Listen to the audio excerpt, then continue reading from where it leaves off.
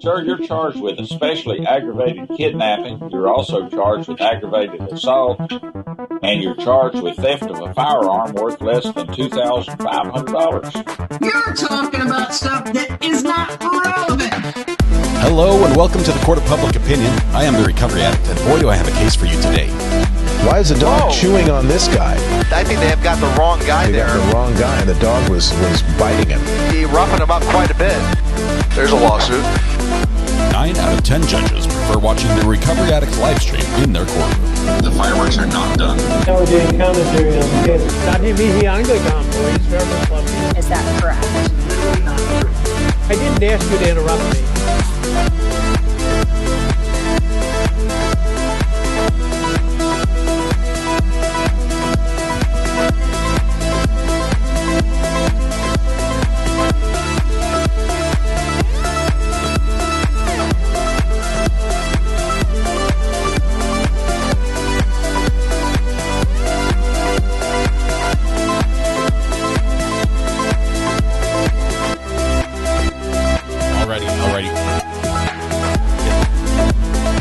It feels a lot like a Monday this morning. I cannot hear myself. Is that better? Test 1, 2, 3, maybe. A little bit better. It feels like a Monday this morning. It probably is, because my calendar says it's a Monday. Good morning. Welcome to the Court of Public Opinion. I am the Recovery Addict. Thank you very much for being here. Hope you had a absolutely fantastic weekend. It was Father's Day. Hope you had a wonderful Father's Day. The zombie apocalypse may be upon us. Good morning. Good morning.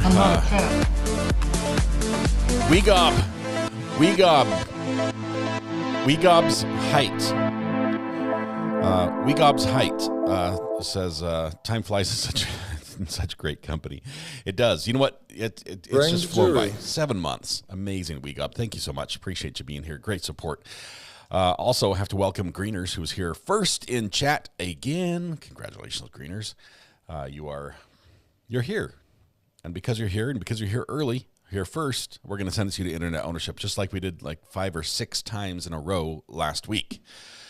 Greeners, good job. Keep it up and running, and we'll all be happy. Congratulations. And make sure you got your little certificate for your resume, because those are available for the low fine of 50 cents. All right, where are we? We're here again. We're here again. Good morning. Oh my goodness. I don't think I slept last night. What does that mean for you? Well, you might get to see me sleep today. That's what it means. I think I went to bed at 2:30.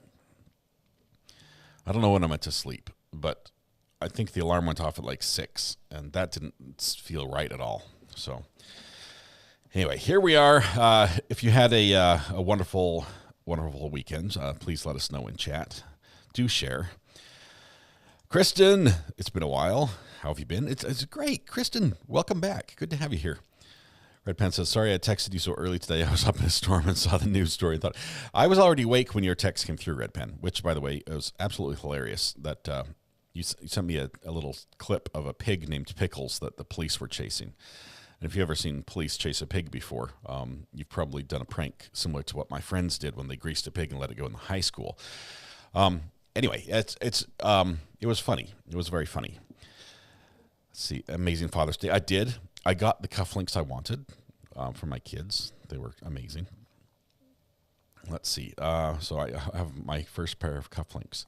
Let's see. Where are we? Went for a motorcycle ride and ice cream. So awesome. Tammy, that sounds great. I need to go for a motorcycle ride soon. I've got my license. I just don't have a motorcycle. Texas Nana. About the lawnmower situation. I started fixing the lawnmower. And by started, I mean, I went out to the lawnmower and I opened the hood, like you open it to get access because it's got one of those tilt-up hoods that tilts forward. I opened the hood.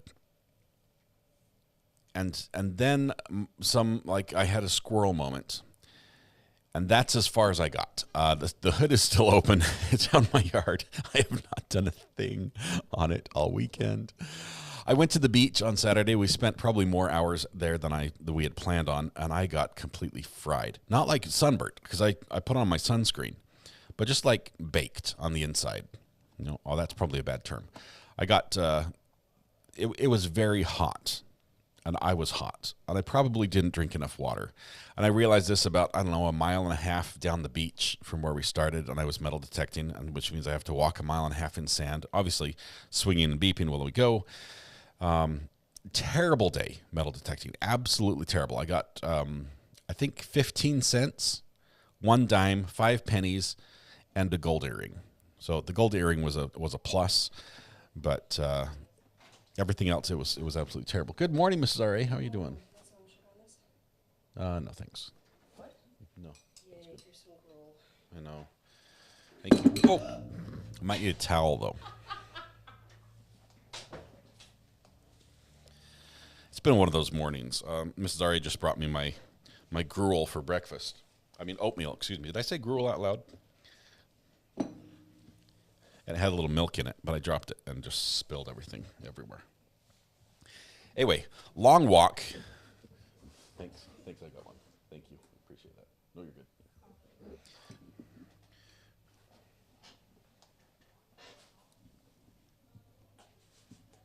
My kids are here laughing at me next to me. So anyway, I was very tired, came home, slept pretty much the whole weekend. Scratch all that. Oh, that was terrible. I apologize. And now here we are. So I've been drinking a lot of water, trying to catch up. I'm feeling much better, but I'm just, oh, wow. It's been a long weekend. It was good. We had so much fun. The kids were just, doing the bodyboarding, boogie boarding on the waves. They were great waves for that.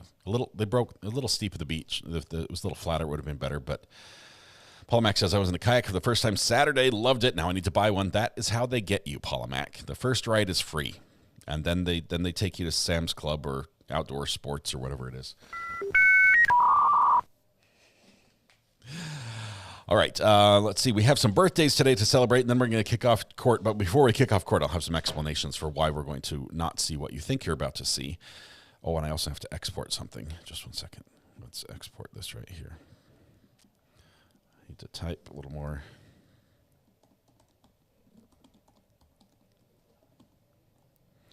Day 25. Okay. We're going to grab all these. Boom, boom, boom. Slide them up a tiny bit. There we go. And share. Download.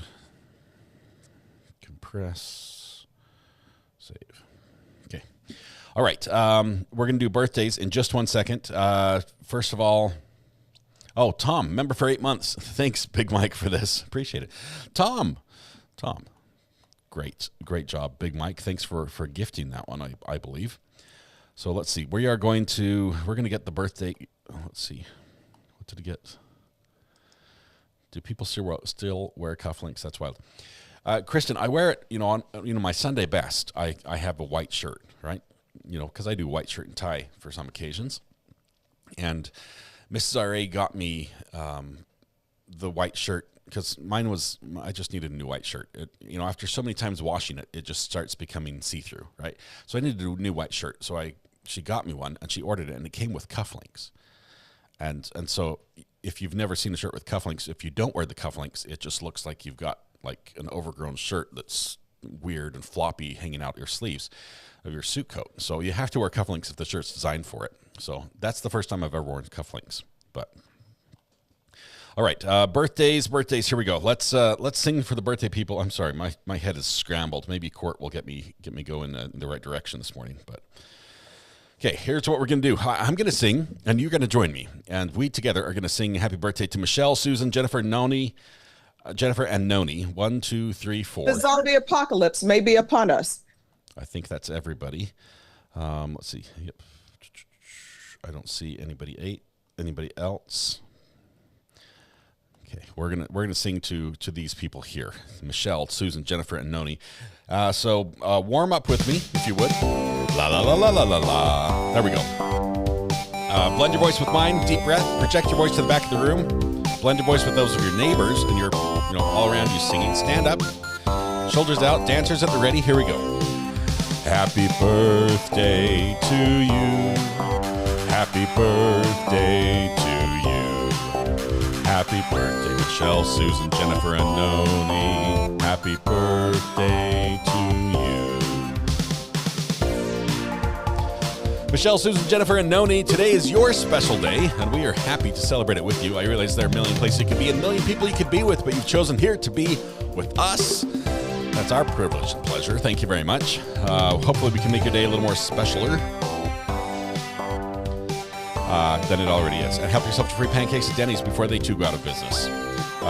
That's pretty much the gist of it. That's all we can offer you for your birthday, other than the smile and say thank you. It is awesome. We hope you have a great one. It's a Monday. But pretend it's still the weekend, just for your birthday. If you need a note to get out of work, send me an email. I can make that happen. So, happy birthday. Thank you very much. Appreciate you being here. We are going to kick things off now with court, but before we begin court on day 25 of the Karen Reed trial, you have to know what happened. What happens on day 25, because it's not as normal. Not everything is as it should be. What happened in the beginning of court is the judge said, wait, we need a sidebar, and called in the lawyers. And while the cameras were filming the audience like they normally do, they also brought in a juror. And they brought in a juror through the media doors, the doors that everyone else comes in and out, and the doors over by the media personnel. And the camera was focused on that direction. And that juror was caught on camera. That was brought aware to the judge, and the judge ordered the cameras to be turned off in the courtroom. So while they were turned off, the judge kept meeting with this juror and other jurors, bringing them in at different times in a row after each other, and then bringing the first one back and everything. It was a little bit of a circus there, but no testimony was going on. The end result was that first juror, who was shown on camera, was released from jury service. I don't know why. It might be out there already, but I don't know why. I have not been able to find why it was. There have been lots of speculation about whether she did something wrong or said something or went somewhere or something. I haven't found any truth to any of it. All we know is that juror is released. I liked Rob Law and Lumber's take on this, where he said it looks as if people's stories are being compared to each other. So one person either was told to account for what they did, and they gave a story, and then other people gave their stories and went back to the first person. It sounds like that might be the case, but I don't know what the story was about or anything like that. Anyway, we're down one more juror. That means we've lost two so far. We still have two alternates, I believe. I believe there were four alternates. And so we begin. But when we begin, the judge, because a juror was caught on camera, she's like, okay, I'm ordering the cameras off. It's like punishing your kids for like crashing on their bike. Okay, they made a mistake, and really it was the judge's fault because she pushed the kid too fast. No, she had a juror just walk in the middle of the court, without warning anybody. So it is on the judge, but she punishes the cameraman. So we get to start with audio only. Okay, which is great. Audio only. We get to listen and use our imagination as to what's going on in court. Then, and by the way, I have a graphic to look at for while this happens. Let me just get it pulled up here. This one, users, downloads. Okay, here we go. And we'll make that 2, MP2. There we go. So we're going to start court, and it's going to look like this. Boom. How does he do that? The judge has ordered us to sit inside this box for the morning. If we are good, she may open the box so we can see the trial. That's how it begins. Scratch all that. Oh, that was terrible. Let me spoil it for you. She does open the box, but just a little bit. We get a Zoom feed briefly before she finally lets us out of the box. So this morning, we're going to start looking at our thumbnail inside this box. And then we're going to get a Zoom feed, which is terrible. And it's going to say, do not record on top, but the court gave permission to record. And then finally, we're going to go back to cameras. But the testimony today is important. It's quite interesting. It probably will drive some opinions. I have not heard it all. I've just heard a little synopsis. But that's where we're going. Is there anything we need to do before we start listening from court inside the box? Nothing. Okay, here we go. In that case, let's just go.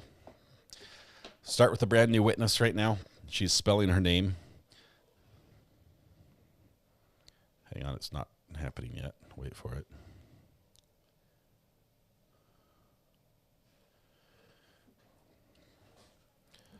I wish I could see what's going on, but the box is very, very dark inside. E. There she is. And what do you do for work, ma'am? I'm a digital forensics examiner. I own a digital forensics firm that does training, services, and research. And the digital forensics firm that you own, what's it called? Hexordia, Hexordia. And how long have you had your own firm? 3 years. Now, Ms. Hyde, if I could ask you to talk a little bit about your educational background and your work history. Starting with undergraduate, where did you go and what, if any, degree did you receive? My undergraduate degree is a Bachelor of Science in Electronics Engineering Technologies. I was on active duty in the Marine Corps at the time, so I went to several schools. My final graduation was from ECPI. I'm going to ask you to slow down your speech a little bit, if you can. Absolutely. So my final graduation was from ECPI, College of Technology. However, I attended several universities because I was on active duty at the time. And following your undergraduate, where did you go from there? From there, I went and completed my tour on active duty. I went into work in the field and eventually then did my master's in computer forensics from George Mason University. And when about was it that you received your master's in computer forensics from George Mason? I received my master's, I believe, 2014.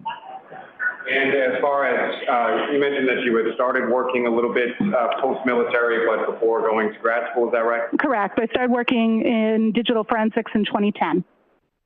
And where did you begin when you started working in 2010? I was a contractor for a company called American Systems, working at the Terrorist Explosive Device Analytical Center called TDAC. And following sort of going forward to when you received your graduate degree, if you could speak a little bit about your work history since then. Sure. So I continued to work at TDAC while I had completed my degree.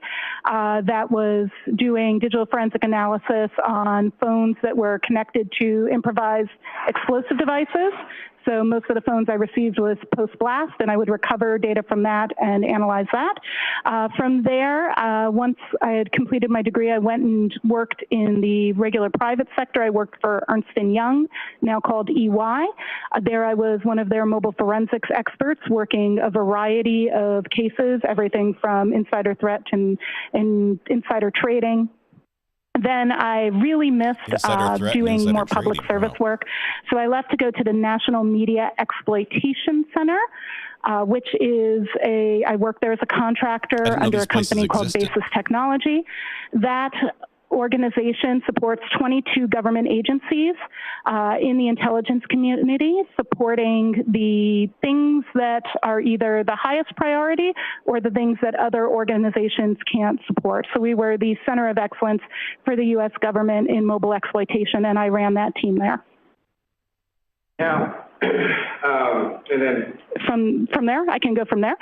From there, I went and became the director of forensics for Magnet Forensics, which is a company that develops tools for digital forensics. So there I was in a position where I did a large amount of research into new artifacts, unsupported access to devices, et cetera. I was there for 5 years before starting my own firm. And then what did you, no, I'm sorry, let me start again. As far as what, if any, teaching experience you have in relation to the field? That is an excellent question. I've actually been an adjunct professor at George Mason University since 2016. I've taught 20 terms in their graduate program. I teach the mobile forensic analysis course in their digital forensics master's program. In addition to your work and your teaching and all your training, Are there any professional organizations related to your field that you're a member of? Actually, several. I am a member of the Organizational Scientific Area Committee on Digital Evidence, which is a part of NIST, the National Institute of Science Technology. I am a member of the Scientific Working Group on Digital Evidence, also called SWIG-DE. I am the chair of a project called DFIR Review that does peer review of academic work that's done by practitioners in the form of blogs. I've been chairing that project since 2018, or when it started, with our first publications in 2019. I am the first VP at the International Executive Committee level of the High Tech Crime Investigation Association, also called HTCIA, which I've been a member of since 2012, and I've been elected, I'll ascend to president next September. I am also, I do a lot of volunteer work. I also am an associate member of the American Academy of Forensic Sciences, AAFS, and I just recently finished my term as an associate editor for Forensic Science International Digital Investigations, which is a peer-reviewed journal in the academic space of digital forensics, and I'm still a reviewer, but I stepped down from my duties as an associate editor. Bringing me to my next question, what, if any, sort of articles or publications have you published in relation to this? Great question. I've published a paper on the standardization of data recovery. I worked on that with Dr. Owen Casey and Dr. Nelson. That was published in Forensic Science International Digital Investigations Journal. I also was the second author on a paper related to the use of AI in digital forensics, artificial intelligence, and I've published numerous articles, blogs, white papers. I probably have published about 20 of those, but just speaking to the peer review work, there's 2. When you say peer review, can you explain to the jury a little bit about what that means or what that process entails? Absolutely. So a peer-reviewed work is when you have a novel piece of research that you then submit that novel, never been presented work to a journal. It then gets reviewed by numerous academic peers. It goes through cycles of revision where they ask more questions. On the standardization of file recovery paper, that process took about 14 months for it to be peer-reviewed by experts in the field, and then it is published in a journal. And so you've had both articles that you've authored that have been peer-reviewed and published, as well as you've performed the role of reviewer of other people's work? Correct. I've performed in addition to the publications I've done, I reviewed at least 20 to 30 articles, both in a combination of support for Forensic Science International Digital Investigations Journal and DFIR Review. Now, Ms. Hyde, if you could explain to the jury, when you say the term as far as digital forensics, what do you understand that term to mean with relation to what you do?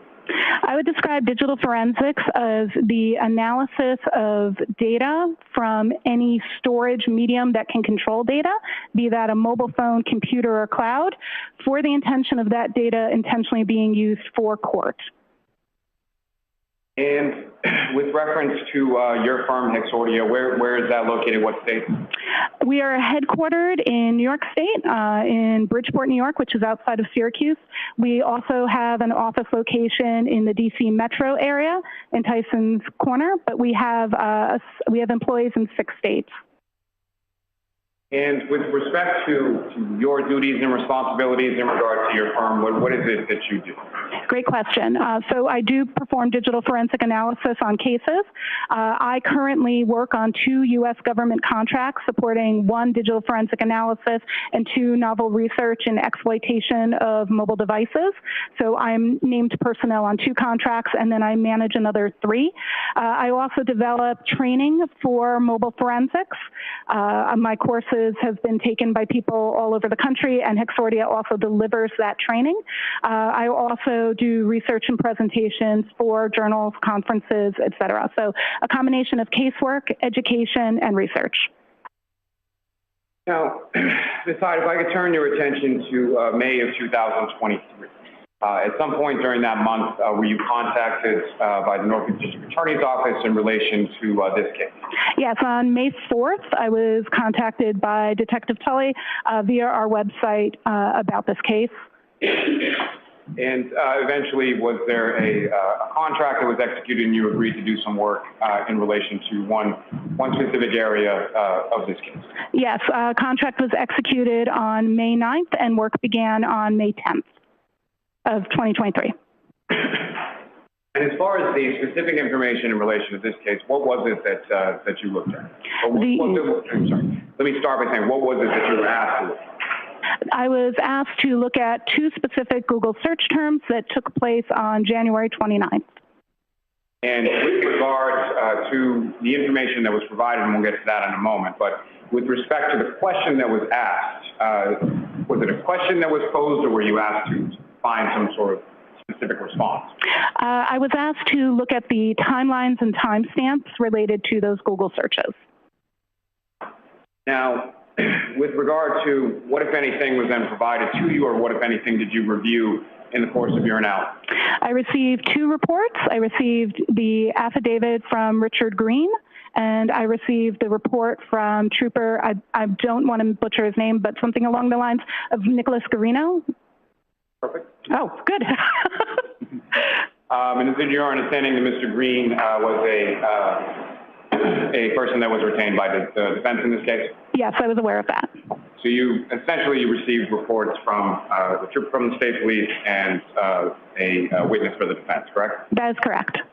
In addition to those two reports, what, if anything else, did you receive in relation to your analysis here? On May 10th, I received via U.S. Postal Mail a copy of the drive with data from a phone that was identified to me as belonging to Jennifer McCabe.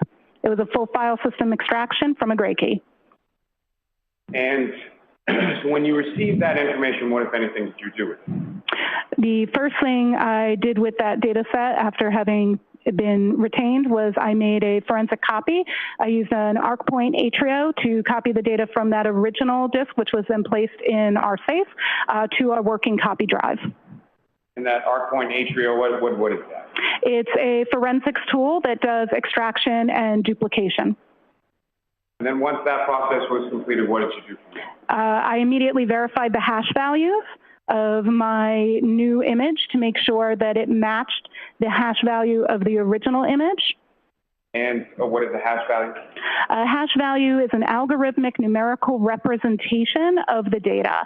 So when you have a hash value, that value is unique to a certain set of data. So when you have that same hash value matching, you're ensuring that your copy that you made was correct and not in any way damaged or corrupt.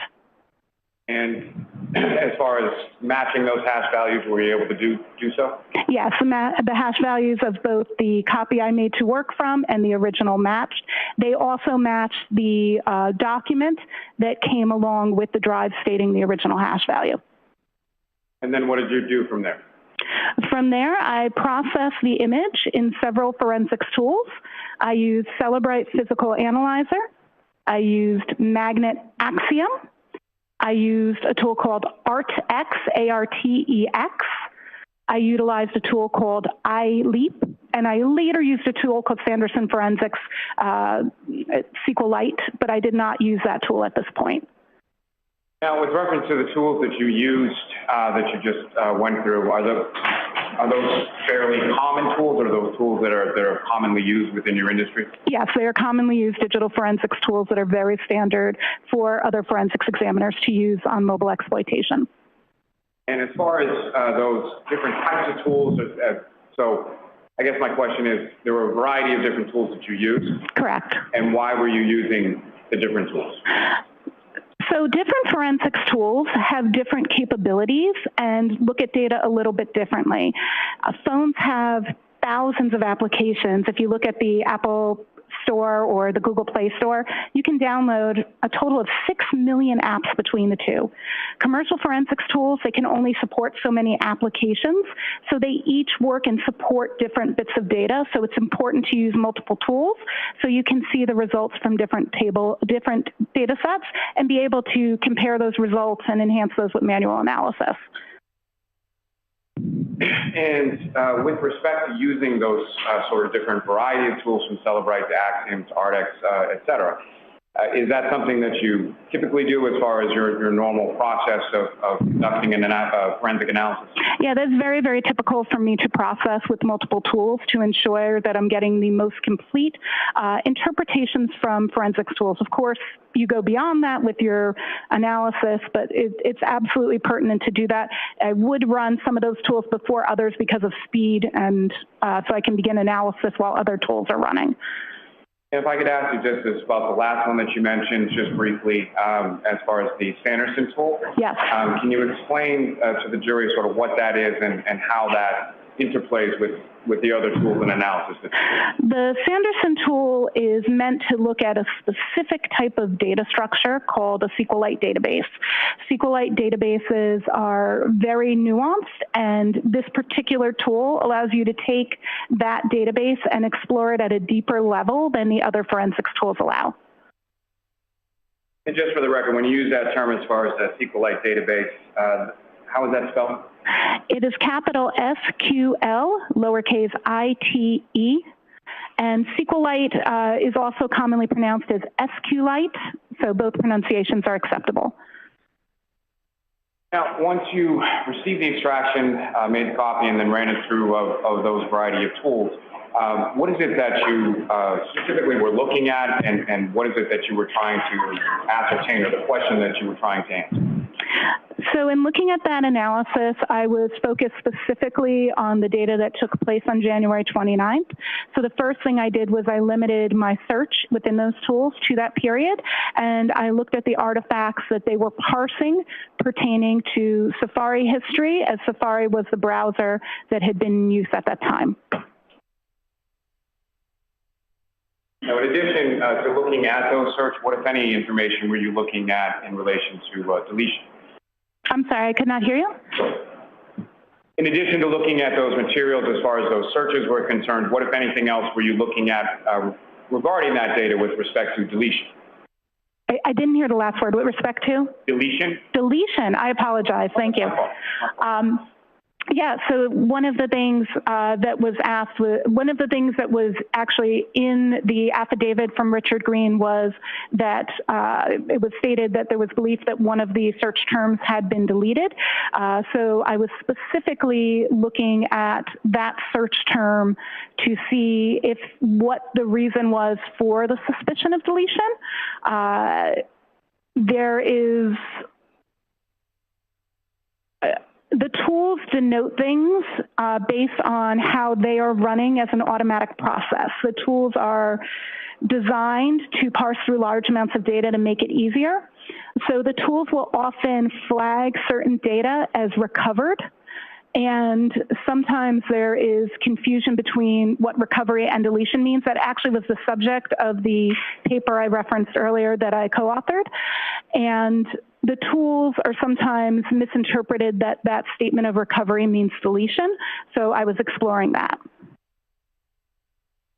Now, you mentioned specifically there were 2 searches of interest that you were exploring. Is that correct? That is correct. And what were those 2 searches, and what, if any, information did you have in relation to those?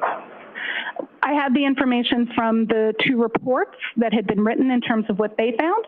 And the 2 search terms, one was HOS, H-O-S, long to die in cold, and the other one was how long T-I, die in C-L-K-D. And what, if any, information from your starting, if you could,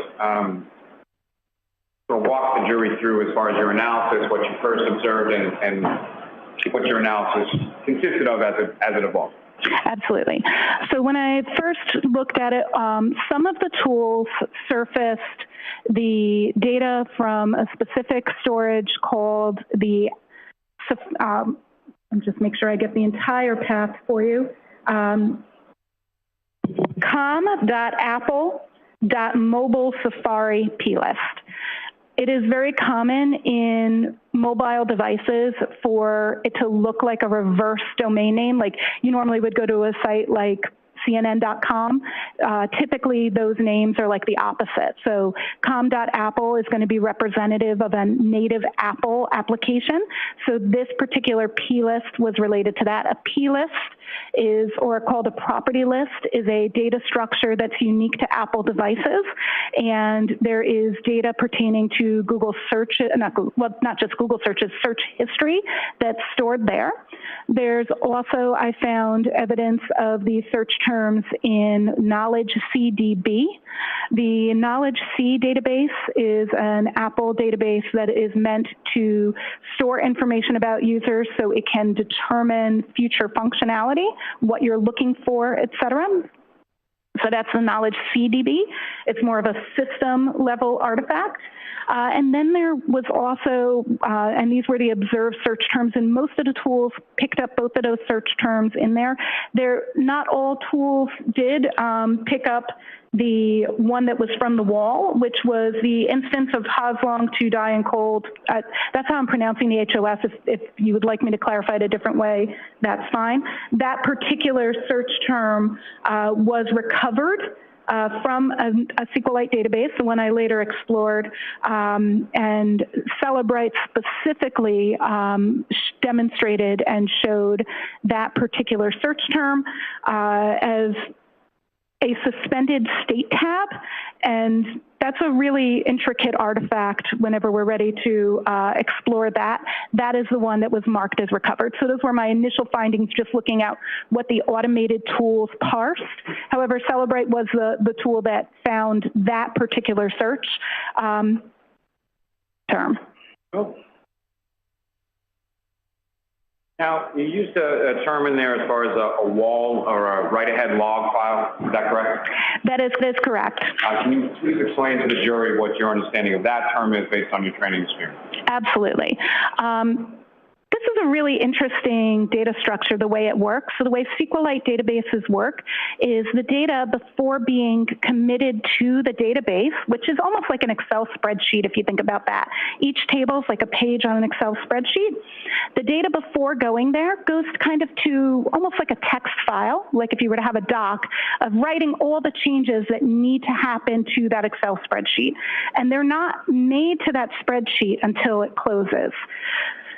So what happens is as you're doing things, either adding a website by searching for it, or closing a tab or deleting a text message in a SQLite database in general, both things you add are written to that text document or things you delete. So they all hang out there together. So it's any changes that are going to be made since you started using that application until it's closed. Then they change there, and then it reopens.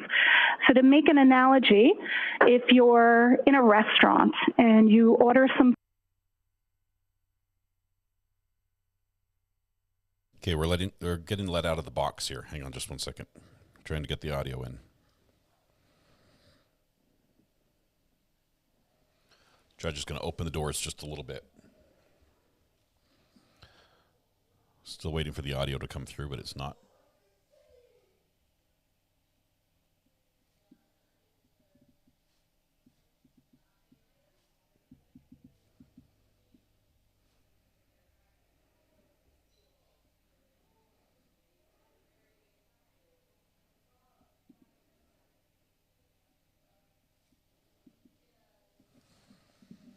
Be really cool if we could hear this part.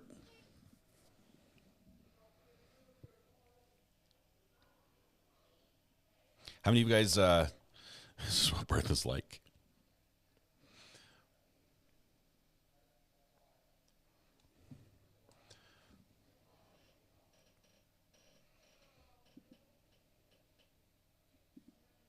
We actually don't get the wall file. We only get the wall file if at the time of extraction that database had not been closed. So that just means that Safari in this instance was still running when the extraction was done. Most of you, when you use your phones, you leave the applications up. So because of that, we have a wall file, and so that wall file is going to contain both a data that's been requested to be deleted and new data. Now, when I say deleted in this instance, I don't mean like you as a user saying delete this old text message. What I mean when I say deleted in this instance is removed from the database. So when we're talking about something like a Safari tab, deletion from the database can occur because you closed the tab.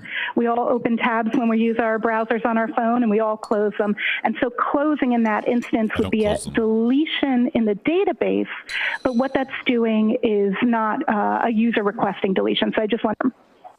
And to that point, as far as, so when you say something has been deleted, specifically with reference to the write-ahead log or the wall file, that's not something that's necessarily initiated by the user themselves, correct?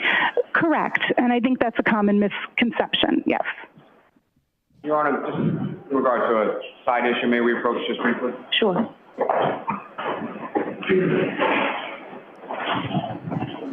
Okay, we have the box open now.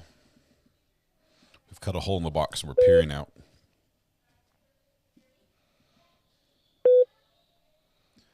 We have the beeps back. This is how we get to view court for a little bit, probably for the morning until the lunch break. We have the sinus cam running in all its glory. And now we get to see the courtroom from a different perspective. This is actually from the front corner of, imagine just to the front left of where the witness is sitting.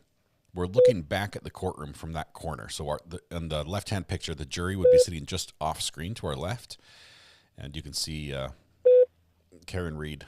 Oh, this is actually probably more closer to the judge's perspective. So you can see Karen Reed and then the people behind.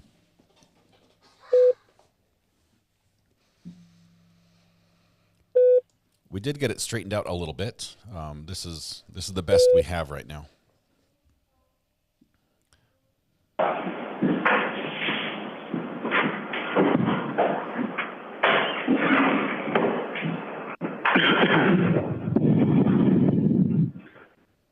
Now, Ms. Hyde, you had used the term earlier in your testimony regarding something within your field called an artifact. Is that correct? That's correct. And can you explain to the jury what you understand that term to mean?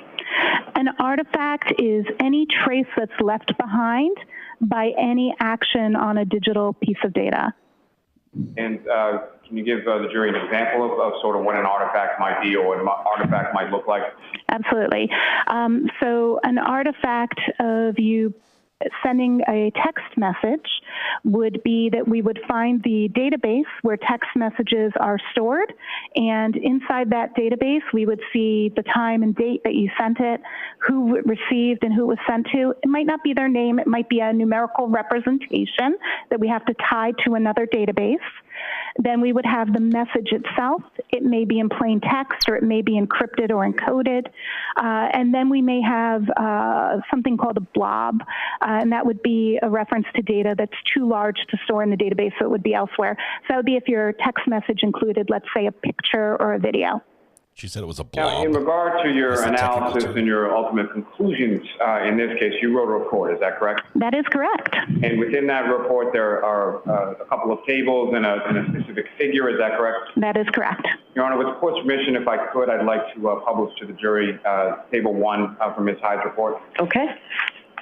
I like it when experts write reports. I'm not big fans of all these experts doing $15,000 worth of work and then didn't write any report. They just testify off the top of their head. But she has a report. Ms. Hyde, do you have a copy of your report with you as well? I do. Your Honor, with the court's permission, just because I fear it may be a little difficult to see from where she's seated, if she could refer to the table in her report. Thank you. Ms. Hyde, what's up on the screen, and I'm sorry, there should be a laser pointer on the desk before you. Do you see that? I do. Oh, yes. Wow. So using that laser pointer, if you could did you see draw the jury's attention, or direct the jury's attention, I should say, with respect to what are we looking at in this specific case? Absolutely. So this table here has a couple of different elements that I'm showing in terms of what searches were searched where, and when, and what source of data they came from. So if we look at this first search, I have them in the timestamp order that is associated with the artifact. I want to clarify that we need to discuss the meanings of these timestamps as we go. So this first one that you're going to see is, and I'm just going to reference my paper because of the size, is 227 0227 and 40 a.m. So that's 2 o'clock in the morning, 27 minutes and 40 seconds. And it is a search for the term HOF, long to die in cold. And that a timestamp in this instance is from the browser state DB, which is right here. The browser state DB is an artifact that speaks to when tabs are moved. So when you're using your browser and you open different tabs, you may have a search that this time pertains to the time that that tab moved. It could be lots of things. It could be you switch tabs. It could be you close the tab. It could be you minimize the application. Depending on the version of iOS, what can be that browser state of the tab that changes this timestamp differs. But what's very special to know about this timestamp is that that is not the time necessarily of this search. If a browser is opened and a single search is made, those will match. However, as long as that browser hasn't been closed, moved to the background, etc. If that browser has had any activity that happens to that tab in terms of application closing, minimizing, this can update. That is what that timestamp is for. This search term is always going to be the most recent search term in that tab.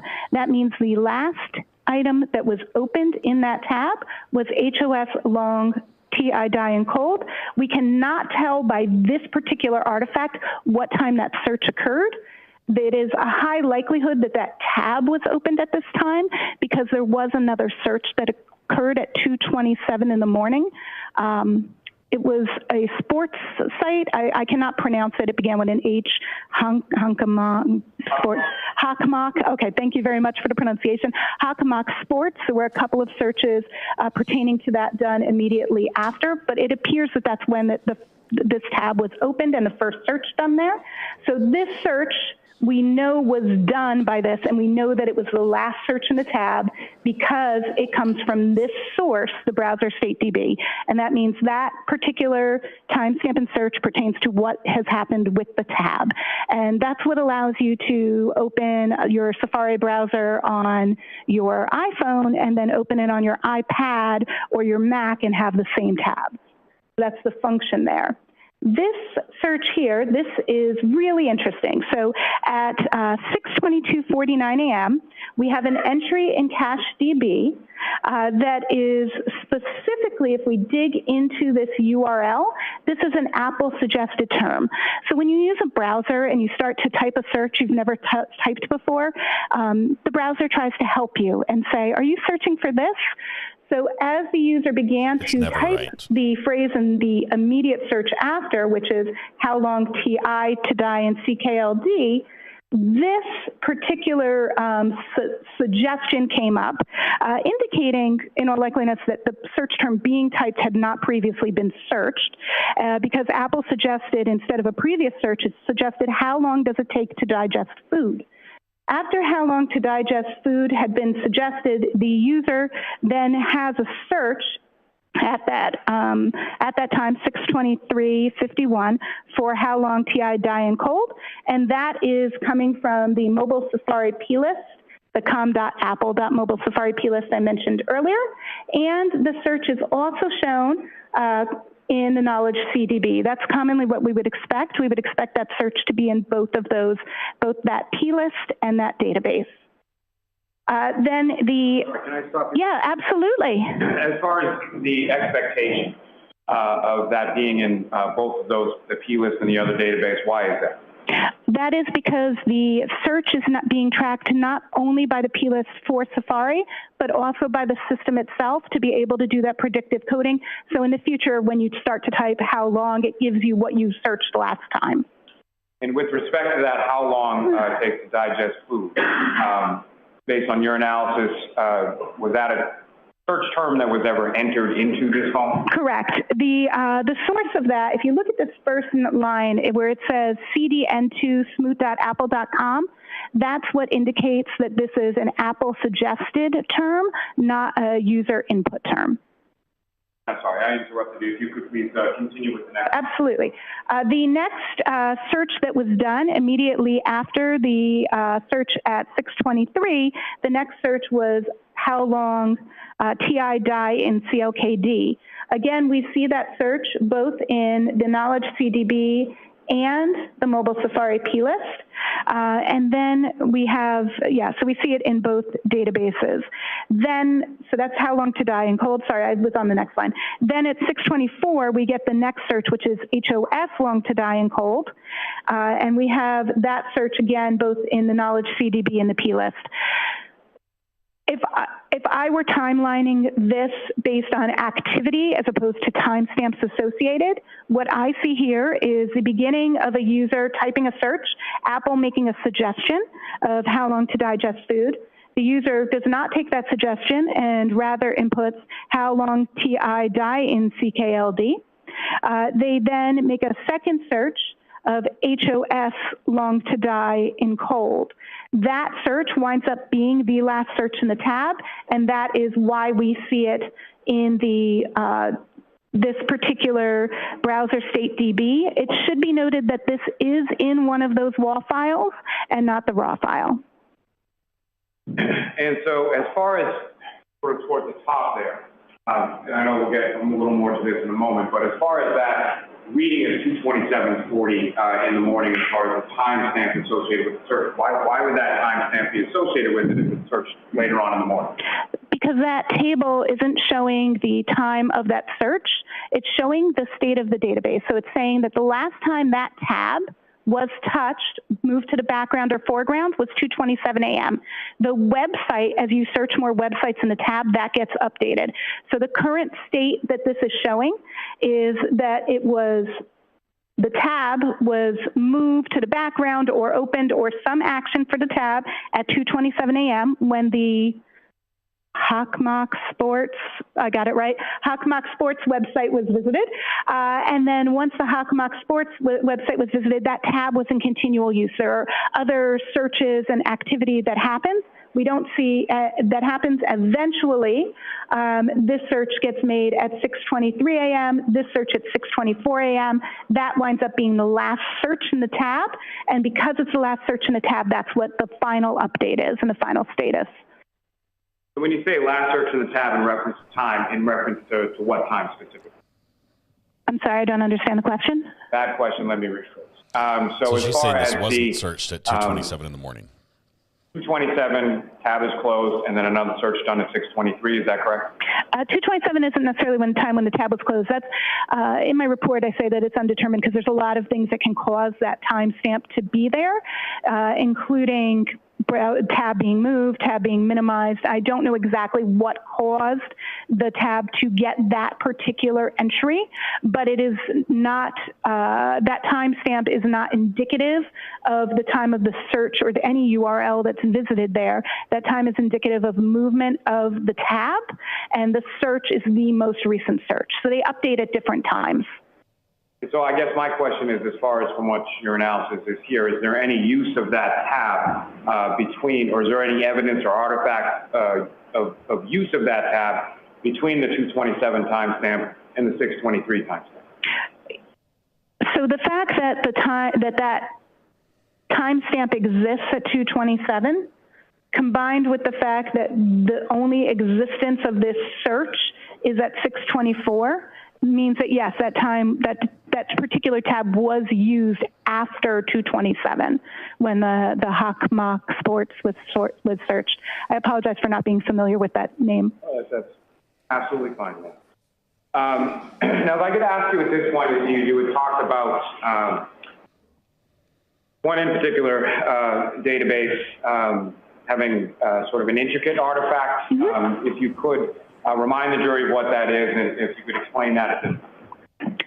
So the artifact that needed a little bit more explanation and digging was this browser state tab, and that's because if you look at the end of this file name, you'll see it's a db-wall. That means it wasn't in the regular database, it was in the write-ahead log. And to Celebrate's credit, that tool actually parsed the write-ahead log and displayed it where the other tools did not. if you remember before, we talked about write-ahead logs, and we talked about the fact that they can contain data that is both removed from a database and data that's not yet to be committed. And this database, we do not know which that is, but what I did was I manually went through, and that's in the figure, I manually went through and reconstructed the wall files using the Sanderson SQLite tool. And in reconstructing the wall files, I found many. I'll tell you exactly how many if I can refer to my notes. Can I refer to my notes? 1, 2, 3, 4, 5. Approximately 16 instances of that existing in the wall file. Now, what's interesting in that figure is that each entry of something in a write-ahead log gets a unique identifier. So it gets a number, right, that makes it unique. Just like each one of us has a phone number that's unique to us, each entry in the database that starts in the write-ahead log gets its own unique identifier. And that unique identifier in this instance in all 16 entries in the wall file is the same, which shows that it's truly only one search, not multiple searches for that search term in terms of what exists in the wall file. So that's the first piece of nuance there, that it only truly was searched one. And you would have to really dig into that wall file to expose that, but I think it was pertinent to know how many times this was searched. I'm sorry. Yes, please. Stop you there for one moment. And Your Honor, with the court's permission, if I could ask Ms. Gilman to publish Table 2 now. Okay. Oh, wonderful. May I look at Table 2? Sure. Thank you, Your Honor. Did she make her own sound effect? Doo-doo-doo. And Ms. Hyde, do you recognize what's up on the screen? I do. That is Table 2 of my report on page 4. And if you could, again, using the latest form that you have before you, direct the jury's attention to what, if anything, of significance is depicted in Table 2 up on the screen. So Table 2 here is designed to share with us what each of the locations that can potentially have Safari data, what kind of data they hold. And one of the things that many of us are interested in sometimes is, do these things hold our private searches, like if we're in incognito mode in Google or private searching here.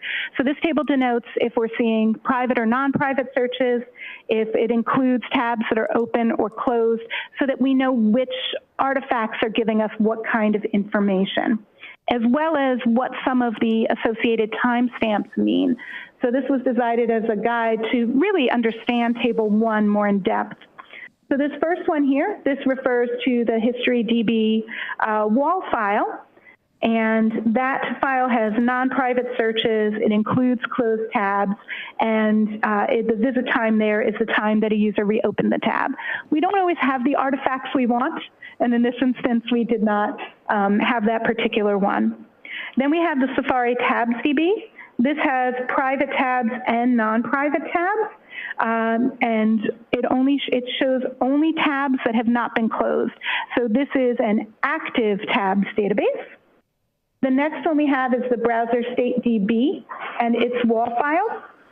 And this is the one we were referencing where that we keep talking about where that 2:27 a.m. number is coming from. So this one is going to be non-private searches. It includes closed tabs, which is important, and the last view time. So when an item went to the background. So it's about the tab, not about the search.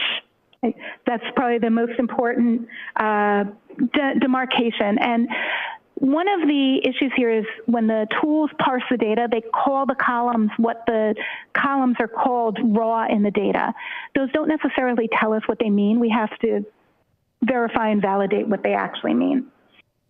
So when I'm saying last underscore view time, that's what the database name is, not necessarily the actual function, or not what we would presume it to mean. The next one, the last one here, is the mobile Safari plist, and this one actually tells us, the date here gives us the time that something was queried reliably. Now, if I could ask you, if you could just explain to the jury as far as these SQ or SQLite databases, how exactly do they work, and what, if any, relation do they have with regard to data and information with the write-ahead log or the wall file? So SQLite databases work and function as a storage for anything that the phone may need to reference later or that you're doing.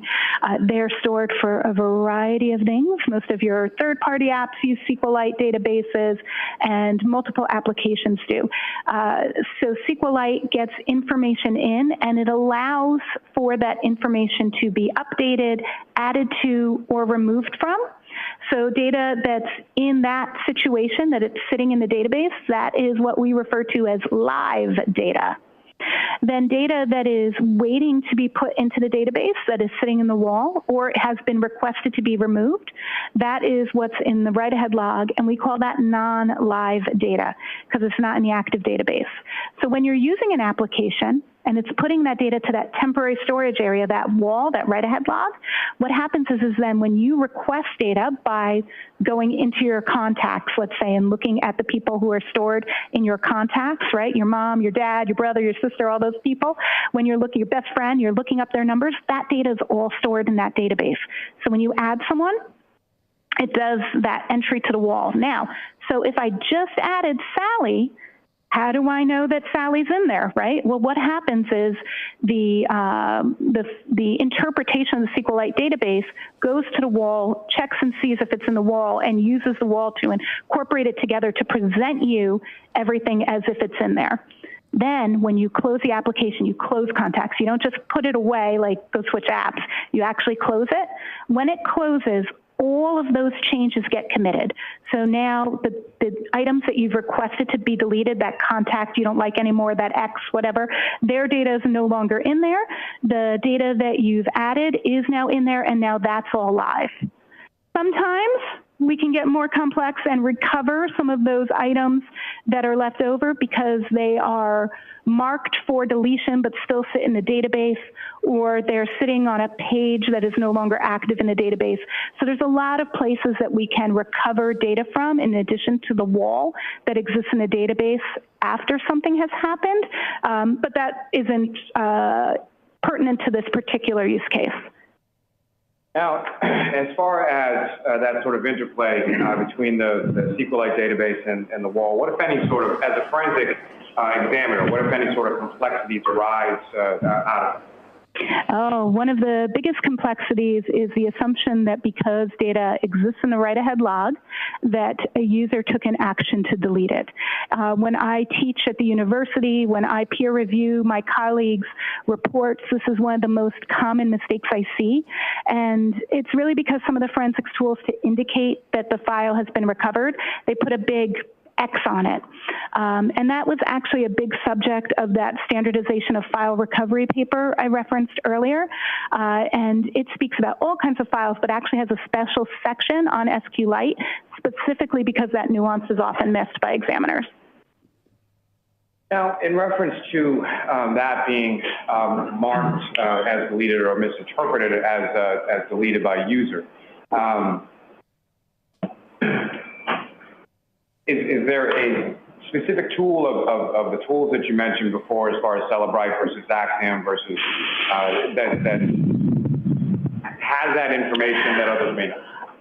So Celebrite and Magnet Axiom, both Celebrite Physical Analyzer and Magnet Axiom, both have file system viewers that then have SQLite database viewers.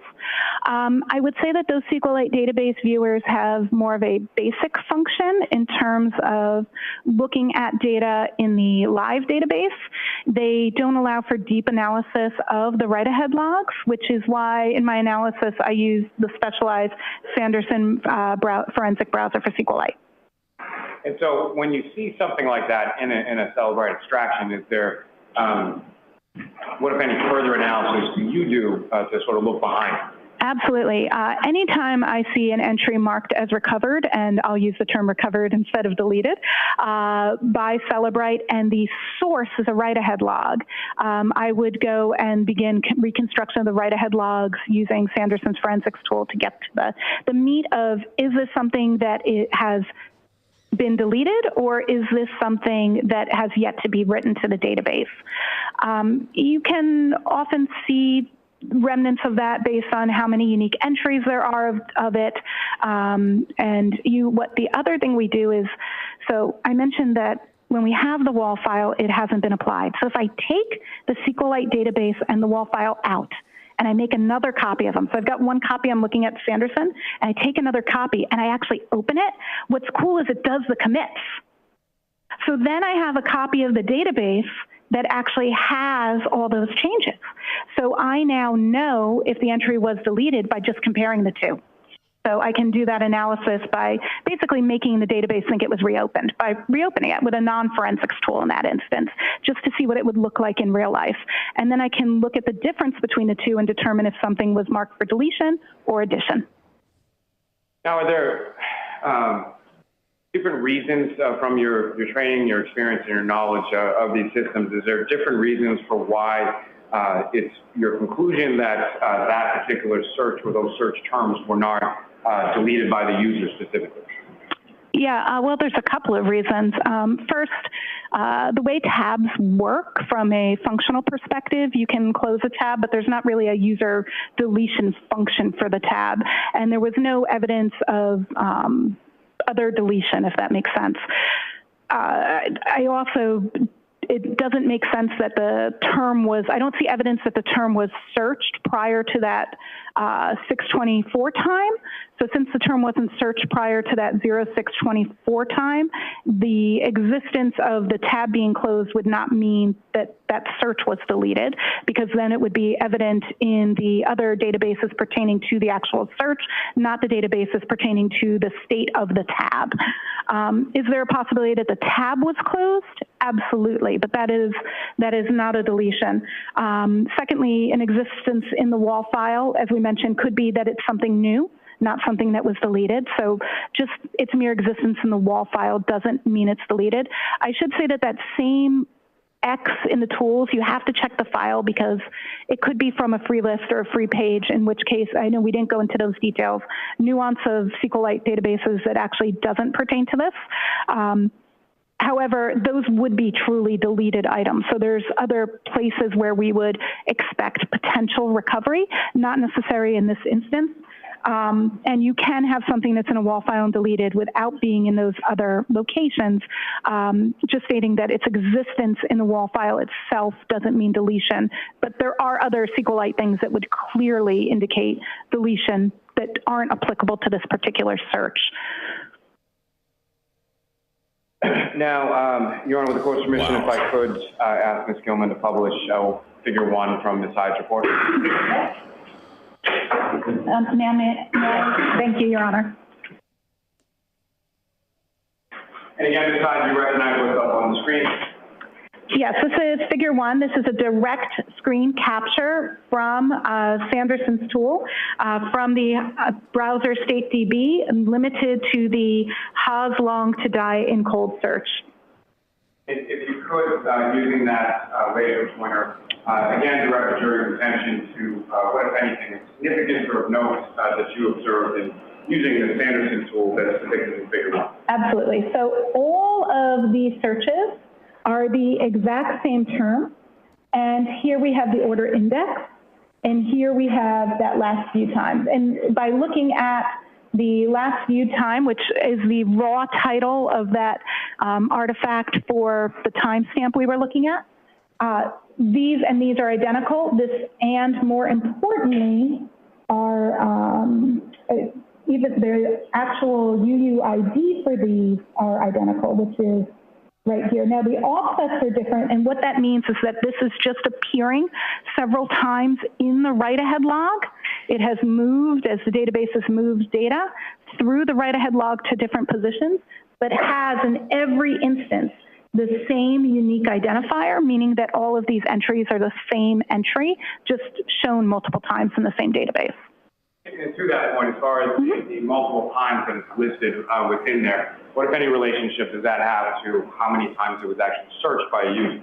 Well, that UID shows that in this particular instance that it existed once in the last time in the tab, because this artifact, it does not tell us how many times something was searched by the user. This artifact is limited just to the tab. We would look at the mobile Safari plist, which has one entry for this timestamp, or knowledge CDB, which also only has one entry for this search. Those two locations are where we would determine how many times it had been searched, as opposed to this location, which could tell us that if there were multiple entries, but there is only one. But since this is limited to just the last search that's showing in a tab, it isn't a good source to say how many times was it searched, just not this particular artifact. But from other artifacts, you were able to determine that? Absolutely. You can determine that from both mobile Safari plist and knowledge CDB. And I'm sorry, I jumped in there just as far as turning your attention back to figure one. What, if anything else, significance do you know in that? That's really what's of significance, is that it is the same entry there multiple times, and we can tell by the unique identifier that it is the exact same entry also. Although it's the same search term and the same timestamp, it's only one instance of it, just it's stored in the database multiple times at multiple offsets. Now, from the timestamp associated with that depicted in this figure, what, if anything, can you say as to or what, if anything, were you able to conclude from your analysis as to the time that the website was viewed? Well, I guess I should really clearly, for people who may not be familiar, that doesn't look like a normal time, right? That's because this is an Apple WebKit timestamp, so we actually convert it to a regular time. But when you look at this number raw, you can actually see that it's consistent throughout, even though you don't know what it is. But if we put it into a decoder, this particular timestamp is where we're getting January 29th, 2022 at 02:47 a.m. And to be clear, just for real clarity, when we actually translate this timestamp, it's in universal time constant, not in local time, but for the sake of conversationalists, I'm using the local time here as opposed to the time in the universal time constant, which is how this artifact is particularly stored. Now, with your analysis, is there some kind of testing that you conduct, or can you explain to the jury sort of what that is and how it relates to your analysis here? Absolutely. So with this artifact and being able to determine what this timestamp really means, I actually did quite a bit of testing, which is fun, but that's okay. So we went ahead and took a jailbroken iPhone, and the purpose of a phone being jailbroken is we're bypassing the security protocol so we can monitor the data and its storage in real time and bring the data through. We did this manually in terms of pulling the data out, and we also did multiple forensic images at different stages. We manipulated tabs, we did some Google searches, and then we would close tabs, move tabs, and perform several different searches that we scripted out first, what we were testing, and then checked to see how that timestamp was moving. We even did some really interesting things where we tried. Sorry, yes. Okay. Okay. While they talk this over at sidebar, the gist of this woman's testimony. First of all, she's extremely smart. She very much enjoys her career and what she does. The gist of her testimony is that there was no 227 search. According to her, she says there was something that happened at 227, and the way it's connected to that search is that a tab was used. So in Safari, if you're on your phone, you're on Safari, in the bottom right-hand corner, there's a little plus symbol. You hit that plus to get a new page. Okay? That would be one of the things. It's created a new page or it's moved a page.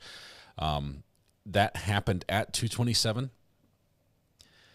And there's a log file that tracks just what happens with that tab.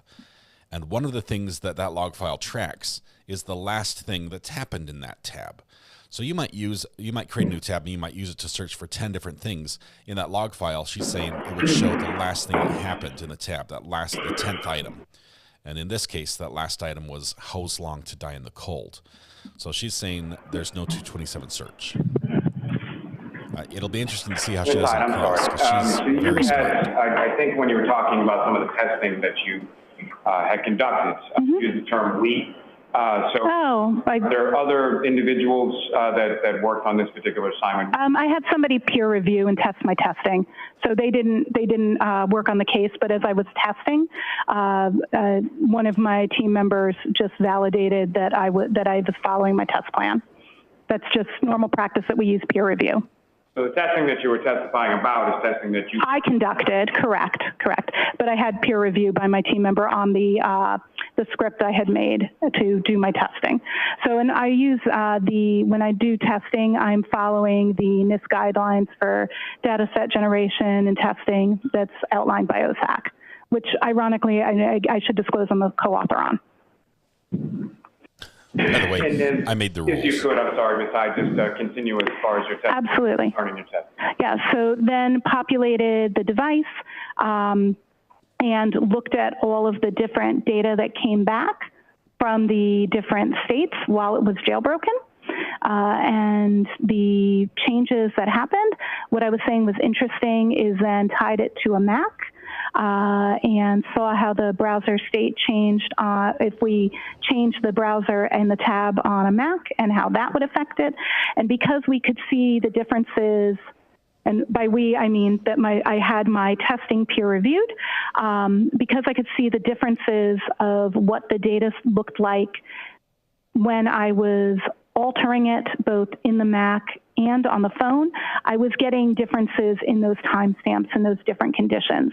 So in other words, I could get a timestamp that showed in the browser state DB that was earlier than the current search by a variety of means, including manipulating the tabs, closing them, opening them, switching which one was in proper view forward, as well as looking at that tab on an external device, including a Mac and an iPad on the same account.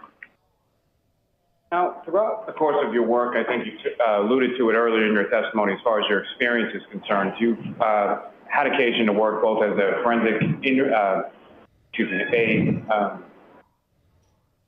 extractions, forensic investigator. Yes.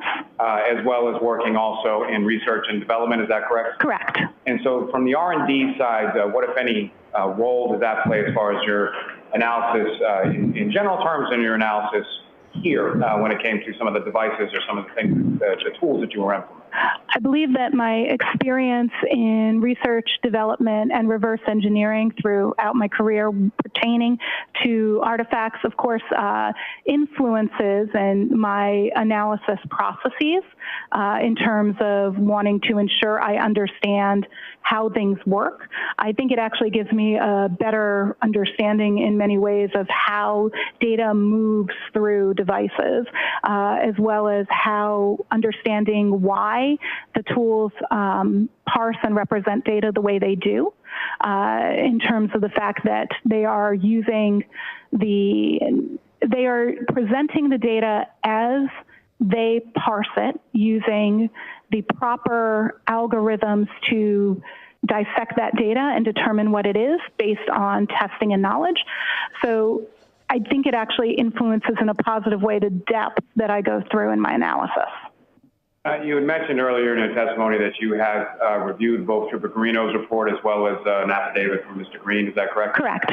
And with regard to the affidavit from Mr. Green, what, if any, issues, of course, of significance did you observe in his analysis? The judge put us in a box. In Mr. Green's analysis, there is a conclusion that is drawn that a search occurred at 02:47 a.m. on January 29th. Based on the artifact recovered from browser state DB that Celebrite parses. And there are two errors with that. The assumption that that is the time of the search is a misunderstanding of the browser state DB artifact, because that artifact is not the time of search, it's the time of movement of the tab, as well as the statement that, that it was deleted due to the demarcation of Celebrite as recovered. And based on the totality of your analysis, your testing, and everything that you looked at in this case, what, if any, conclusions did you come to? My conclusion is that there was a search at 02:47 a.m. for Hawk Mock Sports. That browser was in use, and there were continual searches due through the night. The phone was, I do agree with Mr. Green's findings that the phone was in use at that time at 02:27. Later, the phone a web search is done at 6:23 a.m. For how long, at that moment, Apple produces a suggestion for how long to digest food. The search is instead completed with how long TI, die, and CKLD at 6:23. A new search is conducted at 6:24 of HOS, long to die in cold, Haas long to die in cold. That search is then the last search that is made in that particular tab. And that's my conclusion. What, if any, conclusion did you come to in regard to items being deleted pertaining to those artifacts you were looking for? In regards to those artifacts pertaining to those search terms, I had no evidence of deletion. I have a moment, Your Honor. Yes. Okay, that's pretty strong testimony that rebuts the 227 search. The deletion stuff, they're basically it. If I were Celebrite, I'd be very worried about this testimony, because she's saying that the Celebrite extraction gets these things wrong. Your Honor, may we approach? That even her peers that she reviews their findings get these things wrong. So she's like she's all by herself, an island in her field, right? That she's got this in-depth knowledge and had deeper understanding of the reports, and where Celebrite would mark it as a deletion because it was found in the wall file with the write-ahead log, it's not necessarily a deletion, and so she's using like the Sanderson tool, which is, you can buy that. You can buy Sanderson. If you're not a person, but a company can buy it, and they run, I think it's like, I don't know, $850 plus like $300 a year to keep the access to it. Those tools are out there, but she uses these additional tools to dive deeper into the SQL or SQL to see exactly what happened. She's saying there was no search at 247. I don't know, 227, 247. I think I've been messing them up. Oh, look, somebody just called in on the phone. Hello.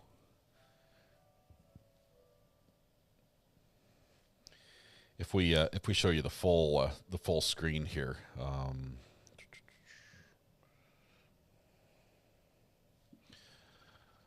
this is what the court feed looks like right now. It does say recording of this webinar. All right, the court, please. Yes. Looks like the jury's headed out. We might. Let's see. Might have to sit in the box for a little bit. Let's see if we get out here a little bit. They're on break, I believe. So we have nothing. Maybe we can get straight out of the penalty box in a little bit. The judge did order us to be in the box because something happened on the camera. We showed a juror. Well, they did. They showed a juror this morning. That portion of the juror being shown has been pretty much stripped from all the main feeds that are out there. So if there's a news outlet that you've been following live that has this, or Law and Crime, Court TV, I believe everyone has stripped that juror appearing in the live feed from the stream, and even a lot of the smaller people like us. We did not carry it because we carried it delayed. We're a day behind, so it was cut out. I did see it. I mean, it was out there before it got deleted, so I've seen it. But I think they did the right thing in deleting that. But either way, the judge, even though it was her mistake, ordered us to sit in the box, and that's where we are. So hopefully after this break, maybe, fingers crossed, we'll be able to come back from the box. So let's see if I can skip ahead through the break, because we can. I don't want to sit in the box any longer than I have to. Nothing. It's not fun in the box. I don't like it. I want to be able to see. Here we go. I think the judge lets us out right now.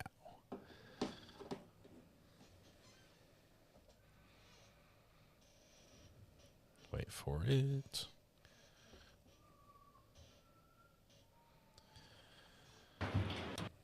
Just watch your step. Thank you. There we go. Whew. I can breathe. And there's air conditioning and everything. Judge, we promise not to show the jurors anymore. Yes, Your Honor. The Commonwealth that seeks to introduce and admit as the next three exhibits, Table 1, Table 2, and Figure 1 from Ms. Hyde's report. Okay. There's no objection, Mr. There is Yannetti. no objection, Your Honor. Thank you. Thank you. Just Table 1, Table 2. I think the order I gave. Thank you.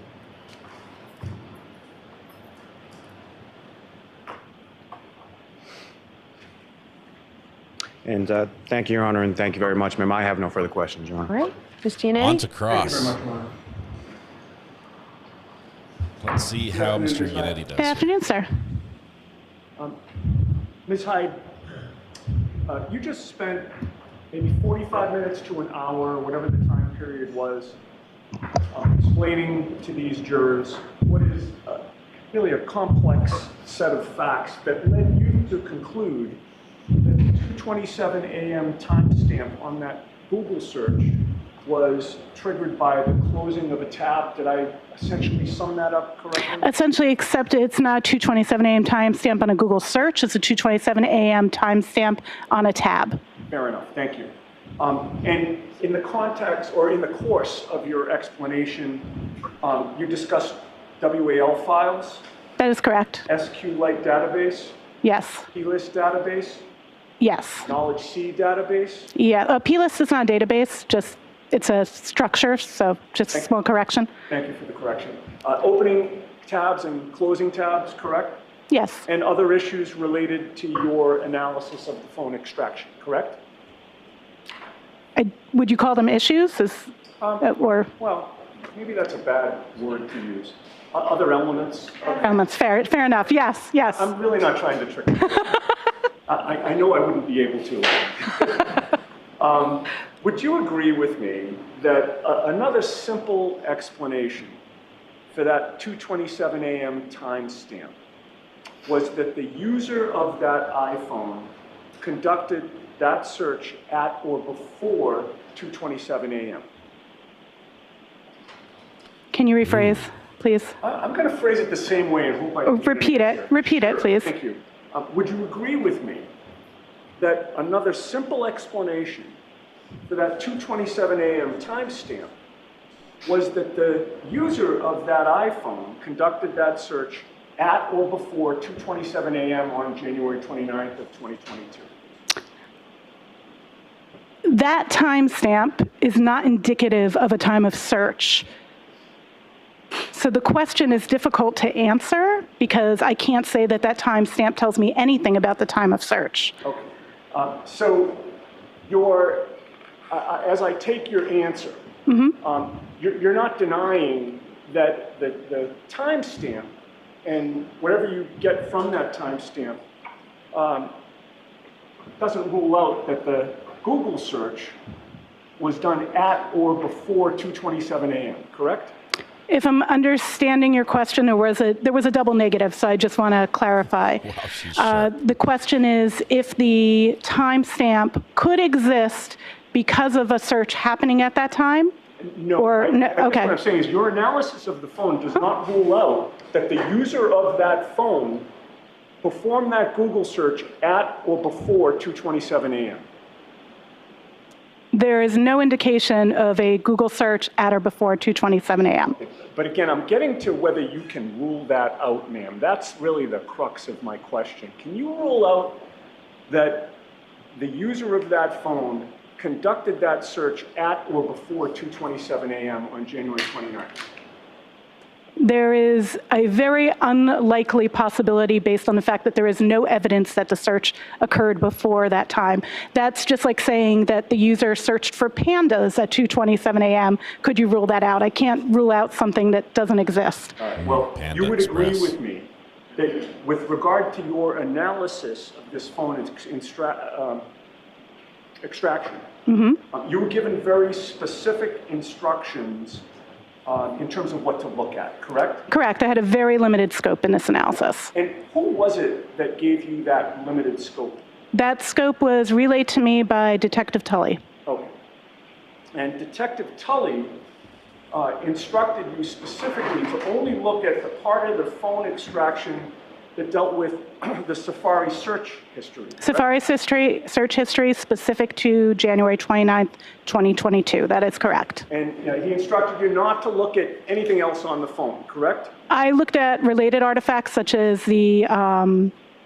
such as what was being done at that time, the phone being on, the phone being used, but not anything else outside of that, correct? And you were not instructed, for instance, to look at other user activity on the phone, including examining call logs on the phone, correct? Correct. And you would agree with me that if you were allowed or instructed to examine the call logs, that could reveal deletion of calls that morning, correct? Objection. Well, Okay, the objection sustained. Thank you. Any follow-up, Mr. Lally? No, Your Honor, no redirect. Ms. Hyde, you are all set. thank you very much. Wow. There's a possibility it could have happened. Is that? All right, Mr. Lally, your next witness. Yes, Your Honor, Commonwealth would call Trooper Joseph Paul to the stand. Okay. Commonwealth what? So that was witness number 62. We move on to witness number 63.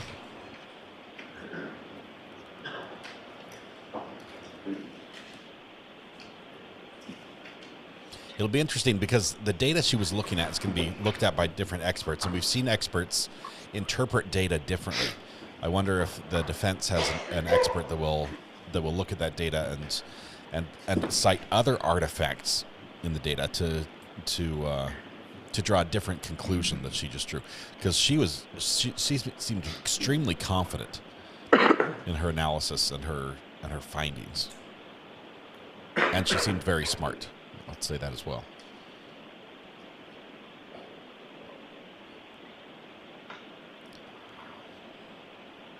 Amber, what was your takeaway there at the very end? I was talking to my son. I might have missed a sentence.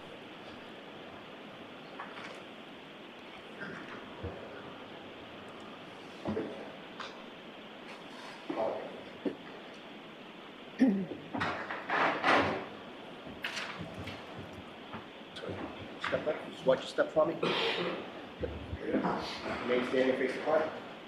Just officer, the evidence given to the court and jury in the case down here and truth, the truth, the whole truth, and nothing but the truth, so help you God. I'm guessing he's leadership with the Massachusetts State Police. Good morning. Good afternoon. Because that's the uniform, at least the haircut. All right, Mr. Lally, whenever you're ready. Thank you, Your Honor. Good afternoon, sir. Good afternoon. Could you please state your name and spell your last name for the jury? Trooper Joe Paul, that's P-A-U-L. And how are you employed, sir? I am currently employed with the Massachusetts State Police. And how long have you been a trooper with the state police? I have been a trooper for approximately 8.5 years. And 12.5 years. I apologize. And where is it that you're currently assigned? Where did those 4 years go? I am currently assigned to our collision analysis and reconstruction section, otherwise known as CARS, our recon. And how long have you had that assignment to the reconstruction of the cars? That one was for about 8.5 years. He's on the Hot Wheels team. And with respect to your assignment to that unit, prior to beginning with that unit, let me ask you this first. As far as the cars unit is concerned, about how is that sort of divided up as far as, is there certain regions that you would specifically cover? Correct. We have four separate regions across the state. We have Southeast, a Northeast, Central, and a Western. And which of those are you assigned to? I am assigned to the Southeast. And geographically, how much territory are we talking about that the Southeast covers? Anywhere from Boston down to the Cape, Martha's Vineyard, Nantucket, anywhere southeastern part of Massachusetts. And currently, how many troopers are assigned to this specialized reconstruction unit within your Southeast region? Within our Southeast region, we have, I believe we have 9 now. And is there some kind of on-call system that your unit operates by? Yes. And can you describe that to the jury? So we rotate. So We rotate every day. Our on-calls are for 24 hours from 0700 to 0700 the next day. Now, with respect to yourself, or prior to you entering into the CARS unit, what, if any, specialized training do you undergo in regard to crash reconstruction? So when I before I got into the unit, I was sent to 3 separate classes. Each class was 40 hours long. So the first class is basic at-scene crash investigation. Next one's advanced crash investigation, and the other one's traffic crash reconstruction. And with each of these trainings that you underwent prior to being assigned to the CARS unit, and some more that we'll talk about in a moment, with respect to each of the trainings that you've been a part of or undergone, is there some sort of certification that you receive in regard to a successful completion of those trainings? Yes, each one has its own certification. Now, with respect to, since you've been working with the CARS unit over the last several years, what, if any, additional specialized training have you received in the area of crash reconstruction? Since I've been on, I've been into probably about 877 hours of education in the units. That's anything from bicycle crash investigation, human factors. I'm currently certified through Berla for examiner and a technician. I am a CDR analyst and a CDR technician trainer. Just recently I attended multiple seminars, and most recently I attended a seminar in Houston on EDR data retrieval. Now, among those other trainings that you received, some of those trainings pertain specifically to pedestrian crashes? Correct. And in addition to the training that you received through the state police, what, if any, professional organizations do you belong to in regard to crash reconstruction? Yes. I am currently part of NAPARS, which is the National Professional Accident Reconstruction Section, and I'm also certified through ACTAR, which is the Accreditation Commission for Traffic Accident Reconstruction. Now, if I could focus specifically just for a moment on the ACTAR certification, can you explain to the jury sort of what goes into that, and as far as that certification is concerned, how does one obtain it? Okay, so first thing you do is you got to submit an application to ACTAR to be allowed to take the test, and part of the you got to tell them how much education you've had, how many crashes you investigated, basically anything within the crash investigation world. And then once they find that you're accepted to take the test. They won't even let you take the test? Then you got to set up a time for the test. We did it as a section throughout our state, and the test is a 2-part test. It's a practical and theory portion of the test. Each part's 4 hours long, and you got to pass both portions to be certified through ACTAR. So there's a written exam and a practical portion of the test as well? Correct. And can you explain to the jury sort of the practical portion? What does that consist of? The practical portion is you basically have to analyze a collision. So they give you a simulated crash, and you have to go through and document the evidence. You have to answer a series of questions based on that specific crash, so where you can find the speeds, the distances, times, and everything else related to that collision. And you successfully completed and received that certification, sir, is that correct? That's correct. And how long ago was it that you first received your ACTAR certification? In 2019. And how long is that sort of in perpetuity, or is there a sort of continuing educational component attached to it? There is a continuing educational component attached to it. The test is, it's certified for 5 years, and within those 5 years, you still have to maintain a certain amount of education to reapply for ACTAR again. And with respect to that ACTAR examination, are you familiar with sort of the success rate or the passing rates when it comes to that examination? Correct. And what is it? It's fairly low. I can tell you within my unit at the time I took it, there were probably 20-something of us that took it, and only 3 of us passed it at the time. Yeah, it's not a very high pass rate. Now, over the course, let me ask you this, when you first sort of enter into the CARS units, are you just sort of, you go through the training and then you are on call and get sent out on the road by yourself, or how does that work? No, you first get initially assigned to a field training officer, and then at that point you shadow the field training officer to various crashes. And is there any sort of set time period for how long that shadowing process goes on for? Or no? It's not really a set time. It's more based on experience, on how many crashes you go to and how much experience you have in the field. And then they basically, well, if they feel that if you're deemed qualified, then they'll send you on the road on your own. And over the course of your years within the cars of the reconstruction unit, approximately how many crashes have you responded to and investigated?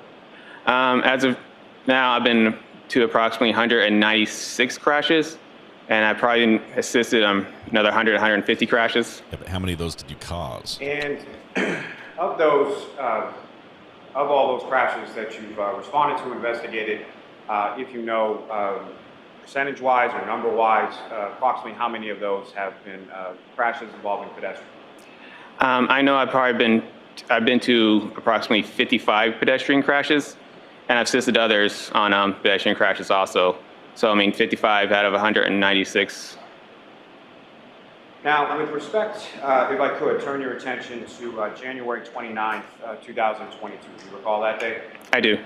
And at some point over the course of that date, were you contacted by somebody in regard to a pedestrian collision that occurred, in the town of Canton?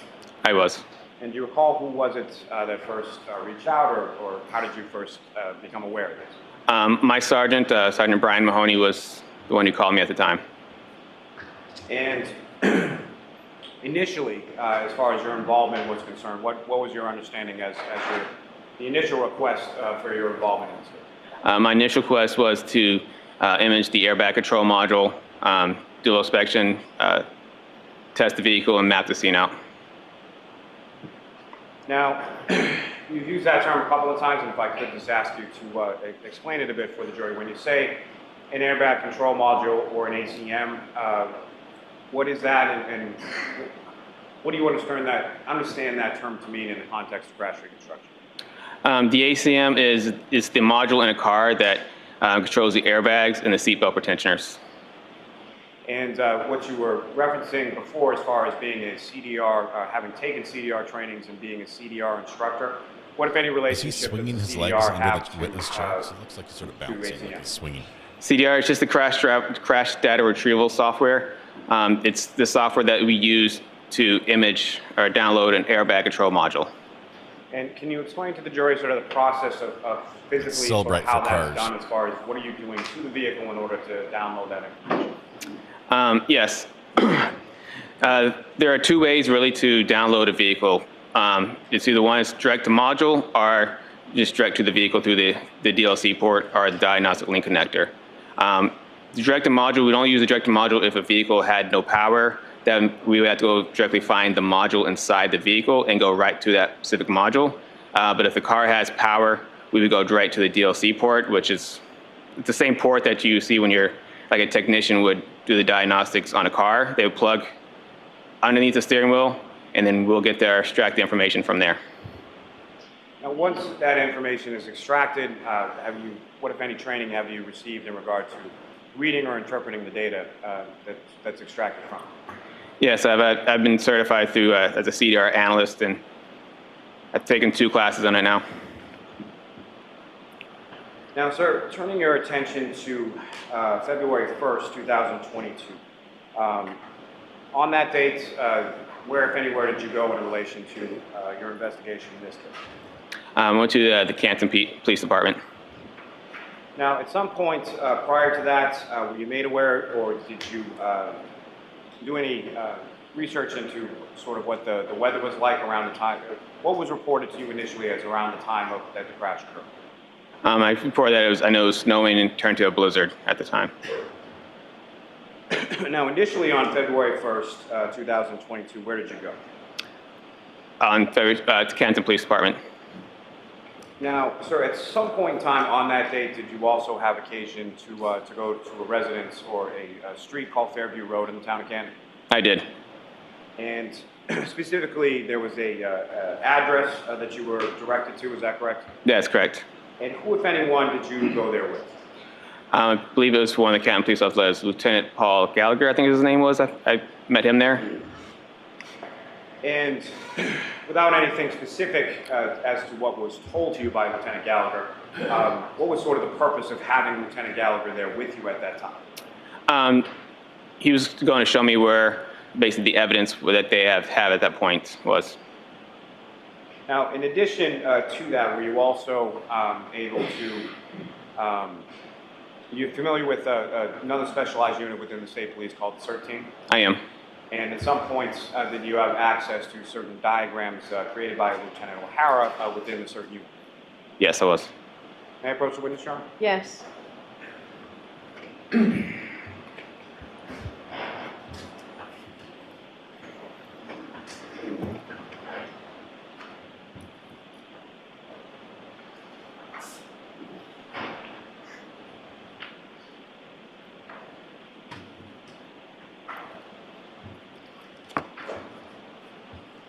I'm going to show you what's been marked as Exhibit 135 and 136. Ask you to just review that until we finish.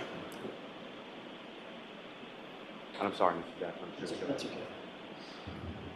You recognize those, sir? I do. And, Your Honor, with the court's permission, if I could just publish that briefly to the jury. Okay. Ms. Gilman, if I could actually have Exhibit 136.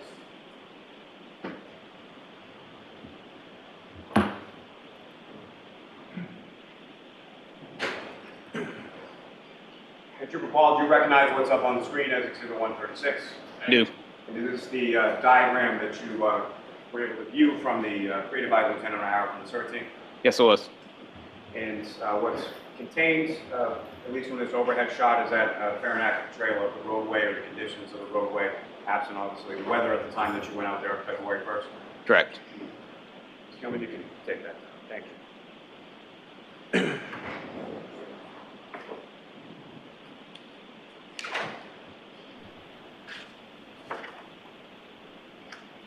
I'm going to be disappointed if this witness does not have a YouTube channel where he crashes Hot Wheels cars. Give me, Your Honor, in spare time. 1 second.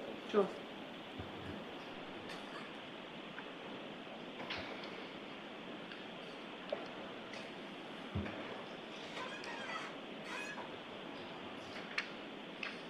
May I approach the witness, Your Honor? Yes.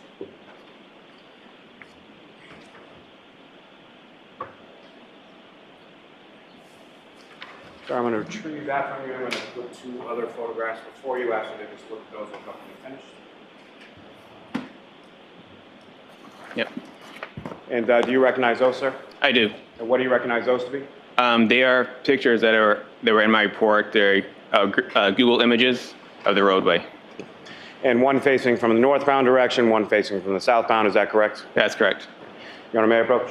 Yes. I'm going to see if you can introduce the minutes and next to exhibit. No objection. Okay. Only to.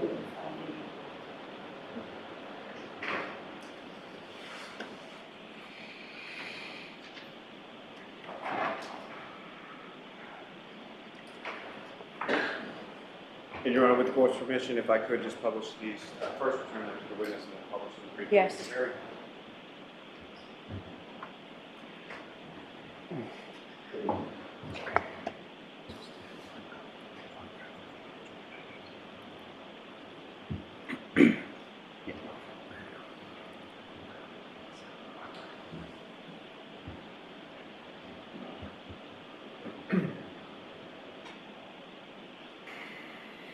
Trooper, directing your attention to the screen, what you have before you is that, what's up on the screen, excuse me, is that what you have before you now marked as Exhibit 582? Yes, it is. And if you could, there should be a laser pointer on the desk somewhere there before you, sir. If you could, just using that laser pointer, direct the jury's attention to sort of what we're looking at in this particular photograph of the road. All right. So this is Ferry Road. I was facing northbound. 34 Fairview Road would be onto the left in this area. Now, with regard to the roadway, when you went there, what, if any, observations or what, if anything, did you note about sort of the roadway surface or markings on the roadway or the general overall condition of the road? The roadway was, there's no significant difference, anything significant with the roadway. As far as the roadway material, Is the trooper okay? Observe whether or not it was sort of asphalt or concrete or anything Right. else? Yes, it was an asphalt roadway. And as far as the markings within the roadway, what, if any, observations did you make of those? There was double yellow stone line, white fog lines on both sides of the edge of the road. Is that what we're going after, the roadways? And then as far as adjacent to the roadway or going adjacent to the fog lines, what, if anything, did you observe there? So as you look at the picture, the left side has asphalt curbings. These are about 5 inches tall, same on both sides, and there's a sidewalk along the right side of the roadway here. And the side with the asphalt curbings, that's the same side the 34 Fairview was located on, is that correct? Correct. Ms. Gilman, if I could have the next slide.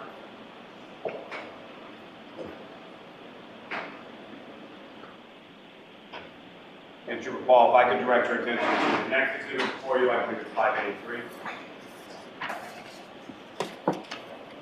And again, sir, what's up on the screen, is that what you have before you as 583? Yes, it is. And if you could, again, using the laser pointer, just briefly direct the jury's attention to what, if anything, you note as far as from this perspective. Yeah, so this is the southbound 34 Fairview would be on the right side here. These orientation pictures, we're just seeing trees. I realize Can I approach just to retrieve your it helps to not have snow all over the ground so we can see locations of the berm and everything like that.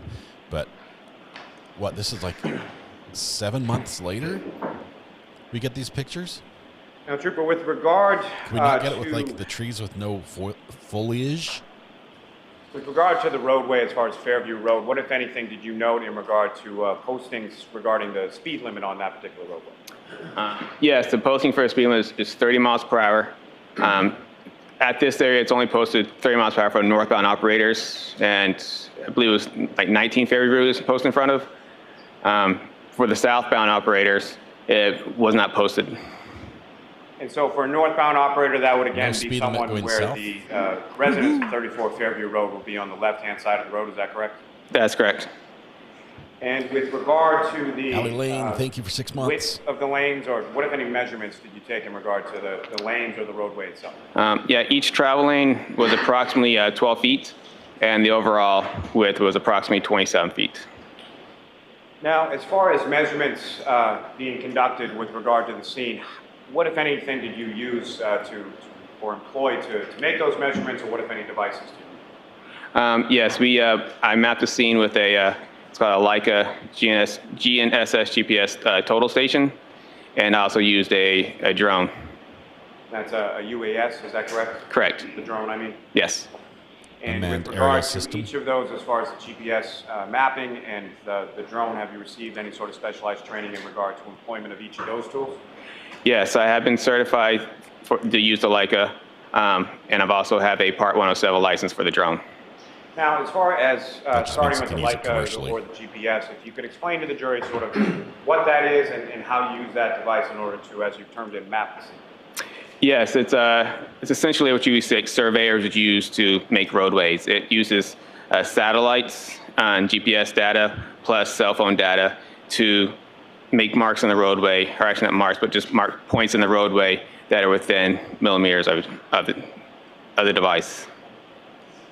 And with regard to the drone device, sir, how does that, can you explain to the jury sort of how that works and how that's used? Yeah, so the drone, and we fly the drone around the area. We set it to set up a grid pattern to fly around the scene. And while it's flying this grid pattern, it takes a series of photographs. And these photographs are also GPS marked. So once we get all the photographs in, we throw it into a program, and the program will essentially stitch us all together. And then once we get that picture, we throw it into a diagramming system. And that diagramming system, have you also received training in regard to utilization of that diagramming system? Yes, I have. And the one that you're currently using within the CARS unit, what is that diagramming system or software called? It's IMS 360. And Your Honor, may I approach the witness? Yes.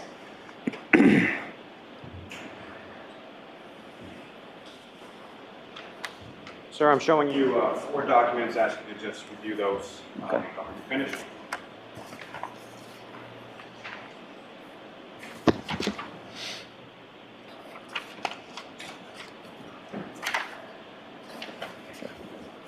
And do you recognize those, sir? I do. And what do you recognize those to be?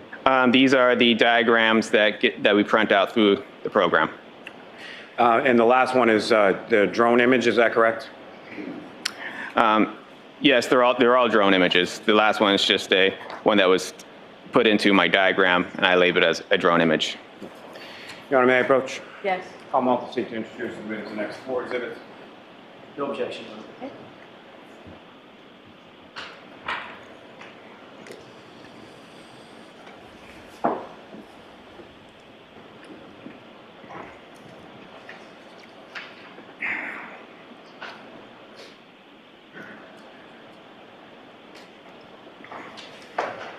His drone image is just going to be like trees everywhere.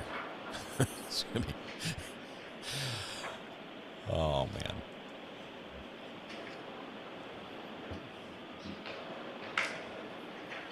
man. The contrast of going from a very capable and accomplished expert witness to a trooper who has his Part 107 to fly his DJI Phantom 1 drone. I'm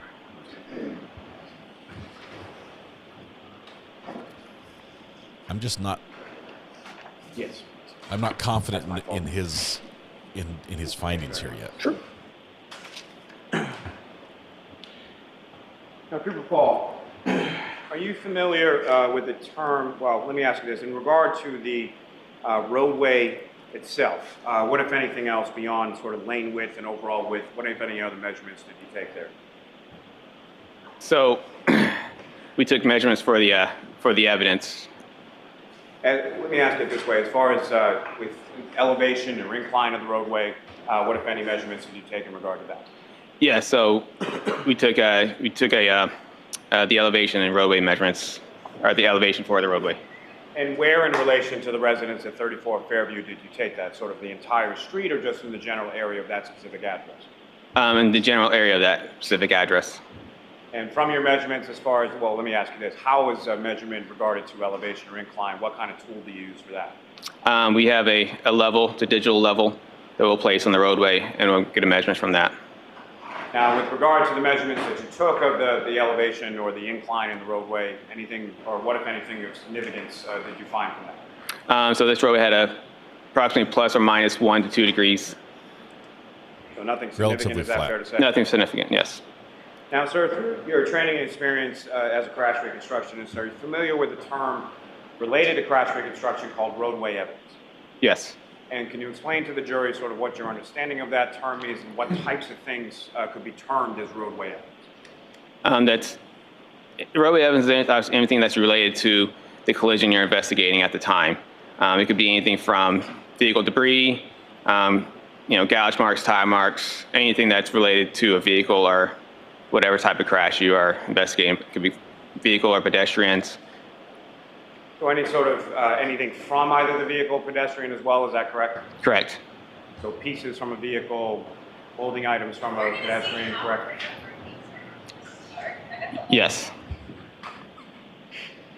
Now, with respect to both your review of the CERT team diagrams as well as speaking with members of the Canton Police Department, were you able to then plot certain pieces of roadway evidence onto those diagrams that you that I just showed you a few moments ago?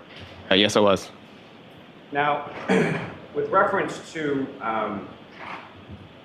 you're familiar also through your training and experience when it comes to pedestrian crashes, as far as sort of the physics or kinematics of how pedestrians interact with vehicles in the course of a collision?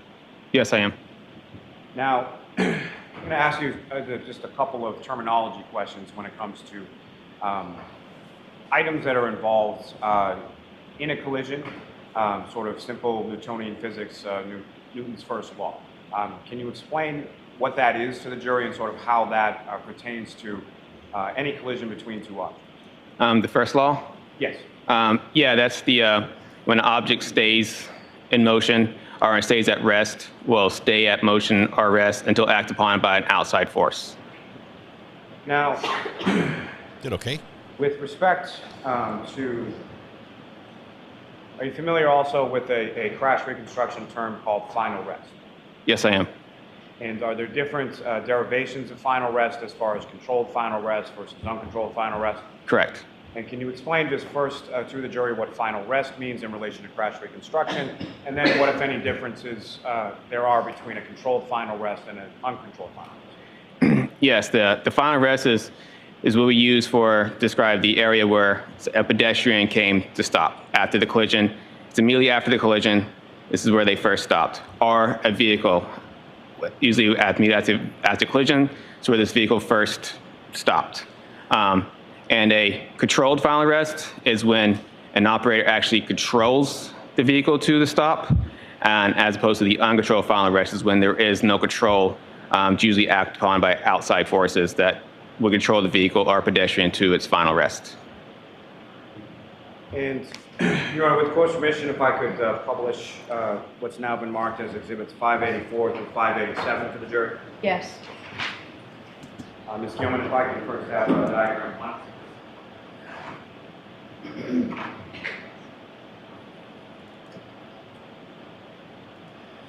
And Your Honor, may I approach this to return the exhibits to the witness? This was his drawing?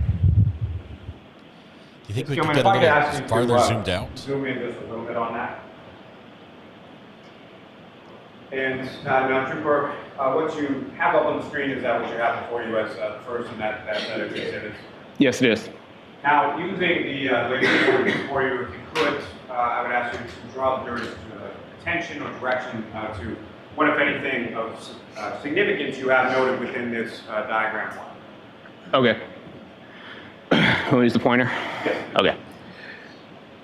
So in this time, I labeled each part of evidence.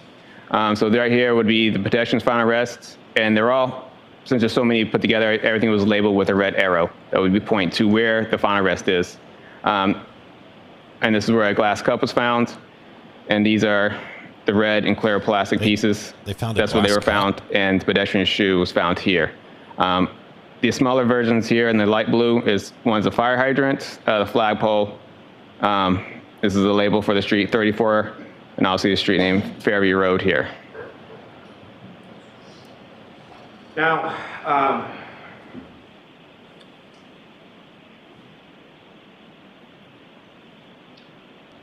as far as measurements were concerned, what, if anything, were you able to do to measure sort of between different points of roadway evidence, or specifically from the pedestrian or Mr. O'Keefe's final rest in reference to other items that you have depicted on the diagram? So we're talking about Mike. So on these diagrams, it's hard to see here, but it is a scale diagram. The diagram itself is scale. Once you put a roll up to the actual paper, it's scale. I've also have on here, sorry to see, but I think it's right here. They're called ground control points. They're little X's on the roadway. They're used for the drones imaging, and using the drone imagings will use those in order to help put all the pictures back together. At the time of this, I measured between each point from ground control point 1 to 2 and put it as approximately 50 feet. And 2 to 3 is 50 feet, and 3 to 4 is 50 feet. So it kind of is a second way to measure off the diagram, and also using the program to measure to different points while using the diagram. And as far as starting with the shoe that you have depicted in this diagram, what was the measurement of the shoe away from Mr. O'Keefe's body? I believe the shoe was approximately, I have my thing, it's approximately 10 feet away. Your Honor, with the court's permission, may the trooper refer to his report just for the specific measurements? Yes. That means he got it wrong. With the court's permission, may he refer to this? How far was it?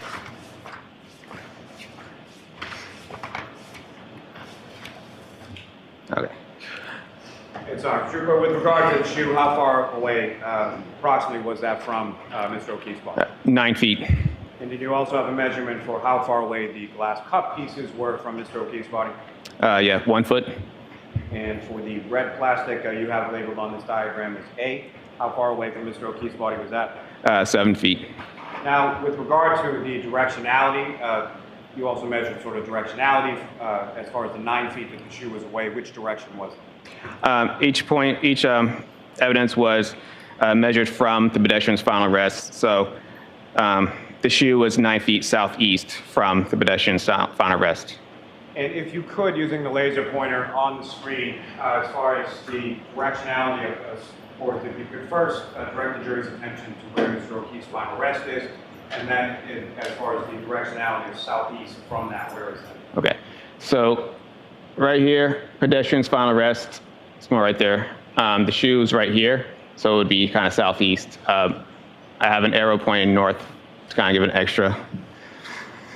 And the glass cup that was 1 foot away, in which direction was that? It was about 1 foot north. I think it was found like right next to him, so. And the red plastic that you have labeled as A, again, that was 7 feet. In which direction was that, sir? That one was east, so it was right here. And as far as the clear plastic, what was the measurement and what was the directionality for that item, sir? 10 feet southeast, so about right over here. And the red plastic all over the place. Labeled on the diagram as B. How far was that, and what directionality was that? That was 12 feet southeast, and that was found right here. Thank you.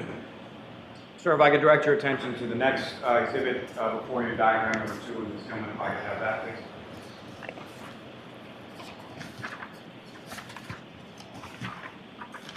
I've got it blown up on my screen. The arrows are tiny. On the screen? Yes, I do. And if you could, again, using the laser pointer, what, if anything, of significance do you observe in this particular diagram in reference to the roadway evidence? It's just essentially the same diagram. It's just a closer up version of it. So you had, so you saw the pedestrian's final rest, glass cup, plastic pieces, the shoe. It's all still depicted in the diagram. And the red arrows that you had indicated, delineated, or depicted sort of from where the words are to where the items were, is that present in this diagram as well? Correct. If I could direct your attention to the next exhibit before you, and if I could have diagram 3, Ms. Gilbert. Okay, a little better here. And again, Trooper, do you recognize what's up on the screen? I do. And if you could just describe to the jury what are we looking at in this diagram? Yeah, so this is just a closer up to the evidence. It's a little smaller scale. And these diagrams are created from photographs that you took with the drone overhead on that date, February 1st. Is that correct? That's correct. And if I could direct your attention to the last exhibit. What was the orientation of his body?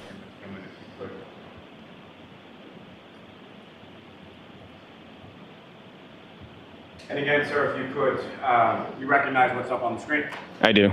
And could you describe to the jury, again, using the laser pointer, to delineate what, if anything, is significant you observed in this drone photograph and diagram you have on the screen?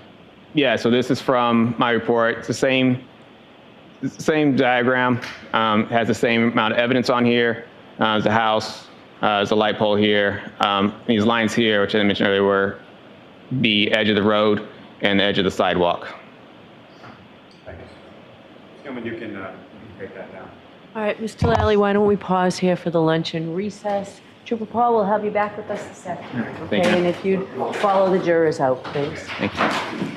Court, all rise for the jury. And jurors, why don't we take 45 minutes? You are muted. We're muted. I'll see counsel at sidebar.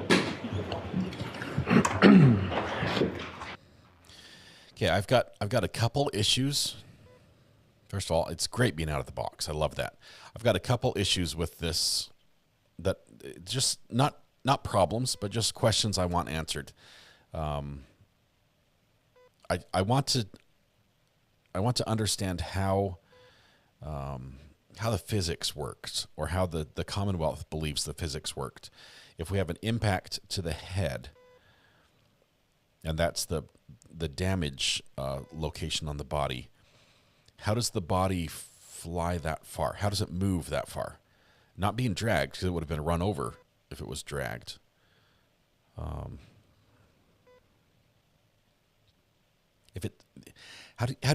realize if you had like have you ever done this? You've got a basketball and a little tiny rubber, like 25-cent bouncy ball, and you set them on top of each other. You hold them in position, and then you drop them from like arm's length out on a hard surface. As they fall together, and when they bounce on the ground, the basketball basically stops and transfers all of its energy into the bouncy ball, which then shoots like 100 yards up into the air. It's a fun little science experiment.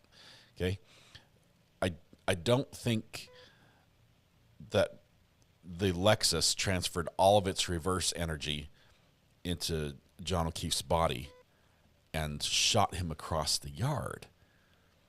And even if it did, wouldn't there be more substantial? If he only got struck with his head, and I don't know what the position he'd have to be in to do this, but if only his head was struck by the car, wouldn't that have damaged? Would there be something in his neck that's damaged? You would think there would be some injuries. I just don't know how they think this happened.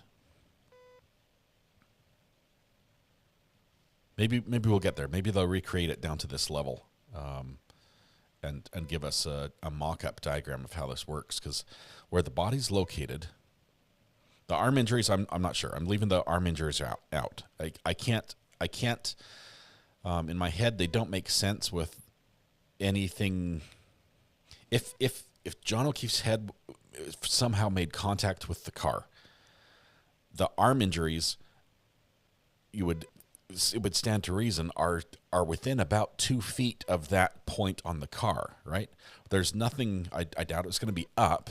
There's nothing really sharp and pokey on that car that's around that. I don't know how those worked, unless he hit something else.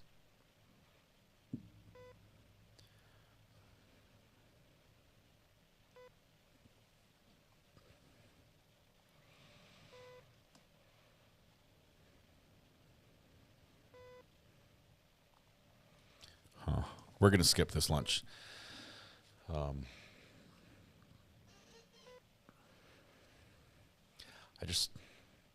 I will say, looking at that diagram actually helped a little bit. At least to me, the angles seem possible if there was more physical evidence on John O'Keefe's body of impact, and maybe we'll get that from the ME.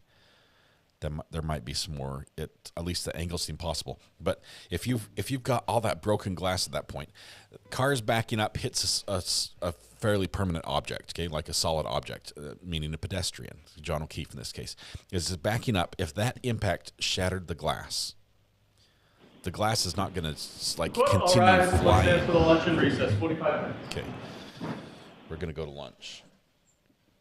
The glass is not going to continue flying. We're not taking lunch. We're skipping it. It's not going to continue flying like backwards, right? Hang on. I just lost where we were. Let's see if I can find us again. Give me a second. We were taking lunch just a minute ago.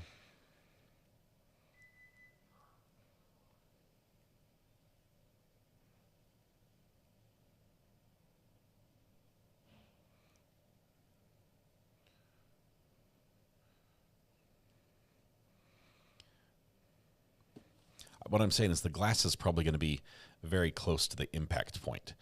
And if she was going 24, 25, 26 miles an hour in reverse at that point to get him to go that far, the car is not going to stop right there. The car would have continued backwards, right? 6,000 pounds of force meets 150, 185, I don't know what he weighed, pounds. You're still going to be moving backwards. That's not going to be enough to stop it.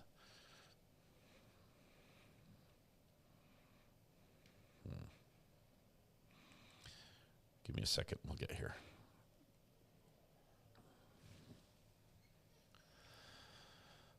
Okay.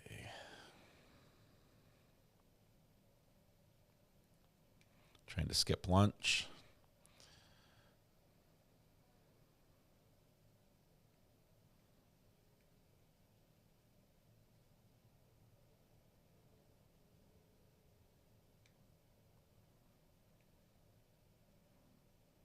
All right.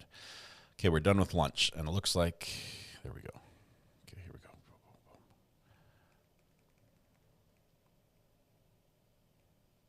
There we go. All right. Can we see? Can everybody see? Nope, we can't. I need to go here. I'm not there. Now we're back. Thank you. Maybe seated. Put us back.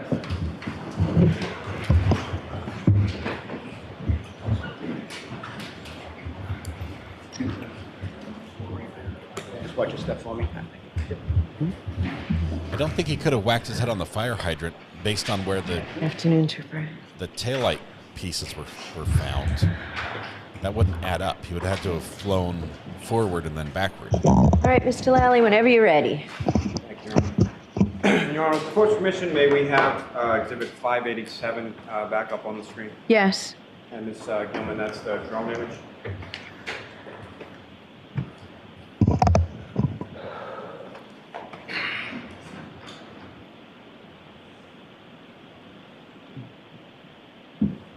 Trooper Paul, directing your attention to what's up on the screen that's now been marked as Exhibit 587. Again, this is the last in the set of 4 diagrams or drone images that I presented before you before, correct? Correct. Now, with respect to the evidence, specifically pieces of taillight that are depicted within this diagram, did you put every single piece of taillight that was recovered on January 29th within this diagram? No, I did not. It's fair to say you did also not put every piece of taillight that you're aware was recovered over the course of this investigation and depicted in this particular diagram. That's correct. Now, with respect to this particular area of Fairview Road, understanding that you were there in the daytime, correct? Yes. However, when you were there in the daytime, what, if any, note did you take as to sort of overhead lighting or available sort of ambient street lighting in the area? Yeah, so on the top corner, I'll try to, right up here, there's a light pole right there, overhead light pole. And with relation to where you've marked as far as the final rest position of Mr. O'Keefe and the other areas of items of evidence that were recovered from the scene, was there any lighting in that particular area? There wasn't. Ms. Gilman, you can take that down. Mr. Officer, we can have lights back. Thank you very much, sir. Might have been helpful now, to have turning the your other piece attention, of sir, plastic back marked on there as well. to February 1st, 2022. At some point, you were at the Canton Police Department, correct? Yes. And where specifically within the Canton Police Department did you go? To the back in the garage area. And within the garage area, what if anything did you do in the garage area? In the garage area is where we imaged the airbag control module.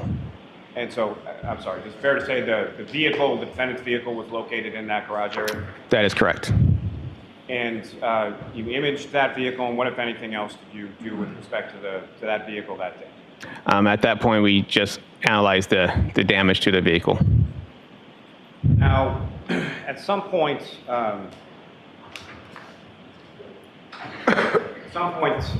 did you perform any sort of mechanical inspection of the vehicle? Yes. And was that day or at some later? It was that day. And was that within the garage area itself, or where did you perform the mechanical inspection of the vehicle? We analyzed a little bit of the steering and the brake pedals while it was sitting in the garage. Then we did testing with it on the in the driveway next to Canton PD. Now, sir, starting with a visual inspection of the vehicle. Is this the first time he's worn a tie? He seems really uncomfortable. Your Honor, may I approach? Yes.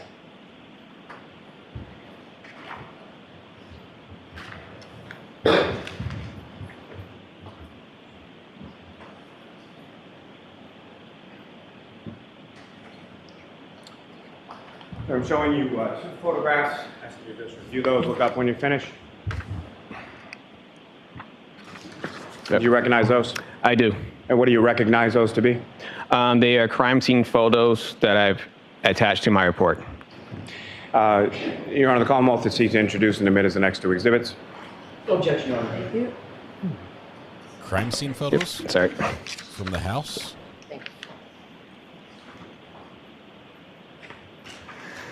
588, 589. Thank you. Your Honor, may I return those to the witness? Yes. And Your Honor, with the court's permission, Yes. Thank you.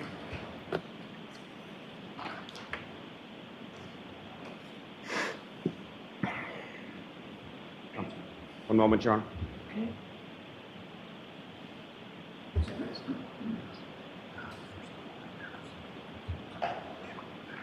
Ooh, mood lighting. Let's pan up, shall we? And Trooper Paul, do you recognize what's up on the screen right now? Yes, I do. And what do you recognize that? That's one of the crime scene photos that I attached to my report. This is And Sally what's Port. contained in this, is that a fair and accurate portrayal of sort of the front of this vehicle, looking at it from the passenger side? Why did you keep saying crime scene? And Ms. Gilman, if I could have the next photograph. Unless a crime was committed in the Sally Ports. Okay, oh. And Trooper, do you recognize what's up on the screen now? Yes, I do. And what do you recognize that? That's a crime scene photo that I attached to my report with notations that I made on it. And what's contained in this photograph, is that a fair and accurate portrayal of what you observed in the rear passenger side area of the defendant's vehicle in the garage on February 1st? Yes, it is. Now, step back a little bit here. With regards to what you've noted within this, if you could, using the laser pointer before you, just direct the jury's attention to what, if anything, of significance you observed in your inspection of this area of the Lexus. Okay. So on the left side here, I put down the scratches, and there's a dent there. The broken tail light here was here. There's some scratches on the bottom right rear bumper here, and there was glass from a cut back on the bumper. As far as the glass on the bumper, what, if any, observations did you make of that in relation to the vehicle itself? Yeah, it appeared to be from a cup as opposed to any glass that came from the vehicle. Objection.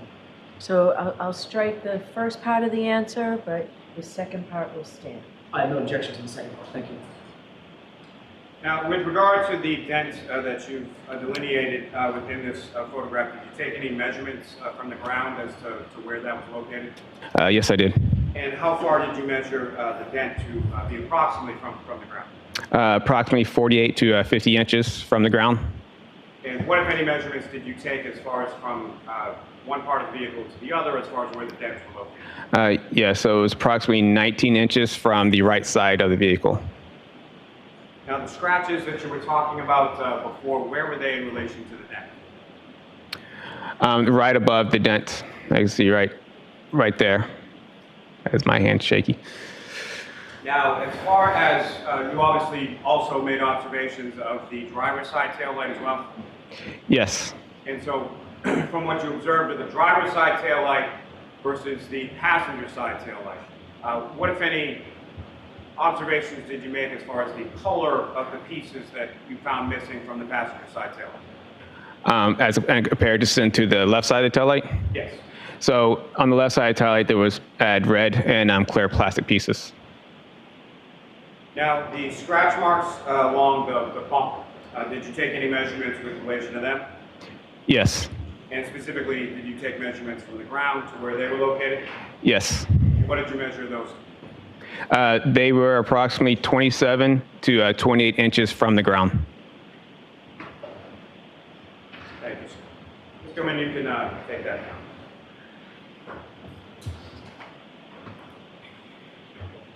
Now, Trooper Paul, we can talk about a mechanical inspection of a vehicle just first in general terms. What is it that you're doing with respect to the vehicle in order to conduct that mechanical inspection? So when we do mechanical inspections, we are obviously checking the steering, make sure the steering moves properly, the brake pedals, make sure they are firm, make sure the accelerator pedal moves back and forth. Just generally looking at the tires, make sure there's no issues with the vehicle. And what, if any, observations did you make of the vehicle itself as far as any defects or anything to do with the braking, the tires, or any of the other areas that you inspected? We didn't observe any mechanical defects with the vehicle. Now, with relation to the weight of the vehicle, what, if any, analysis or what, if anything, did you determine as to the weight of the Lexus? The way the Lexus item man was on an analysis was just based on I think I have the gross vehicle weighting for the vehicle. And how much did the vehicle weigh according to the gross weight? I think it was approximately 7,000 pounds. Now,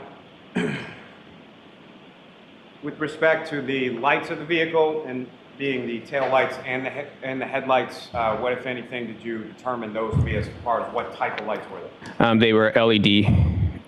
They were headlights and taillights were both LED. And if you could just expound a little as far as LED lights. Are they white or colored? What, if any, significance does that have to you, or what kind of lights are LED? How bright are LED lights? LED most comparison to what most people think in car and taillights, where I have the bulbs, where they have the filaments. LED is more electronically controlled. There's a sensor that will light up, as opposed to a bulb type headlight and taillights. Now, are you familiar with an organization called NHTSA? Yes. And what does NHTSA stand for? It's the National Highway Traffic Safety Administration. And what, if anything, did you do with regard to NHTSA in respect to this vehicle itself? We run the vehicle through NHTSA, see if there's any recalls on the vehicle. And what, if any, recalls did you discover when you ran this particular vehicle through NHTSA? There were no recalls. And to be specific, we're talking about this specific vehicle as opposed to just Lexuses in general, make and model, correct? Correct, yeah. We put the VIN into the system, and it will tell you if this vehicle has any recalls to it. Now, you indicated on February 1st at some point you did some testing with the vehicle, is that correct? Correct. And where was that testing done, and what did it consist of? It was done in the parking lot of Canton PD on the same day. We did a forward braking test, a reverse braking test, and a reverse acceleration test. Now, the parking lot of the Canton Police Station where you did this, what kind of roadway surface was that? It's an asphalt surface. So similar to the asphalt surface at 34 Fairview Road, is that correct? Correct.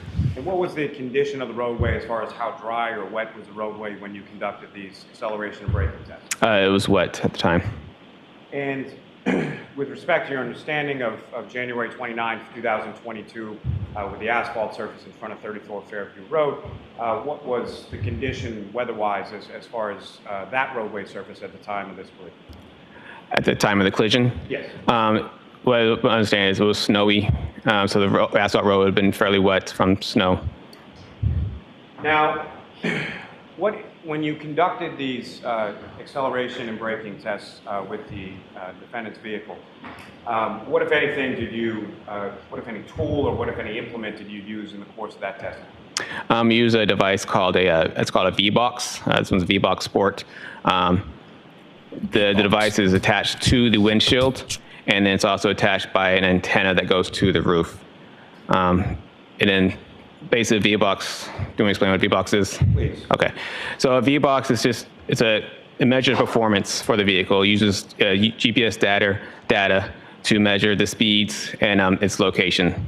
Use that it'll give us how fast we were stopping, a drag factor for the roadway for that specific vehicle and type of road, and acceleration factors.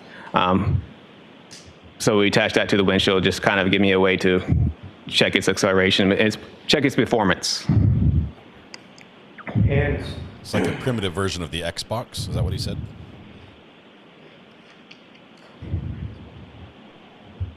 Sorry, Your Honor, one moment, please. Sure.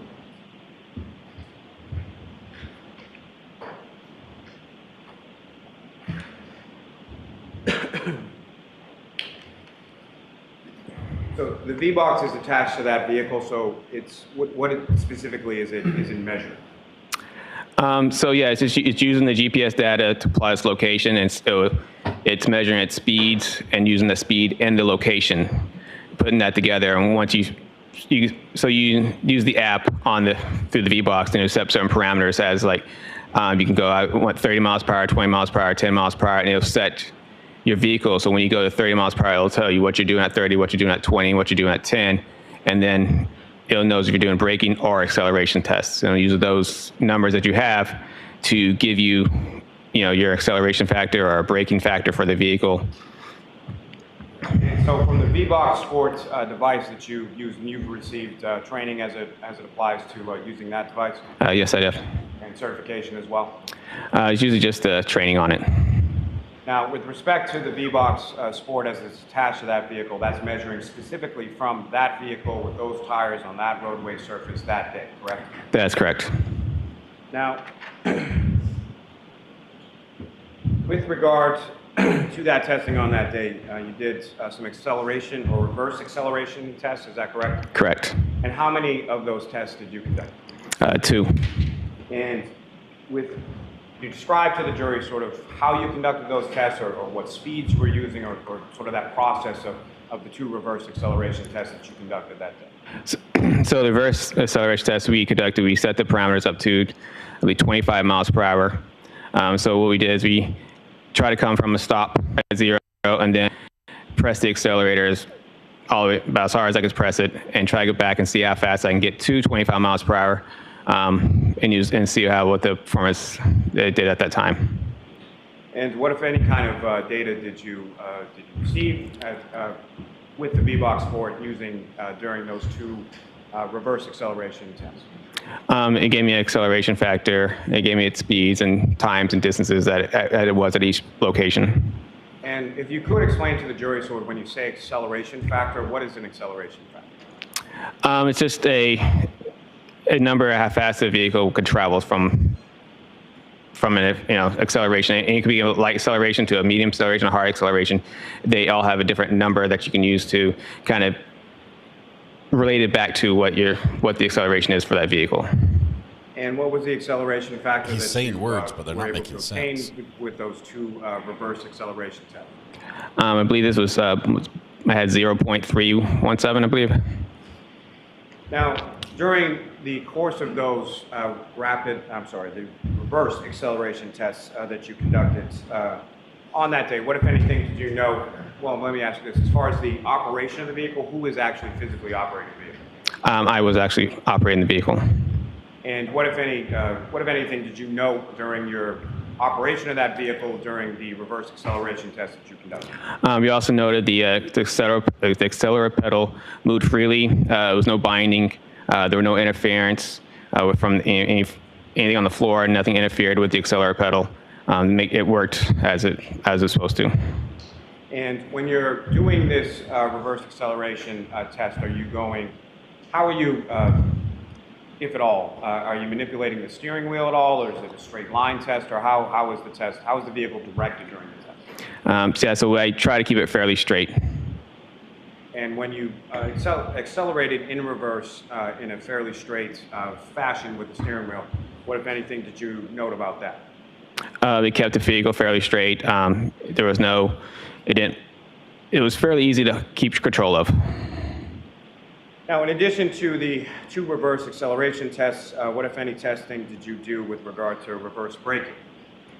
Yeah, so we conducted 2 reverse braking tests. And again, similar, can you describe to the jury, this is also with the V-Box Sport attached, is that correct? Correct.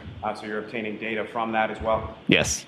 And during the course of the reverse braking test, what, if anything, first as far as data is concerned, how fast were these tests being conducted? What, if anything, was input, and what, if any, data did you receive from?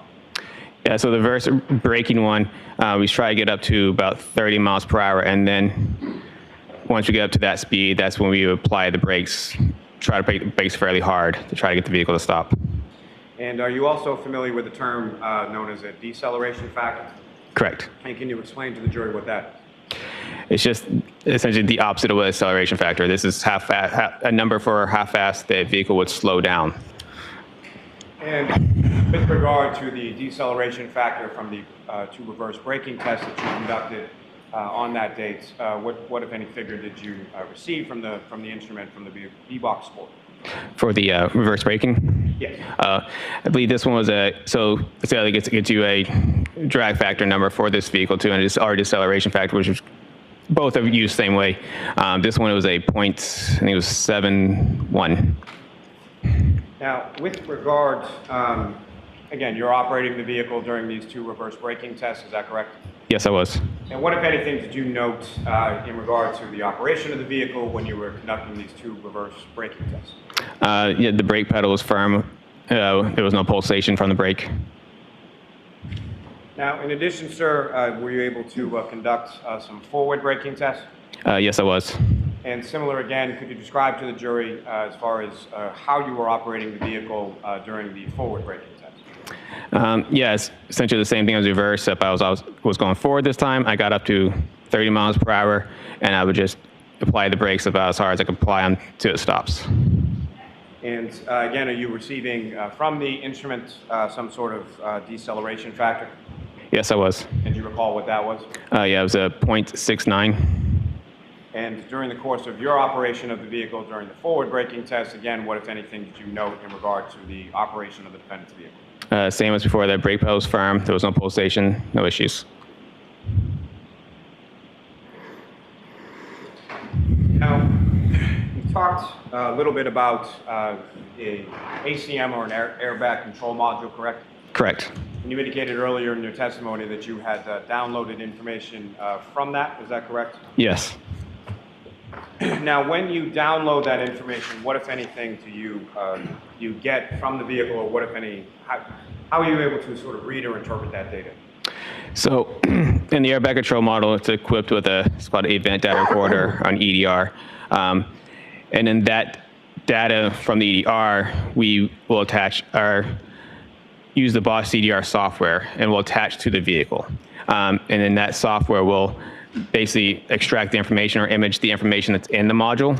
And so that information could range from getting us speeds, if there was braking, if there was steering wheel movements, basically like looking for change of velocity, that type of. So there's a lot of information around the vehicle. May I approach you? Yes.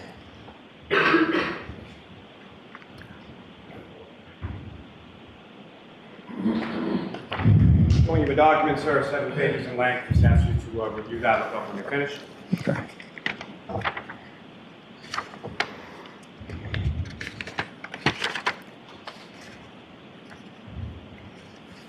Do you recognize that document, sir? I do. What do you recognize that to be? This is the document that gets printed out through from the airbag control model through the crash retrieval software. Thank you. May I approach again, Your Honor? Yes. Come up, seek to introduce and admit as an exhibit. No objection. Okay. Exhibit 590.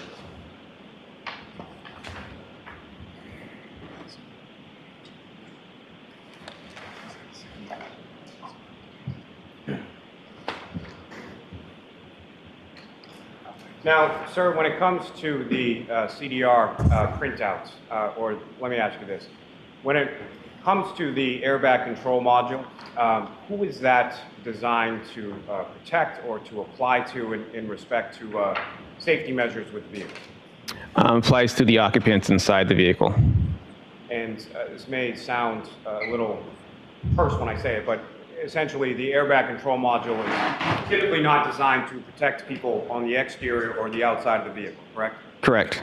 Now, you've been involved in a number of crash investigations involving pedestrians, correct? Yes. And as far as this particular case, what, if any, sort of useful or significant information were you able to interpret or retrieve from the ACM? And this through the software, there was no data recovered or no events recovered. And when it comes to pedestrian crashes in general, and as far as there being no data in this case, is that something that's abnormal? It is not. Explain to the jury sort of why not. So what an airbag control module is doing, as it's running, it's constantly monitoring the vehicle. It's looking for like a sudden change of velocity, anything like a collision. So once it feels that sudden change of velocity, essentially will wake up and monitor the vehicle, see if there's people wearing seatbelts on, what's the speed of the vehicle, number of different things that it could look for. And all it wants to do is either, do I deploy the airbags or do I tighten the seatbelts? So most motor vehicle crashes with a car-on-car crash, there will be a higher change of velocity. So that's usually kind of what it's looking for. Pedestrian crashes are there's not going to be much change of velocity to the vehicle. That means when they both interact with each other, the pedestrian is not going to change that vehicle's velocity in such a quick manner as, say, two cars would strike each other. So the car would have continued backwards. With respect to crash reconstruction in general, are you familiar with the term called delta V? Yes. And can you explain to the jury sort of what that term means as far as what is a delta V and what is it measured? So that's kind of what I was saying about the change of velocity. It was a change of velocity. And I mean like change of velocity, like it's also going to be within a certain amount of time. So change amount of speed within a certain amount of time. So. And with respect to the vehicle as it applies to crashes or collisions involving pedestrians, and I think you've said a little bit about this, but what, if any, impact on the velocity of the vehicle would striking a pedestrian typically have? Very little. Now, specifically when it applies to pedestrian collisions in general, are you familiar with the concept of linear momentum? Yes. And can you explain to the jury sort of what that is and how it applies with pedestrian crashes in general? Linear momentum. Momentum is essentially when two objects interact with each other. They come in with momentum and they leave with momentum, with essentially the same momentum. And linear momentum just means something that's in line with each other. Now, as far as we talked a little bit earlier in your testimony about roadway evidence, when it comes to your experience with pedestrian collisions, what, if any, relationship does that linear momentum have in relation to roadway evidence that you would expect to find at a scene of a pedestrian collision? So when a pedestrian strikes a vehicle, they will go in the direction where the vehicle was traveling. So if the vehicle is traveling one way, the pedestrian strikes, it will go essentially that same way, depending on what part that vehicle strikes. Now, as far as other items that the pedestrian may either have in their hand or other items of looser fitting clothing, what, if any, experience do you have as far as observations of those on collision scenes involving pedestrian collisions? Yeah, so it's not uncommon for pedestrians to lose essentially any sort of loose clothing. So, shoes, belts, hats, anything that's not very strapped on very well could leave the body. Belts? And as far as directionality is concerned, when it applies to that linear momentum that you were speaking of before, those sort of loosely held or handheld items, or would glasses be included within that as well? Correct. So those types of items, as far as directionality is concerned, what, if anything, can you tell the jury about that? Yeah, so they will go in the same direction the pedestrian travels post-impact. We usually use that as kind of a post-impact path of travel for the pedestrian, showing that this is the direction that they would have traveled from where they got struck. Now, are you also familiar with the reconstruction terms known as area of impact and point of impact? Correct. And can you explain what those terms mean in a crash reconstruction context for the jury? Yeah, so an area impact is essentially the area where the crash happened, where these two vehicles or vehicle pedestrians, where their initial impact happened. Point to impact is the same thing, it's just more down to like that specific point at that specific area.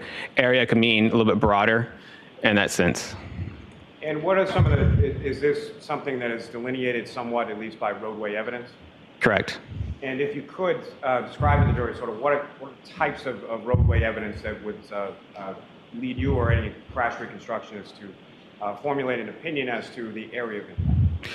Yeah, so like I said earlier with the path of travel, so a lot of in collisions most of our collisions we start where the final arrest goes, and we follow the debris or the clothing, we're back to where, follow that path back to where it came from. And we know within that area, that's where an area impact would be.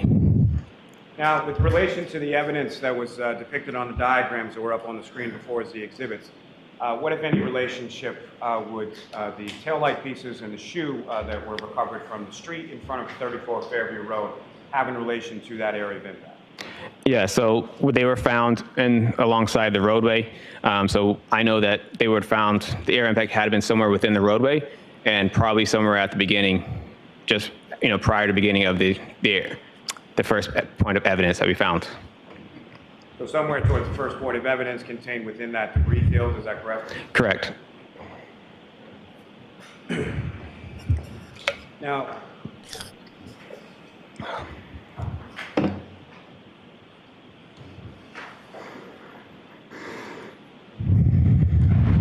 could have one moment? Yes.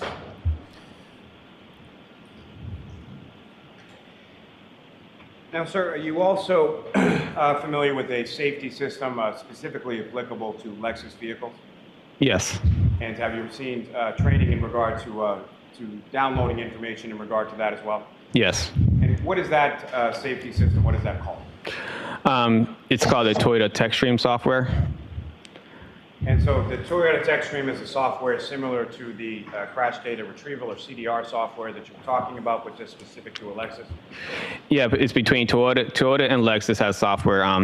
The TechStream it's similar in the fact that they both record data to the vehicle. TechStream was created by Toyota for their technicians to diagnose vehicles and use that information to help, any kind of mechanical issues that they would have with the vehicle that they can do when you bring your car to them. They can look at the TechStream and just kind of find out what caused the mechanical issue. Now, with respect to the Toyota TechStream data that's available, what kind of data are we talking? So TechStream, yeah, they obviously the diagnostic stuff, so they're looking for any engine defaults or anything else. But they also have what's called a vehicle control history in it. Sorry, I missed that. Called what? A vehicle control history. Thank you. And the vehicle control history it's basically monitoring people's driving behavior.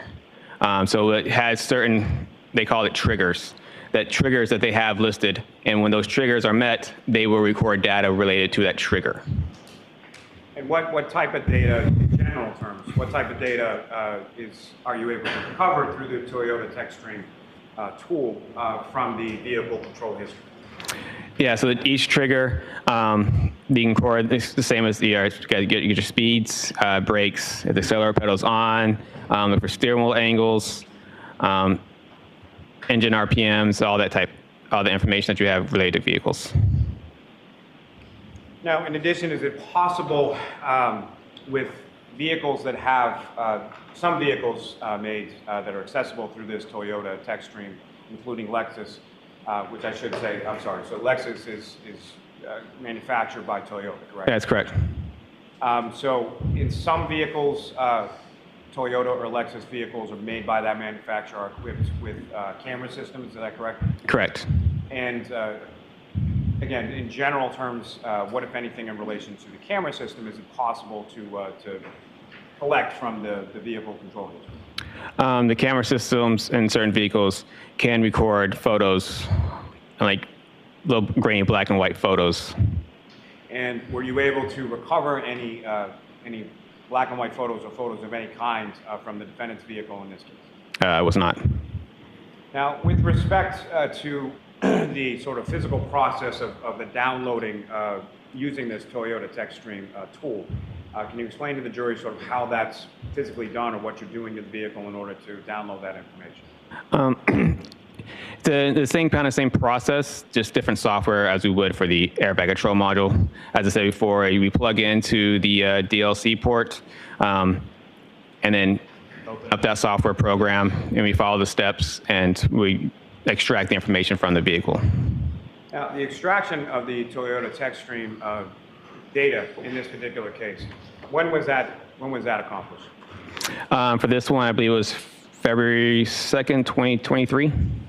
So a year and a day after you had conducted the braking and acceleration test and inspected the vehicle in the Canton Police Department garage? That's correct. And so as far as the timing of that being February 2nd of 2023, why was that?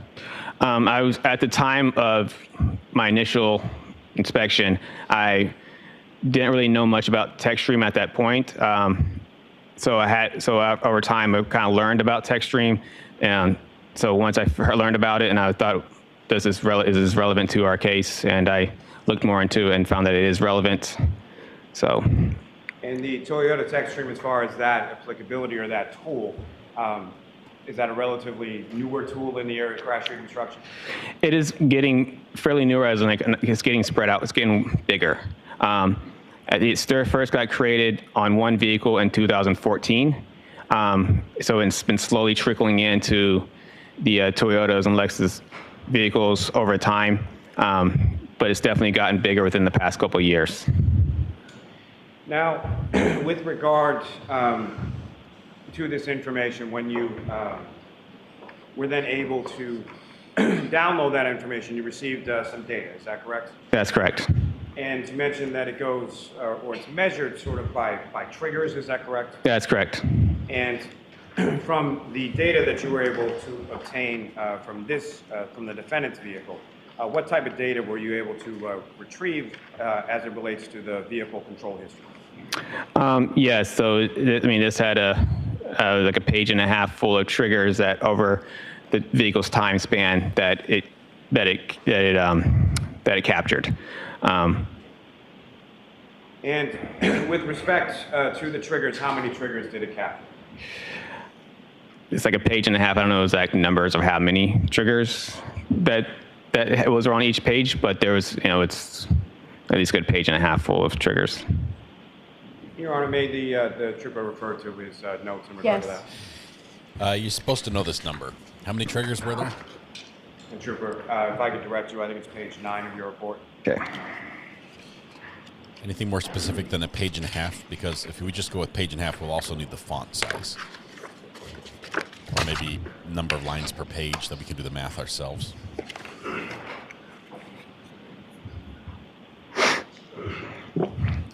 And how many triggers was it, sir? Your count them? recollection. Does he have to count them, Mr. Lally? No, I don't. No, there's a number next to it. Sir, if I could direct you to paragraph 22. Oh, yeah, so 22 separate triggers. So in my report, it says 22 separate triggers that occurred on odometer mileage 12665 to 12666. And with regard to the mileage that you noted as far as being between miles 12665 and miles 12666, that's 12,665 to 12,666, correct? Correct. And what was the mileage that you observed on the vehicle at inspection? 12,665. And at the time that you conducted this Toyota Techstream download from the vehicle, what was the mileage at that time? 12,666. And there's also reference within the vehicle control history data in regard to something called a key cycle. Is that correct? Correct. And can you explain to the jury sort of what a key cycle is and what are the different things that could trigger a key cycle? Key cycle is essentially, so it's from the ignition cycle. Let's take a step. Sorry. So a key cycle is essentially from when the vehicle's off, it's pressed on. It doesn't necessarily need to be running or turned on. It just needs to be turned on and then off again, and that would be one key cycle. Now, with relation to your analysis in regard to the vehicle control history, what, if any, role did the key cycle numbers, or what kind of role did that play in your analysis? It shows me where how far away they were from each other. The key cycles were. And how far away in what terms, sir? So when I turned the vehicle on, when I did my testing, it shows me what key cycle was that I was on when I did those testings, and then the odometer mileage in relationship to that. Your Honor, may I approach? Yes. Maybe if we could just put this report on the screen. The witness is having a hard time verbalizing it in ways I can understand. Sir, I'm showing you the documents. Just ask you to look at that. Look up when you finish. Okay. And do you recognize that, sir? I do. And what do you recognize that to be? That is the table from the vehicle control history from my report. And Your Honor, may I approach? Yes. Call off the seat to introduce in the minutes the next exhibit. No objection, Your Honor. Okay. Exhibit 591. Your Honor, may I have a moment and then return it to the witness? Yes.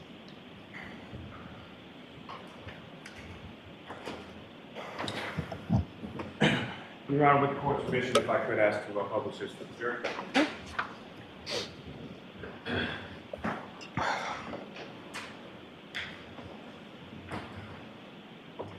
Now, Trooper Paul, what's up on the screen, is that the exhibit that you have before you? Yes, it is. Now, if you could, using the laser pointer before you, just direct the jury's attention to what we're looking at in this exhibit and what type of information and where it's located within this exhibit. Okay, so this is the vehicle control history. Every single point here, this is where the triggers are. This is the labels for each trigger. Odometer mileage is on this label here. These are the elapsed time and key cycles. I have noted through arrows here, these were when the vehicle was with us, and a lot of this is related to my testing with the vehicle. And these right before that were the triggers that were prior to those testings. Now, from the... So it was on for 11 minutes and then 19 minutes? Within this table, sir, there are two triggers recorded at odometer mile 12,629. Yes. And what's the key cycle associated with 12,629? 1,162. Now, these triggers that are contained as far as the 12,629, that's prior to the... Okay, you have to either come closer or speak up even louder. Mr. Lally. I will speak louder. There's no microphone near you. That's the problem for the court reporter. My issue is, Your Honor, there's no light over here. All right, so let's turn the light on and then you can ask your question, then we'll turn the light right back off, please, Hunter. Thank you, Your Honor. My apologies. Mr. Lally, bring a flashlight. So that odometer mile, as far as two triggering events, at 12,629, correct? Yes. And that occurs prior to the 12,665, 12,666 during the course of your braking and acceleration test, correct? Correct.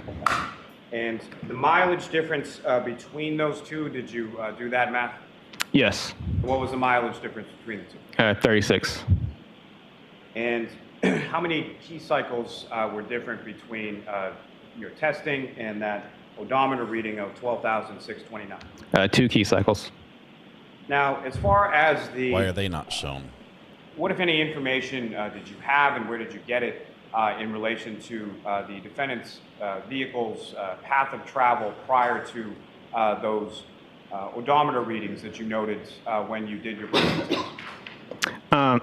Yeah, so, yeah, I was told that where she traveled afterwards or prior to that, I was noted their locations, and I used those locations through Google to get a mileage for them. May I approach, Your Honor? Yes. I understand what he's trying to say, but he's not saying it.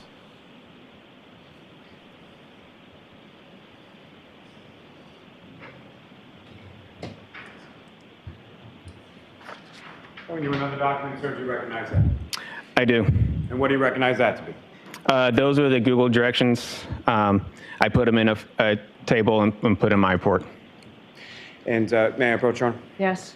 I want to introduce in a bit as an active exhibit. No objection.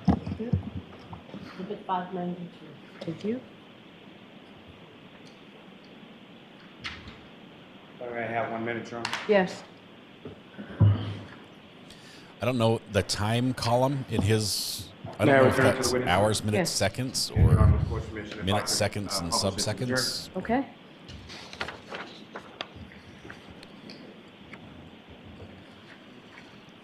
Gentlemen, if you could enlarge 2 minutes just a little more. Now, Trooper Paul, do you recognize what's up on the screen as the next exhibit before you? Yes, I do.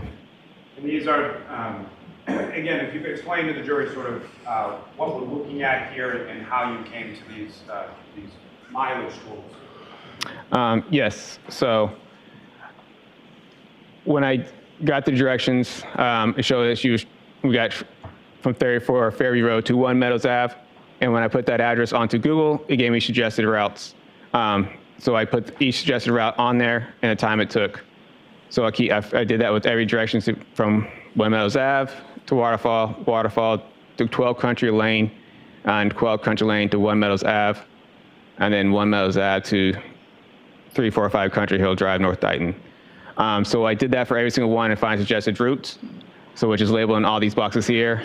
And then at the bottom here, I did a total distance, and I did a min and the max distance of, and the minimum was 36.1, and the max distance of 38.8. All right, so I'm going to ask you to take that down for a minute, and I'll see counsel at sidebar, please. Take that down for a minute. Lights on, counsel at sidebar. Okay. This, I'm getting the feel, let me just say this, I'm getting the feel that this guy likes what he's doing. He likes investigating car crashes. This is not someone who went to school for this. This is not someone who is nationally accredited, has released peer-reviewed articles, books. I understand he knows a lot of software and learns about them and is on the team that sort of diagrams these things, and he has familiarity there.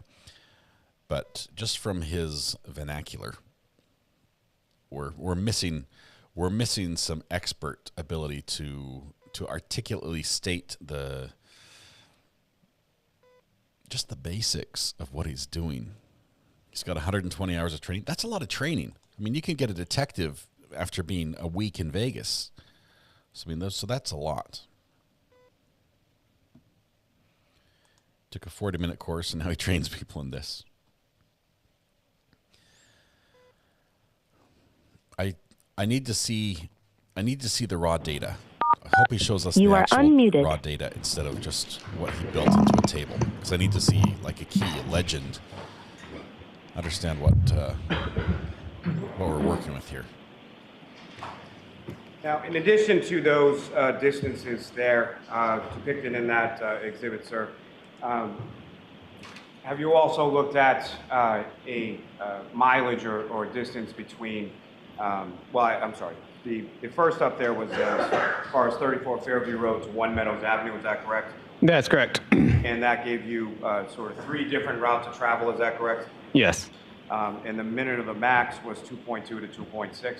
Correct. Now, if you were to add that as an additional sort of distance travel to the 36.1 to 38.8 that you had calculated, how much of a difference does that make? Between the two min-maxes? Yes. Only 2.7. And as far as your analysis that we're about to discuss, adding in that approximate 2 points, whatever miles, how much of a difference does that make to your analysis and ultimate conclusions in regard to the VCH or vehicle control history data? As we're going later, but so the 36 is just within the realm that she could have traveled 36. The odometer mileage is odometer mileage, so 36 is 36. That's what's on the vehicle. So within the realm of possibilities that the vehicle could have traveled 36 miles after the 2 triggers that are in this vehicle. Now, with respect to that minimum and max as far as the 36.1, 38.8, what, if any, relationship does that have to the difference in the odometer readings that you observed between when you conducted the braking test and when you observed these 2 triggering events that you were talking about at the earlier mile? I said no difference. The odometer mileage is 36. And so I guess what I'm asking, sir, is the 36 miles, is that within the range of the 2 triggering events that you were just talking about? Yes, it was.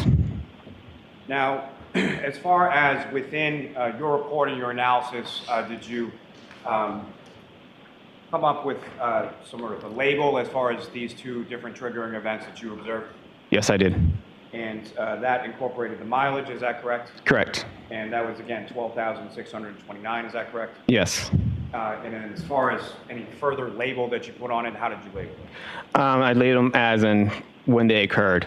One's 12,629A and the other one's 12,629B.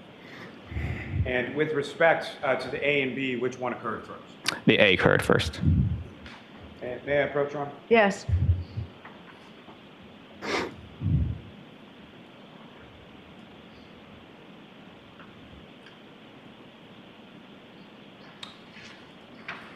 Sir, showing you another document, asking you to just review that before we finish. Okay. And do you recognize that?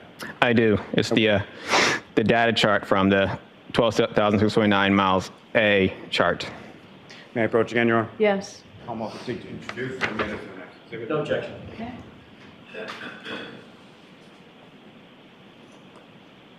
The 593.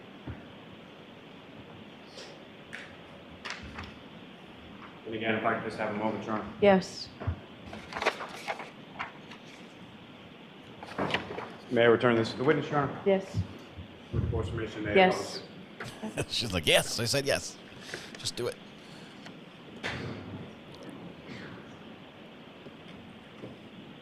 Okay, sir, with the document before you, what's now up on the screen, do you recognize that as what's now been marked as the next exhibit? I do. Is if you could describe to the jury sort of what these rows indicate as far as what information is there, and if you could, using the laser pointer, direct the jury's attention to what, if anything, of significance you observe in this as far as 12,629 miles A. Okay. So each row, starting from the top, is the vehicle tow history time, which is the time that's recorded in the module itself, or in the software that gets recorded as each time, and it's recorded as seconds. This time is the time from the start of the key cycle. So it starts off with 652.8, and each one is incremented in approximately half-second increments up to, let me show it, right here where the trigger, this is what's called where the trigger happened. So right here is where it kind of goes from 4.5 to 4.6, and then goes up to 5. Then everything after that is about half-second increments from each other. Recorded 10 seconds of time, which is labeled in this one, total time of 10 seconds. And I'll just put time from trigger, just kind of label it back to, here's the trigger right here, and that's the time between each one. Sorry if I can read this right. So and right here, this is the vehicle speeds.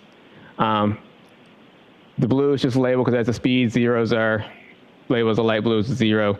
So if I could read this. So it starts from, shows that the vehicle is traveling at 9.9 miles per hour.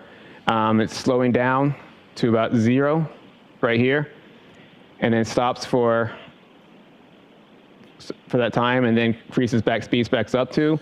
It goes up to 6.2. It stops for 3 seconds. And then slows back down to 0, and then back up to 1.7 to, I think it's 8.7. Is that a 3-point turn? Right. And next below 4 is just miles per hour to kilometers. This is the accelerator opening ratio, which is really where this trigger comes from, because the trigger is labeled as the accelerator pedal opening angle is medium to higher immediately after shifting to reverse. All right, they label it as R. If I could stop you there just for a second, sir. As far as the accelerator pedal opening angle, correct. Can you explain to the jury sort of what that term means and how that relates to sort of the operation of the vehicle? So the accelerator pedal is, the part where everybody puts the foot on and gets the vehicle to go. So the pedal, so this is what's showing how far the pedal was actually pressed by the operator of the vehicle. And that gives you a percentage of that. So if it was, zeros not pressed and 100%, it's all the way down. So they label the trigger, I think 30% is medium to higher in this way Toyota labels it. So then that's where you'll see the trigger is around 31.5%. And it also shows start from the beginning, goes from 0 and increases up to 50.5%, and that's 5 seconds. That's only, a little over a second past the trigger. And so up to 50%, and then back off, and then back onto the accelerator again, up to 34%. Now, as far as this data is concerned for the VCH data from the Toyota tech stream, what, if any, information are you able to glean as far as directionality, as far as forward, reverse, left, right, things like that from this data? So on this label right here, so it shows the shift position signal. 1 is forward and 2 is reverse. So this right here is showing the vehicle was in drive and going forward, and then the vehicle got shifted into reverse, and then back to drive again. Now, from your experience and from your training when it comes to interpreting this type of data, Do you have any opinion as to sort of what type of maneuver or what type of actions the vehicle was taking during the course of this triggering event? Yes, this appears the vehicle was slowing down and making a U-turn. Because also the other thing into it, it shows steering signal. And the steering wheel showed that she was driving left and then right and the back left again. And also when she's on the brake switch. That would be a 3-point turn, not a U-turn. Ms. Gilman, you can take that down. This guy uses words that are just wrong. Yes. That is, a U-turn would be straight and then left and then straight again. Not left, then right, then left again. If I could just retrieve the one we have before you. Absolutely. Yep. That document that I've just handed you now, do you recognize that? Yes. And what do you recognize that to be? It's the one, the 12,000, the data chart from my report as labeled as 12,629 miles B. So that's the second triggering event within this same mileage reading on the odometer, same key cycle? Correct. Okay. Your Honor, may I approach? Yes. Come up, seek to introduce the minutes of the next exhibit. No objection. Okay. Okay, so I think that 3-point turn was not where they're saying the impact occurred. It should be this next one. Again, just one moment, Your Honor. There was nothing on there that would indicate. May I approach the witness? Yes, and for the sake of taking the best use of our time, if they're in evidence for the rest of this afternoon, both of you can then just ask to, just go ahead and put them up and not ask for permission this time. Nice. And Ms. Gilman, if I could. I'd perform a U-turn by driving forward quickly and then pulling the handbrake while slightly turning. I don't recommend it, but... and if you recall, you recognize what's up on the screen now? I do. This is the VCH data chart from that same mileage or the second triggering event as far as 12,629 miles B, correct? Correct.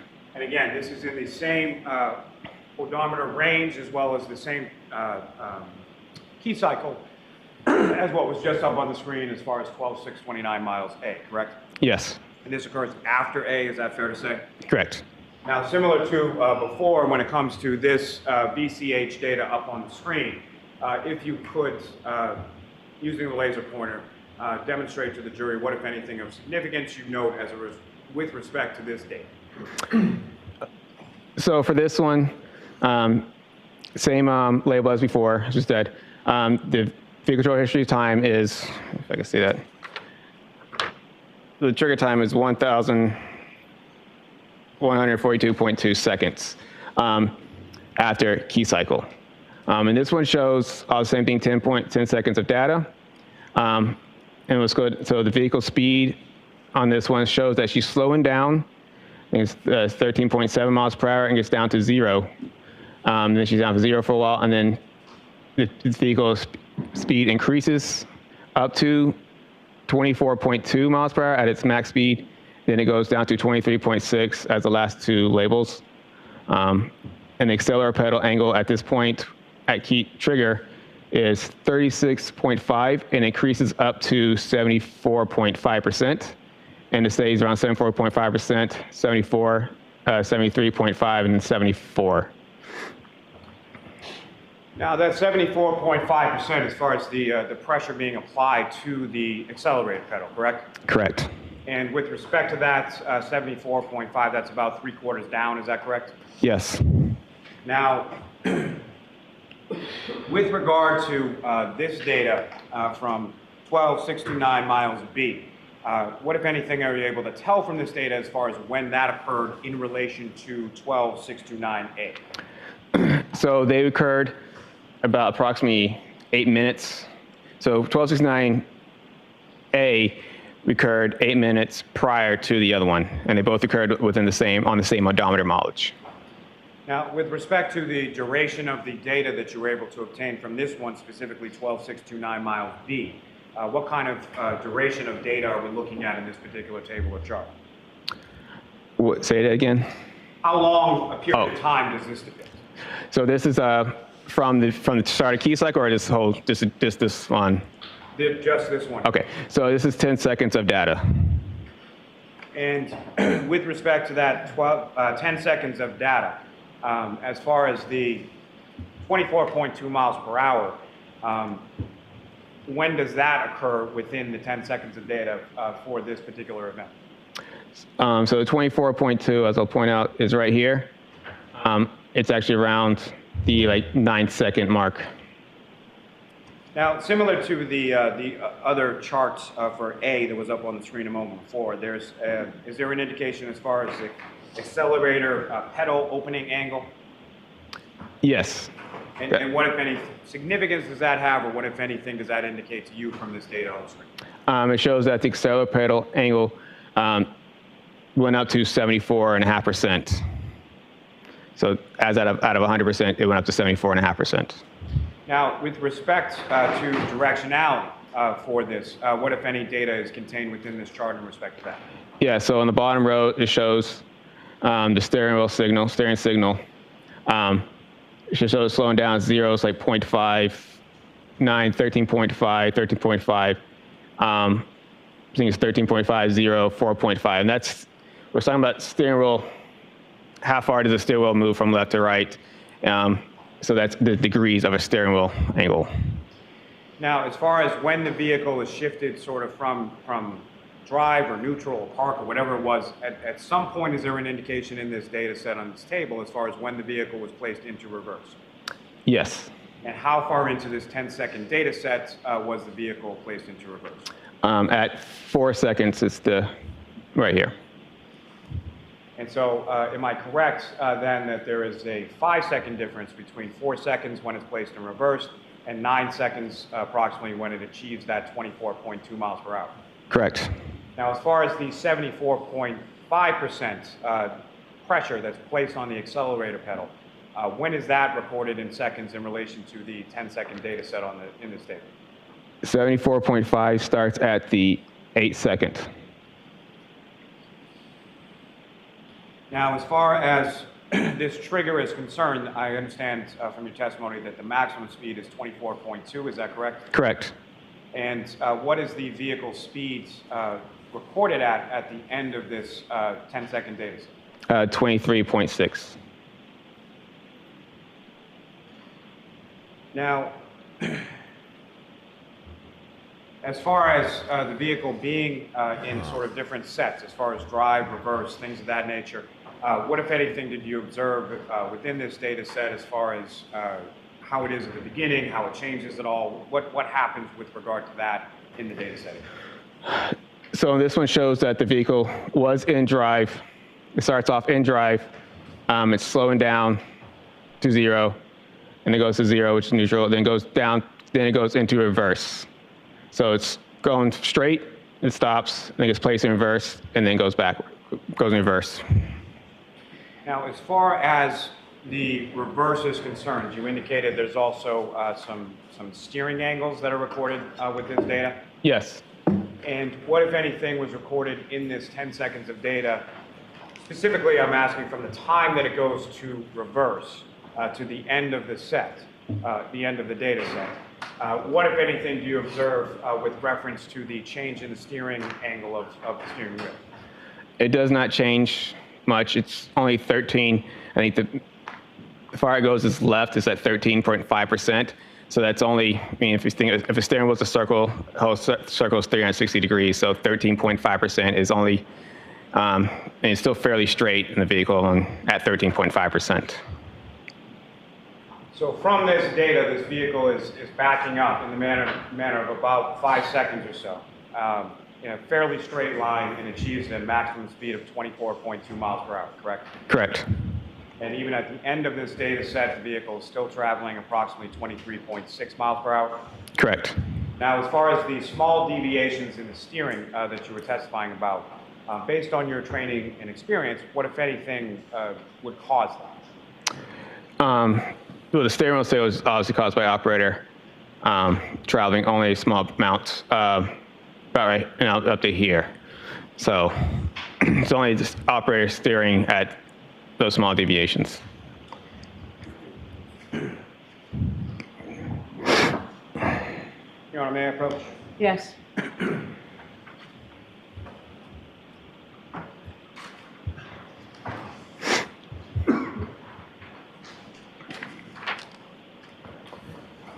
grab that one. There you go. And present you with another document. You recognize that? I do. Now, what do you recognize that to be? It's a more of a closer up snippet of that document that I have attached to my report. And Your Honor, may I approach? Yes. Hard practice today. Call up the seat to introduce and the next exhibit.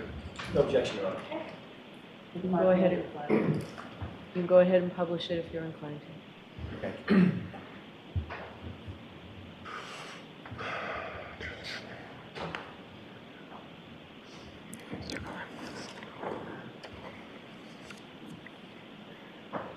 Trooper Paul, from what's depicted up on the screen as this next exhibit, if you could, using the laser pointer, just direct the jury's attention to what, if anything, of significance you observe in this portion of the data set.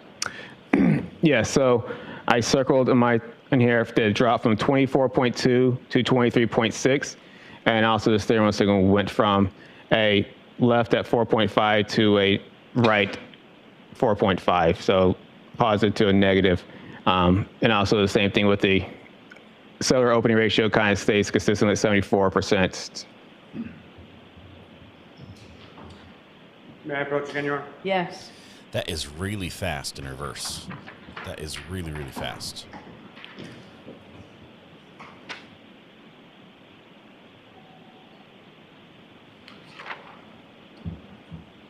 Borrow that back. Yep. And I'm showing you another document. Okay. Do you recognize that? I did. What do you recognize that to be? It's a vehicle control history distance chart I calculated and attached to my report. And may I approach again, Your Honor? Yes. I'll have to seek to introduce and the next exhibit. No objection. Okay. So go ahead and publish it if you're inclined. 596.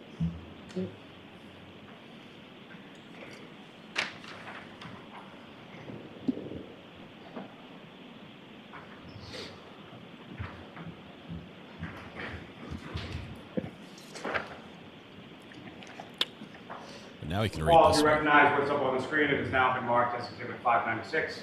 I do. And again, if you could, using the laser pointer, let me ask you this first. As far as this table and this information up on the screen, I should have asked you this before. How was this table created, and what, if anything, does this illustrate? Yeah, so this illustrates from the chart of 12,609B.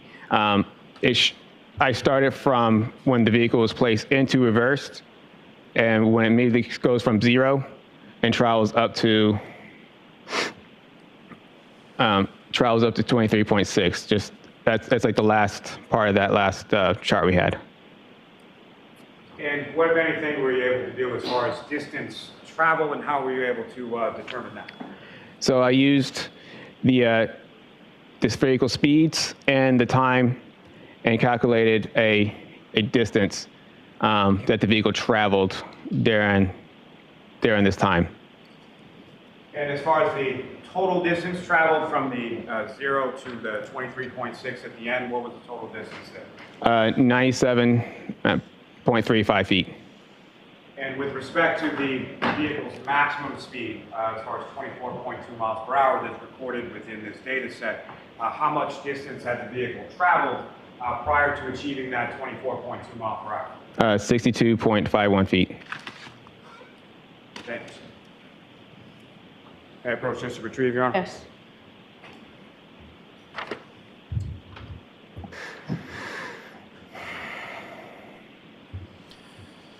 This is pretty problematic for Karen.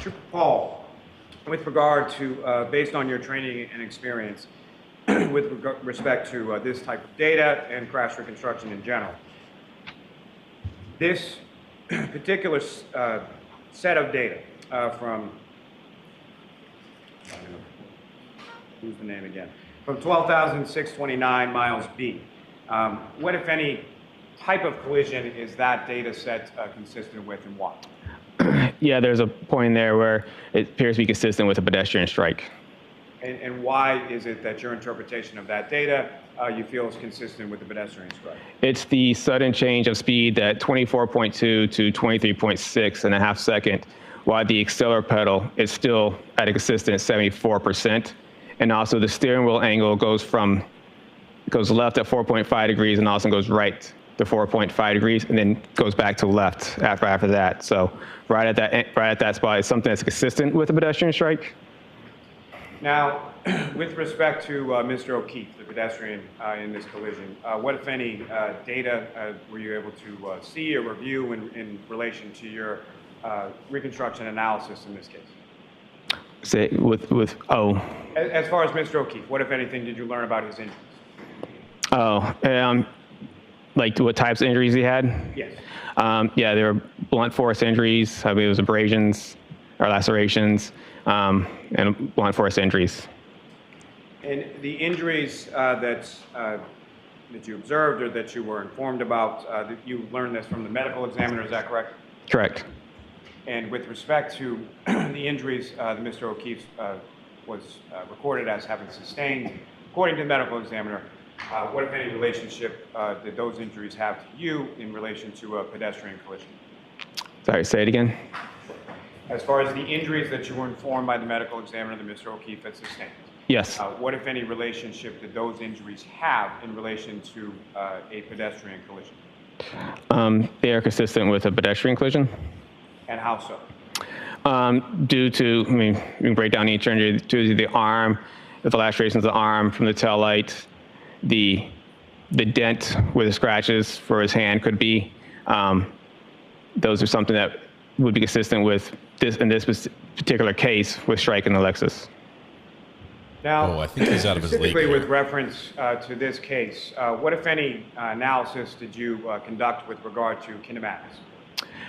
Yes, I did a kinematics analysis in my report. Kinematics deals with the aspect of motion. And I'm sorry, if you could expand upon that just a little bit and explain to the jury sort of what a kinematics analysis is. So a kinematics analysis is, like I said, it deals with the aspects of motion. Pedestrian crashes get labeled in certain types of how they interact. So in this particular case, I kind of labeled it as it's a forward projection crash with a side swipe. And what I mean by forward projection means that when a pedestrian gets struck by a vehicle, well, basically their principal impact forces are above the pedestrian center of gravity, as in this case where you get the higher back of the vehicle. When you get struck by something like that, it projects you forward in the direction of the vehicle. And in this situation where he gets more struck through the side of the vehicle along the taillight area, that it projected him to forward and to the left due to the more of a side swipe manner. Now, with respect to you mentioned the height of the vehicle, as far as the shape of the back of the vehicle, what, if any, relationship does that have in regard to you sort of labeling this as a forward projection / side swipe collision?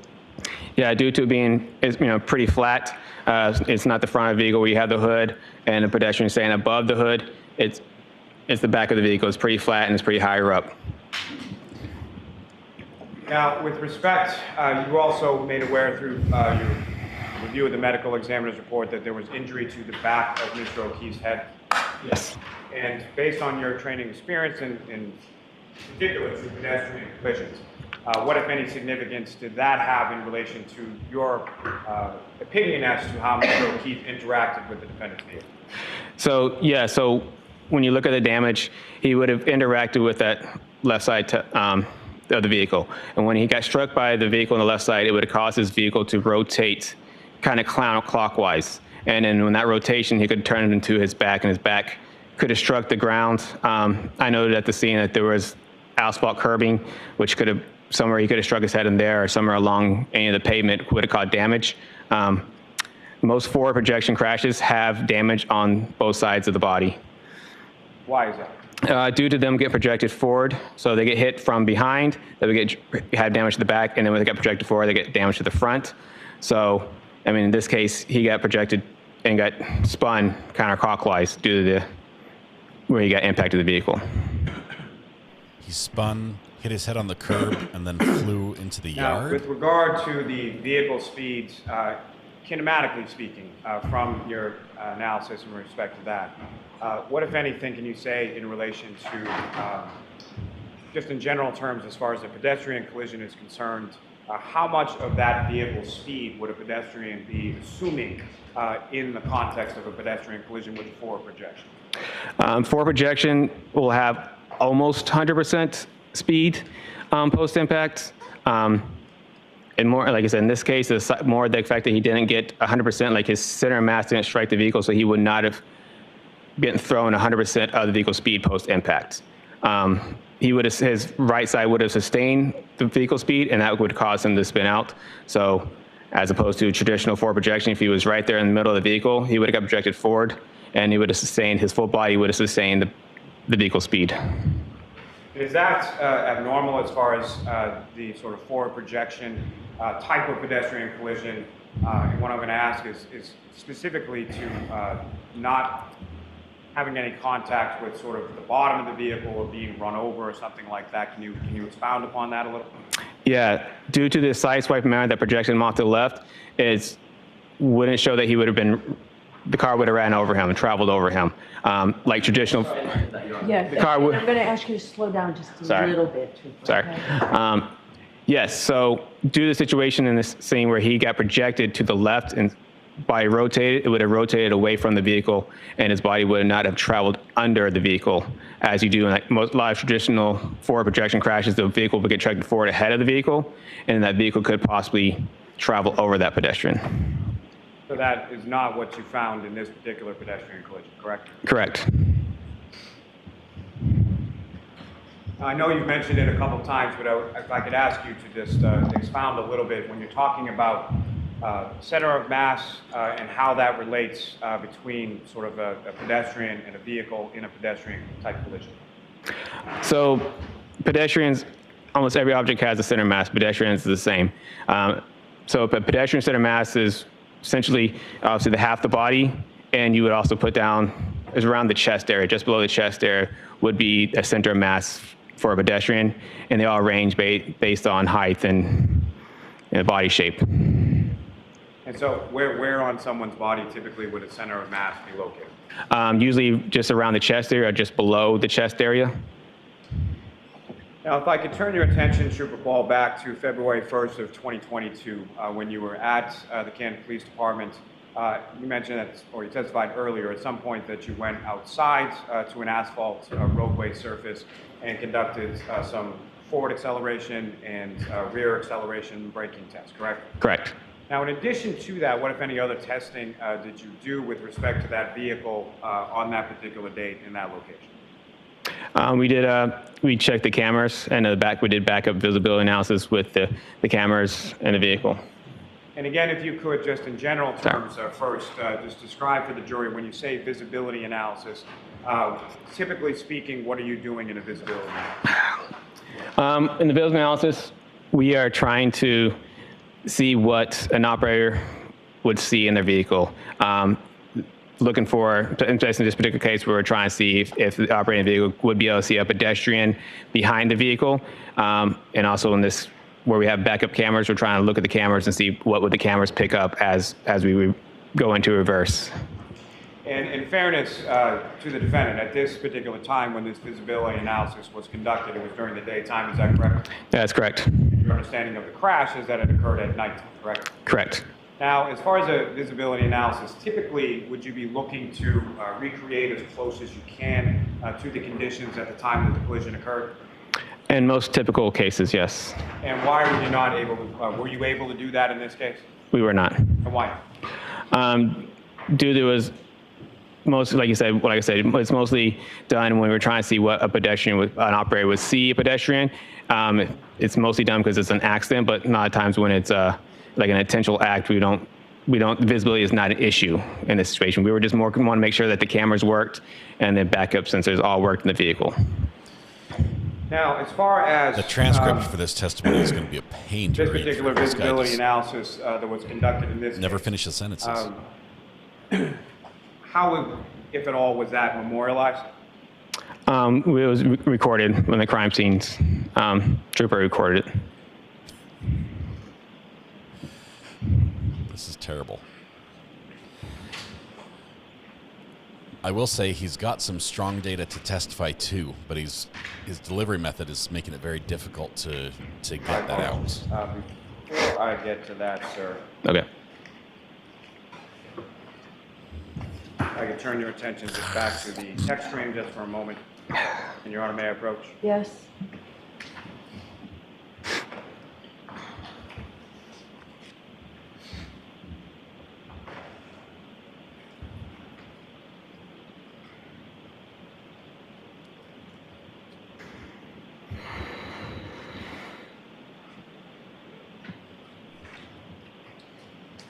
So I'm showing you a series of 7 photographs. To ask you to look at those. Okay. And first, I'm just going to ask you generally if you recognize those.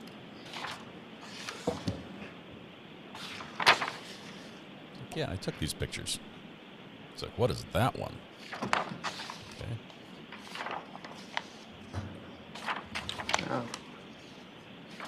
Yes. And what do you recognize those to be? It's the inside of the vehicle. Appears to be taking out the, showing that taking out the infotainment system. The what system? Infotainment system. Infotainment system. And the last photograph there, what, if anything, does that depict, sir? That is the module for the infotainment system. And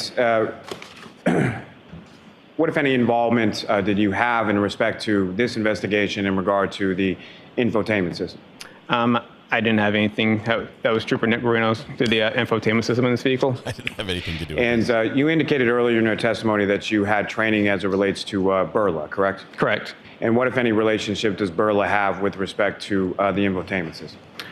They have tools to forensically diagnose the infotainment systems. And if you know, are you familiar with whether or not that was able to be accomplished in this particular case? It was not. And do you know why not? Because they had to go to, I think Burla didn't have the equipment, so they went to a... Sustained. Your Honor, may I approach? Yes. Now, as far as those photographs, they're an accurate portrayal of what you observed in the vehicle during the time that you were conducting your testing? Yes. Your Honor, Palmer will seek to introduce and admit the next 7 exhibits. Any objection, Mr. Jackson? I'm sorry, I was writing a note. What are those 5 photographs? 7. 7. No objection. This witness has no need for syllables. Consonants, half of them could just be thrown out.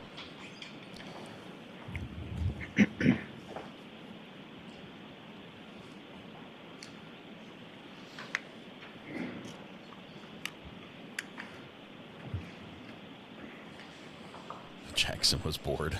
Sorry, Your Honor. I stopped listening a while ago. What was the question?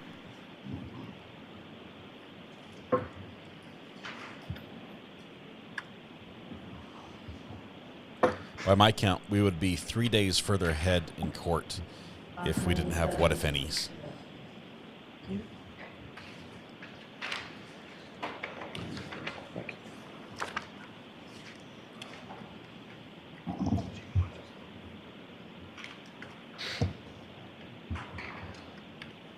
And Your Honor, with the court's permission, if I could just follow. Yes.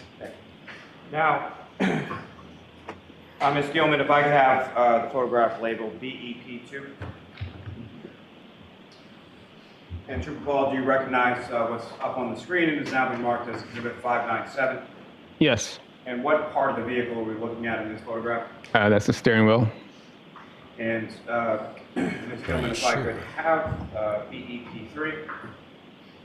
It's got those little grips at 10 and 2. Paul, do you recognize what's now up on the screen and is marked as Exhibit 598? Yes, I do. And if you could, using the laser pointer, direct the jury's attention to what, if anything, of significance you observed in this part of the photograph. That is the infotainment system. And as far as the infotainment system, when you were operating that vehicle, what, if anything, was displayed on that screen within the infotainment system? If you were in drive, it just had, the radio navigation stuff. But if you're in reverse, that's where the backup cameras and sensors would be. And sensors would be there? there? BEP4, sorry. And Trooper Paul, do you recognize what's up on the screen as Exhibit 599? Yes, I do. And what, if anything, are we looking at in this exhibit? That's the push button start, the ignition. And so that's how this vehicle is started and stopped, essentially, as a push button start. Is that correct? Correct. Ms. Gilman, if I could have BEP22. And Trooper Paul, do you recognize what's up on the screen as now marked as Exhibit 601? Yes. Looks like he's ripped the dash apart. Using laser pointer, direct the jury's attention to what, if anything, you observe of significance in this video. Yes, that's the infotainment system. It's on, shows satellite here. Looks like it sets the navigation. Thank you. Ms. Gilman, you can take that down.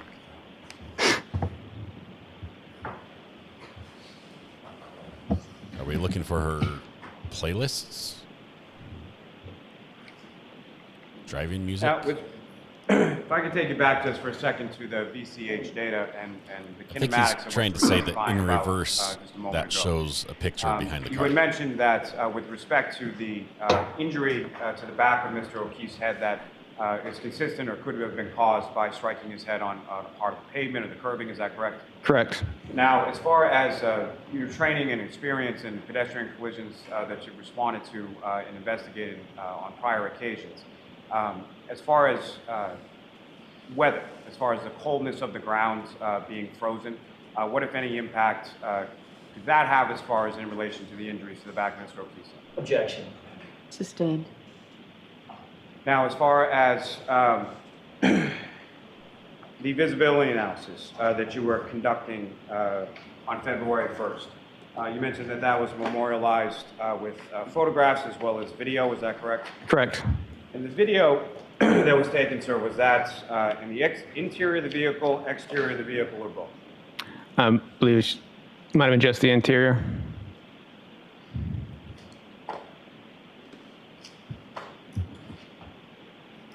Approach, Your Honor. Yes.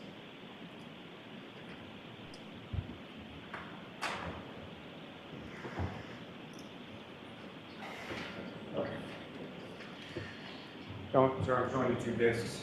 Okay. Do you recognize those? Yes. And those are the recordings of the visibility or the braking and acceleration tests from February 1st, both interior of the vehicle, exterior of the vehicle. Is that correct? Yes. May I approach again, Your Honor? Yes. I'm welcome to introduce and admit to the next exhibits. No objection.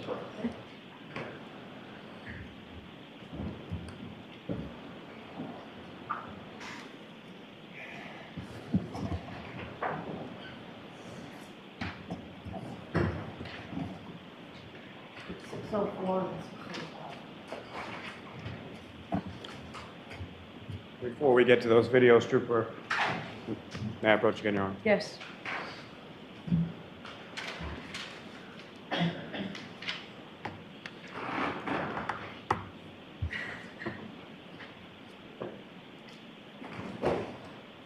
So I'm showing you another series of, I believe, 8 photographs. Just ask you to look at those and look up when you're finished.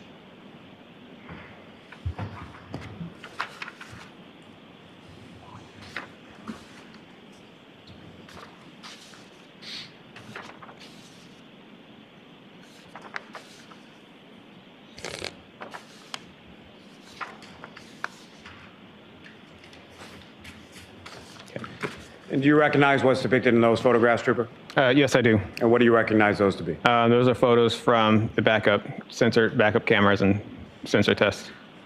May I approach again, Your Honor? Yes. I'm welcome to introduce and admit to the next exhibits. Okay. No objection.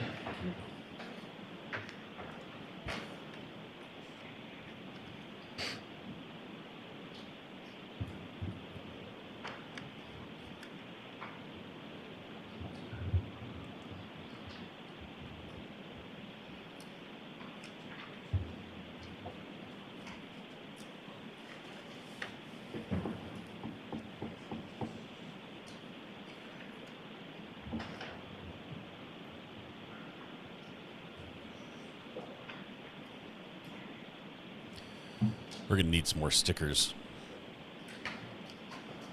Lots of evidence here. 6063613. Thank you. Thank you. And Ms. Gilman, if I could have from this packet photograph 2612.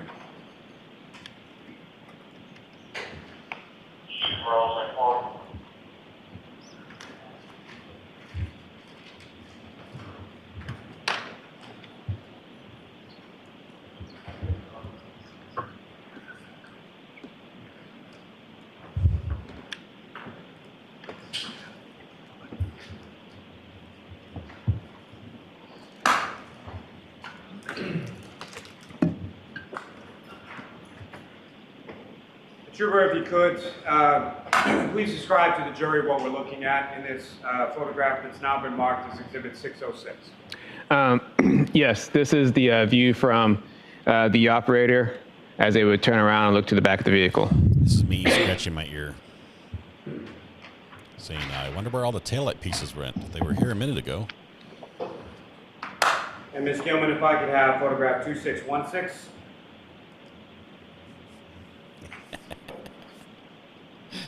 And Trooper Paul, do you recognize what's up on the screen and has now been marked as Exhibit 610? Yes. And can you please describe to the jury what, if anything, we're looking at here? Yes, that's the view inside the vehicle showing the infotainment system and the backup cameras on it. Who's now, as far as the backup cameras latte on this particular vehicle, what kind of view was able to be portrayed, or what did you observe on the screen when you placed the vehicle in reverse? Yes, so this has this straight backup camera and also has a 360 overhead view of the vehicle. And as far as the cameras within this vehicle are concerned, are we talking about one single camera, or how many cameras are encapsulating this 360-degree camera angle view? It has the front and the sides and the rear cameras.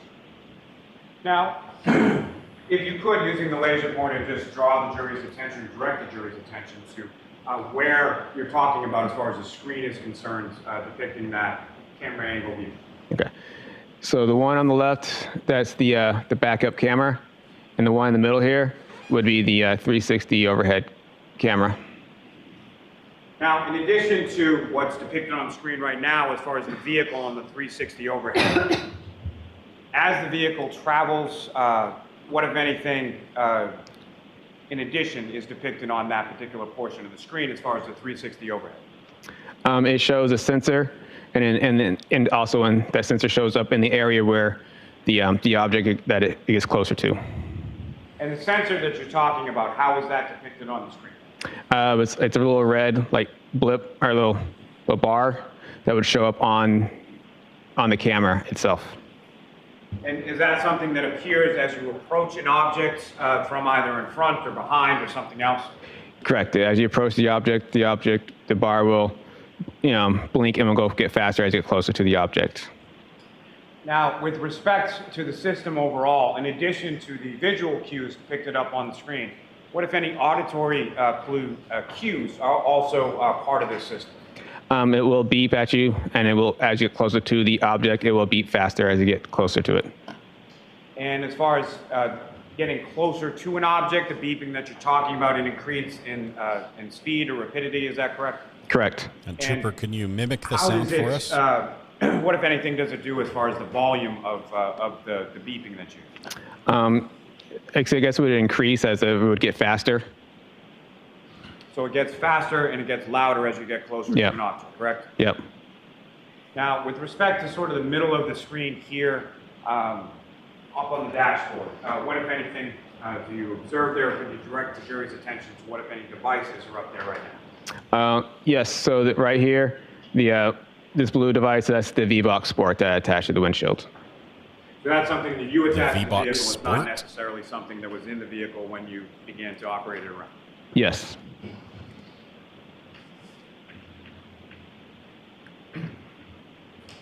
Ms. Gilman, if I could have photograph 2618.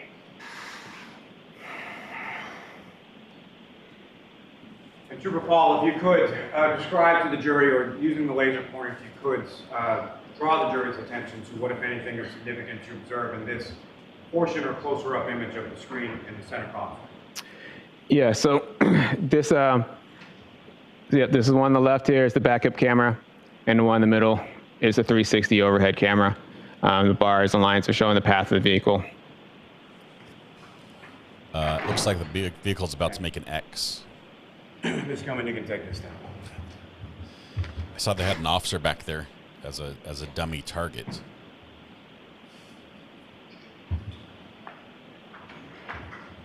I may have a moment, Your Honor. Yes.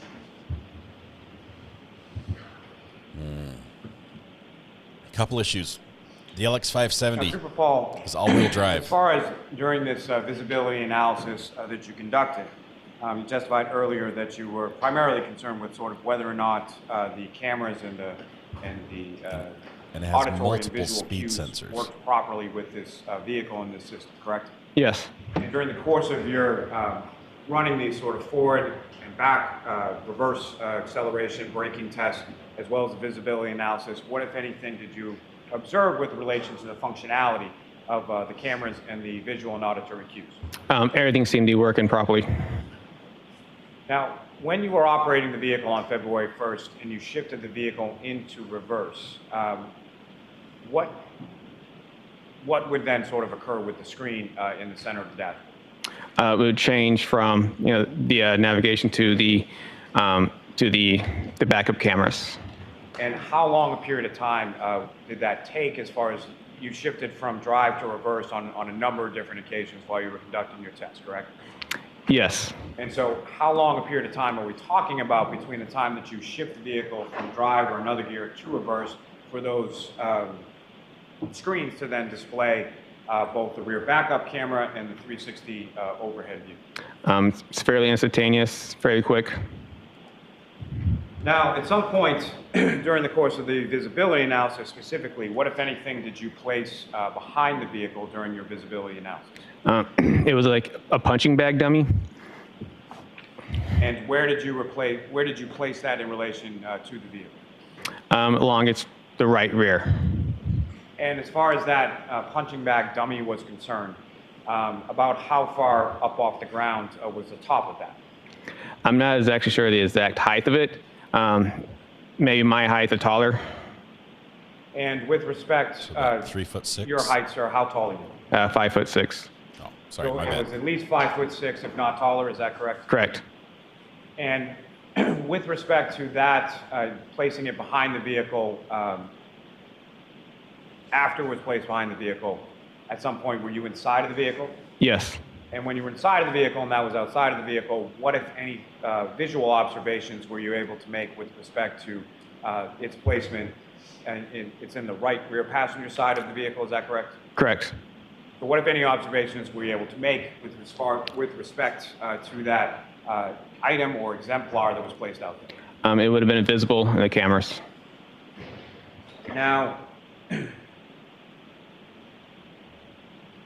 with respect to the visibility analysis that was conducted with respect to that, let me ask you this first. When I say exemplar pedestrian, can you explain sort of what that term means and how it relates to a visibility analysis? So an exemplar pedestrian is, just like you said, we used a punch bag dummy. It was something that we used in place of a pedestrian to act like a pedestrian. Now, when that exemplar pedestrian was placed in the rear passenger side area of the vehicle, what, if any, obstructions did you observe as far as just from a visual perspective, sort of turning your head or looking or cameras or anything else as far as where that exemplar was placed? There were no obstructions. Now, if that exemplar was placed directly next to the vehicle versus feet away from the vehicle, what, if any, difference did you note as far as the visibility was concerned? Yeah, so if it was placed right next to the vehicle, it'd be blocked by the back pillar of the vehicle. If you placed it like 5 feet away, you would be able to see the dummy in the cameras and also in the side mirrors. So at a distance of at least 5 feet, it was fully visible from where you sat in the vehicle? Yes. Your Honor, with the court's permission, if we could, I would ask, and I'm sorry, I'm not sure what exhibit numbers they are, but the 2 videos that were just introduced. Okay. And Ms. Gilman, if I could have the exterior video first. Just for the record, they are 604 and 605 now. Thank you. Thank you, ma'am. Minnie Yule Brenner here is not impressing me with his testimony style. Ms. Gilman, if you could pause there just for a moment. Mr. Paul, with respect to, just for orientation purposes, if you could explain to the jury sort of where we are in relation to the Canton Police Department and where it was that you conducted these tests. Yeah, so this is a view from the back of the Canton Police Department. So as you look at the Canton Police Department, we'd be on the left side of the Canton Police Department. And as far as the vehicle in question, if you could, using the laser pointer, just direct the jury's attention to where that is and sort of where it's going to be in relation to the camera angle. The vehicle is right here. Ms. Gilman, if you could press play.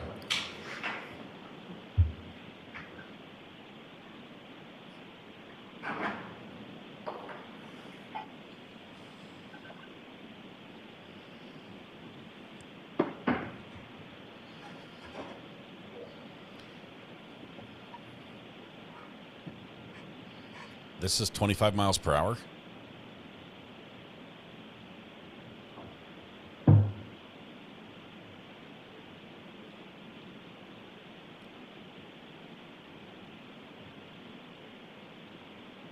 I want the audio. Give us the audio.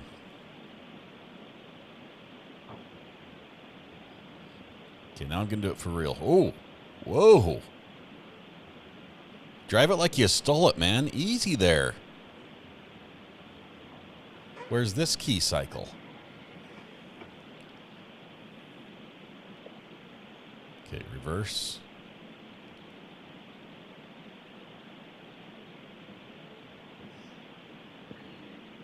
He's in park. Gathering his wits about him. He's like, don't hit the building, don't hit the building, don't hit the building.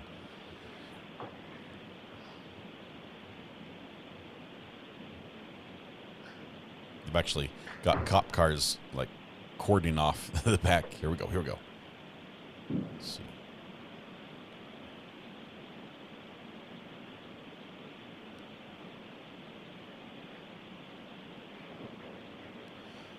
If I could ask you to pause there for just a moment. Would you recall during these testing that you were conducting here with the acceleration, reverse braking, all of those things, the highest speed that you recorded during the course of that testing was 30 miles an hour, is that correct? Yes. Was that going forward? The highest speed that was contained within that VCH data for the second or the B of those two data sets, what was the highest miles per hour there? 24. Now, with respect to the braking in this vehicle, what, if anything, was this vehicle equipped with? Had ABS brakes, anti-lock brake system. And with relation to anti-lock brake system or ABS, what, if any, relationship does that have with regard to braking and what is then visible on the pavement? It doesn't leave visible tire marks. And why is that so? Due to when the brakes, as the brake is about to lock up, it transfers over to another tire, so it kind of rotates between tires, so the tires never fully lock up and slide across the pavement.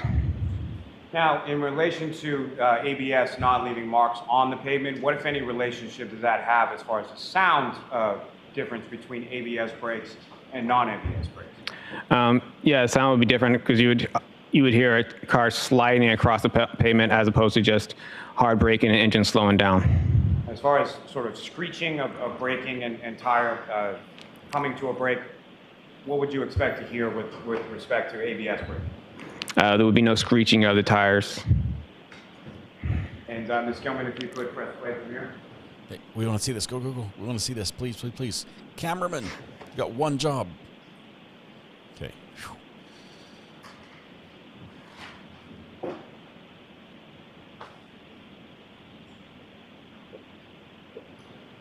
I have not seen anywhere on his log report that she ever pressed the brakes. Did I miss that? It showed that she just continued 74% on the gas.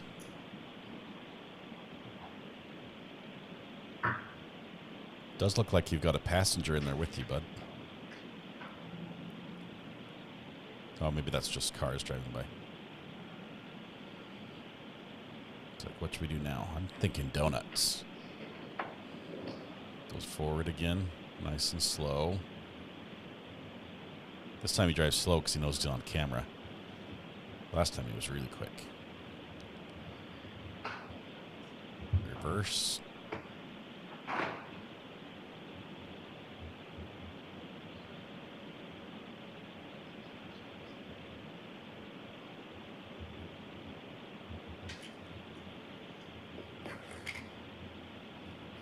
It does track pretty well in reverse. I'll give him that.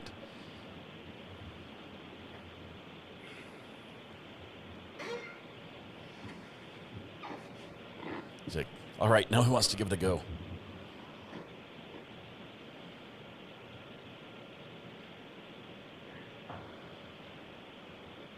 There is a passenger with him. I think the lady's in the car with him.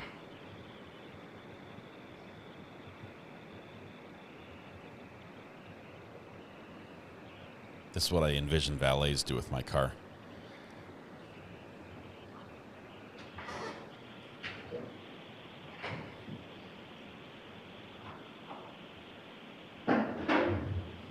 Said he only did it 2 times, so if he does it a 3rd time.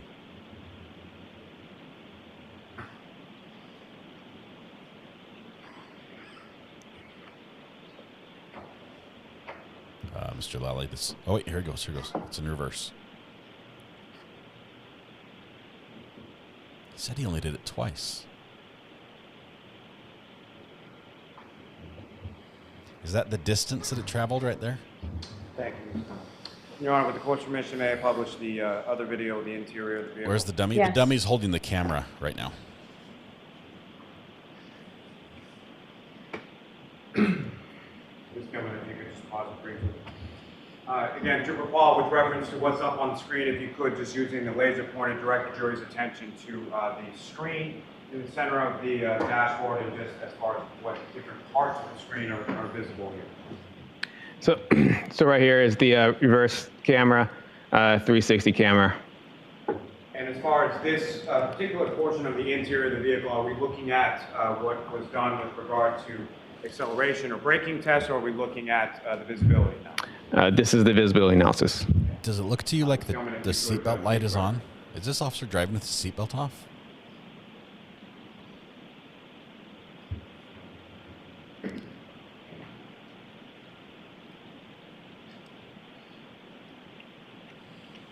Lots of corrections to the steering right here. That. I want to see those same corrections. No, he floors it. This is when he drives like bat out of you know where. All right, if you could pause it there, Mr. I could ask you to just bring it back just a couple of seconds.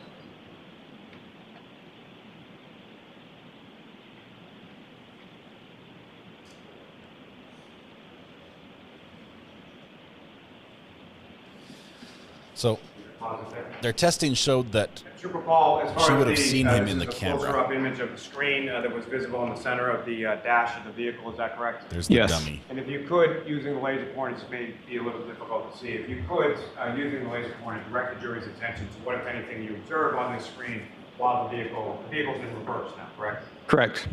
If you could direct the jury's attention to what, if anything, you observe on this screen as the vehicle's in reverse with the exemplar pedestrian behind it. Yes. So. This screen has now changed to a park assist screen, and it now shows a sensor for the back of the vehicle. And also same here, the sensor starts popping up in a yellow line further behind the vehicle. And you have a high visibility jacket on the crash The extra camera view shows that's where our punching bag dummy was, and also shows where the sensor's backed up to on the bottom here. And Ms. Gilman, for the record, this is about 34 seconds in. If you could press play from here.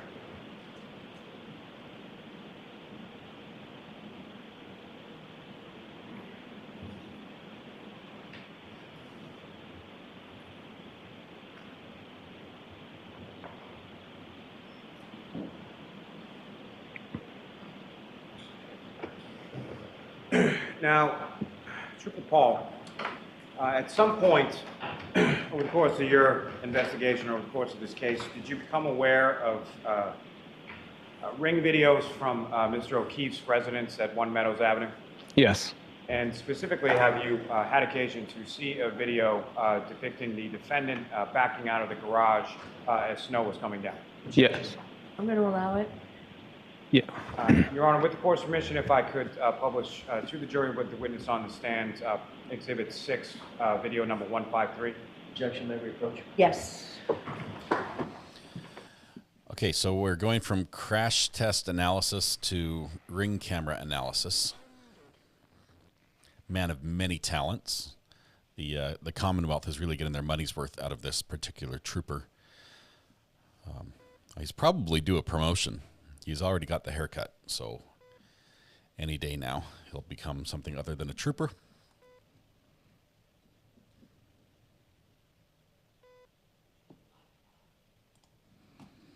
I've got to say, I have to, even through the poorly worded testimony, I think this does present some problems for the defense.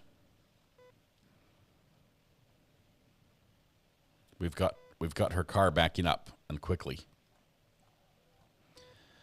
Unless I'm going to wear a tinfoil hat and say that the car is also in on the conspiracy, it would be, there's so much data that would have to be changed. The mileage, there's yeah. This, to me, shows the car did back up.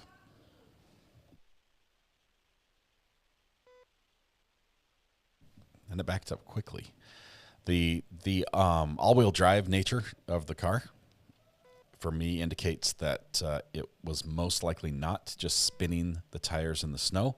Also, the fact that it has multiple speed sensors. Somebody's calling me. I don't know who it is. Let's see. Who is this? Hello? The call failed. Never mind. Has multiple speed sensors, like 6 of them, on multiple tires. It would register. I think the ABS system would register if the tires were spinning at different speeds. We'll see. We'll get to the rest of this, and obviously I want to hear what cross-examination says, because they have looked at this data and see something differently than this witness.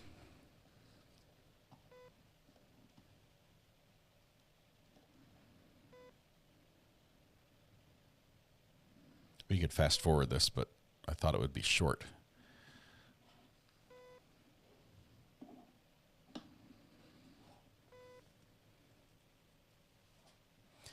I wonder with the one juror that got excused, if that was one of the jurors that the defense had hoped would be on the deliberation team.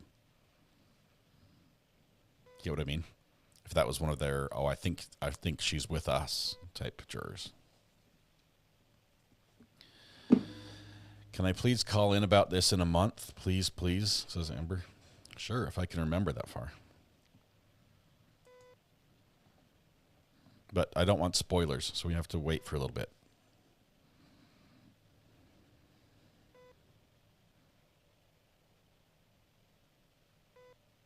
Oh, you want to call in this month? I thought you meant in a month. Yeah, let's schedule a day. Oh, not month. Sorry, Amber.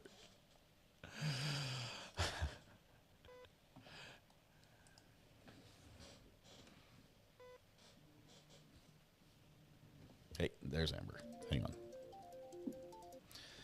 Amber, I'm going to put the video on hold while they continue the sidebar. Are you there? Yep, I'm here. Am I live? You're live, so don't say anything Okay. I wouldn't say. Meanwhile, I'm going to. I'm not, the only reason I'm allowing got this you. is we've got less than an hour of court left today, and it's barely just after lunch. Correct. So. Correct. So no spoilers of any kind. I just want to put in your mind, have you ever spun your tires in snow and ice? Every time. I believe that's the proper way to drive in snow and ice, in my opinion, is spinning the tires. So when your tires have spun, your RPMs and your speedometer both reflect that continued pressing of the pedal where your tires are spinning, right? And yes, here's what I'll say. 2 of the speed sensors on this car are on the transmission, which would indicate the transmission spinning, but it also has them on the tires, on at least the front right, the back right. They'd have to match. But if you're spinning your tires, so he said that her speed was, what, 24 something, 24.6 or something like that. So, and her pedal was 73% compressed. Which is right. Most of us rarely push our gas pedal beyond that in regular driving. 75% is, for all intents and purposes, wide open throttle. Okay, a few of us on the freeway, when we're angry and we've waved at somebody doing the one finger salute, and we want to show them that we're bigger than them and better than them, we might use the last 25%. But most of us don't. And if you do, I don't want to drive with you. But so when it comes to spinning your tires on snow and ice, and you have that pedal down at 3/4 of its capacity, your engine revs, your RPMs go up. She went to 3,000 RPM. Right. And your speed also, your speedometer also registers that compression of your accelerator, but you're not going anywhere. The vehicle sensor is not designed to say whether or not the vehicle is actually moving. Right. It's saying how many just tire rotations per minute. Right. So if you're not actually going anywhere and you're spinning your tires on the snow and ice, the car is going to register, A, you have traveled X amount of distance, but you really haven't. And B, it's going to register a higher speed because you're spinning your tires on snow and ice. Now, what he also said is that her speed did come back off a little and came down after he said that she would have made contact. That little 0.6% impact. Right. Right. I want you to think about that critically. Think about how vehicles talk within the computer. FYI, I am a mechanic. So spell it out for me. I'm screaming at this testimony because all of the stuff that he just said about the speed, the speed was calculations based off of a guesstimate measurement, and there's no measurement with his speeds either. So what unit measure did he use in his calculation? Because what he has configured time, is not right. Right. Time is recorded in half-second intervals, as well as every time there's a trigger. So he has that. But he doesn't have physical distance. There's no GPS tracking, category that shows exact movement of the vehicle. You just have to calculate it based on how many times the tires have gone around.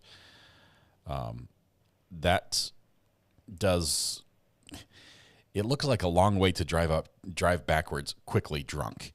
I'll say that. She's doing better in reverse drunk than most of us can drive forward sober. Right. Also, keep in mind, your odometer reading doesn't usually roll forward when you're in reverse.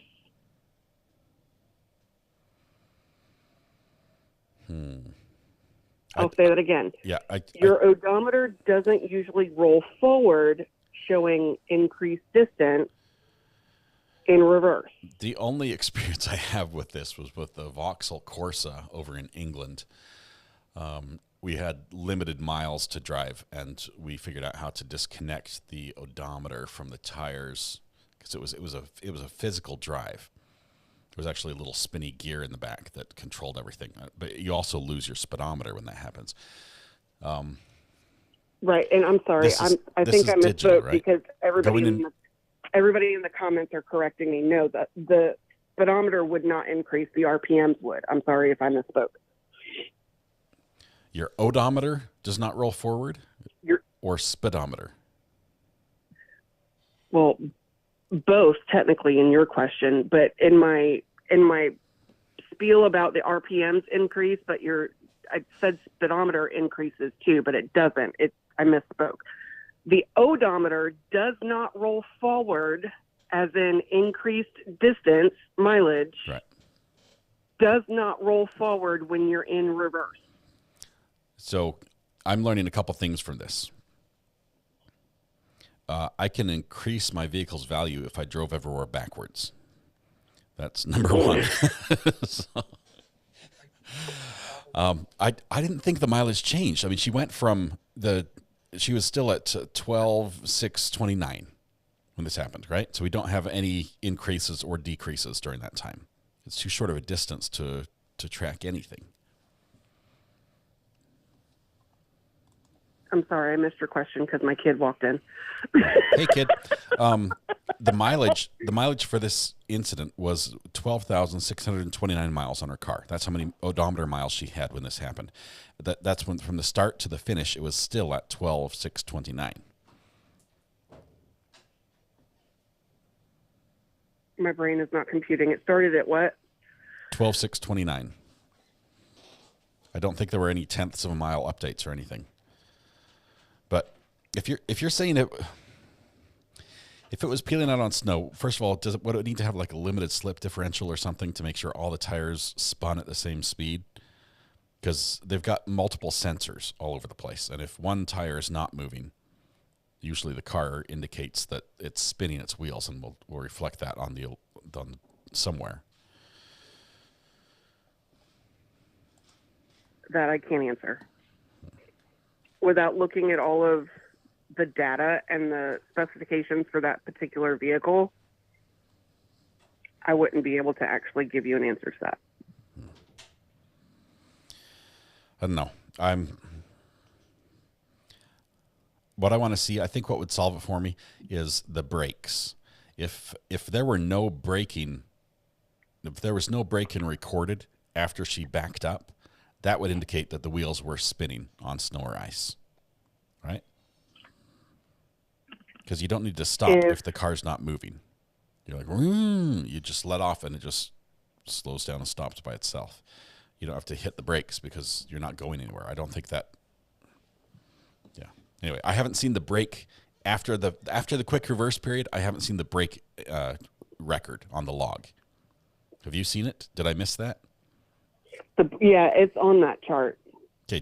Does she hit the brakes right after? It doesn't specifically say brake, but it like when the speeds change and they start coming down. He did mention that was when she mashed the brake and then put it back in gear to drive, I believe. But I'd have to go back and listen again.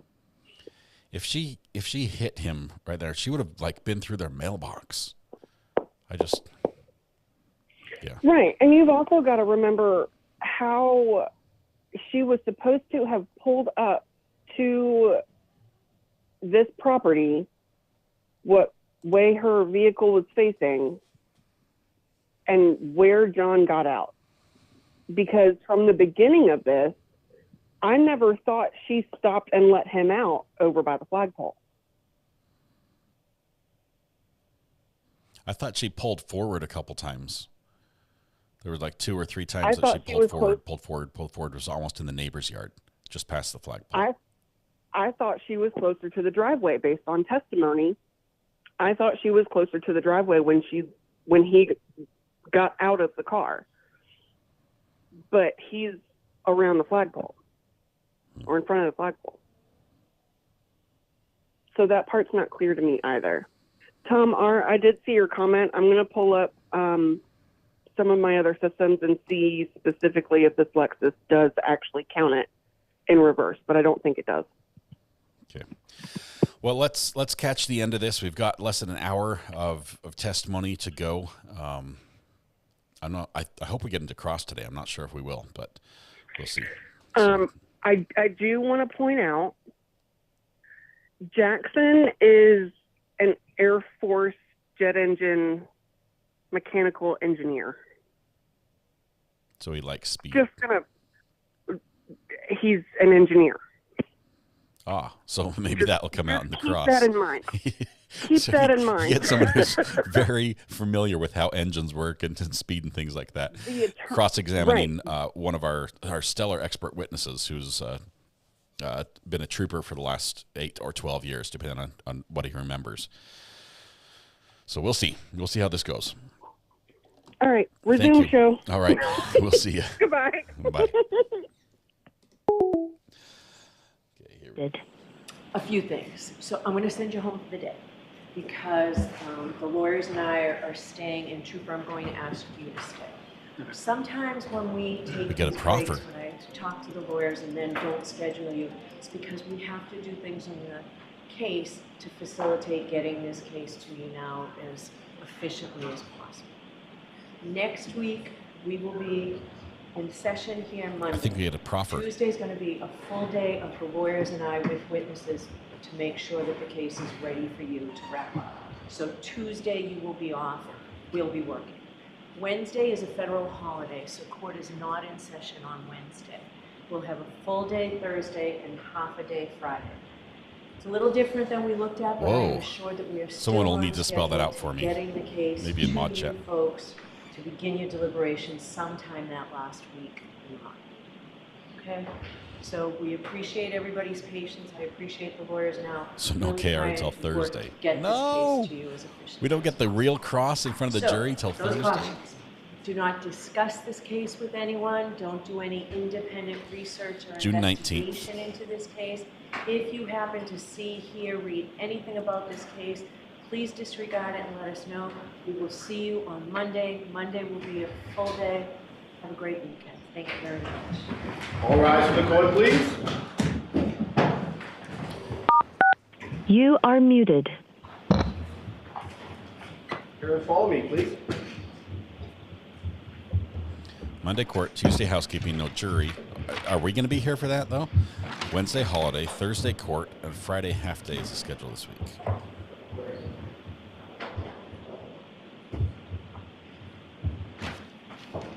We may have another brief little trial to watch. We'll see if we can find one.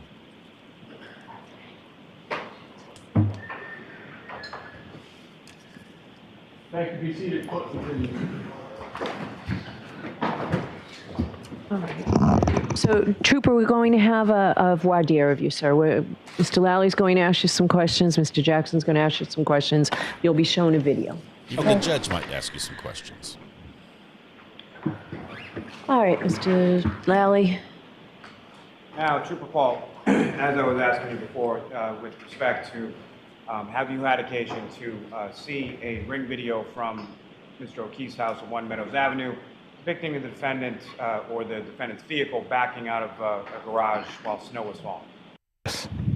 Now, in addition to that, as you've already testified to, you made observations of the defendant's vehicle in the Canton Police Department garage on February 1st. Is that correct? Yes. And Your Honor, with the court's permission, may we play the video at this time? Yes. Your Honor, to save time, I'll stipulate to the video. I want to see it for purposes of this voir dire. And in fact, I'd like to see the version that the defendants have with the focusing in on the tire. Understood.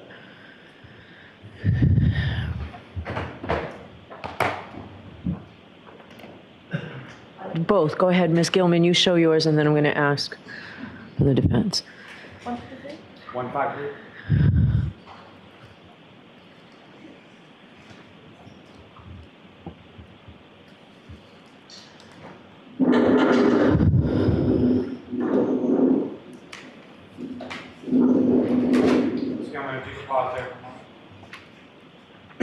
Now, Trooper, from your observations from this video, at some point, this vehicle either comes close or makes contact with Mr. O'Keefe's vehicle. Is that correct? Yes. Now, in addition to your observations of this video and your observations of the defendant's vehicle, at some point, have you also seen photographs of Mr. O'Keefe's vehicle? Yes. And is your understanding that those photographs of Mr. O'Keefe's vehicle were taken by State Police Crime Scene Services on February 3rd? Is that correct? Yes. Now, with reference to your observations in this vehicle, what I'm going to ask you is in regard to the significance that you observe, significance of the impact between the two vehicles. In respect to Mr. O'Keefe's vehicle, what, if anything, did you observe on his vehicle at that time? At the photos or now? Right now. Right now. There was snow on the vehicle. And then with respect to the contact between the defendant's vehicle and victim, Mr. O'Keefe's vehicle, what, if anything, did you observe to occur with relation to the snow based on the significance of the impact between the two? The snow doesn't move. And Ms. Gilman, if you could press play at this time.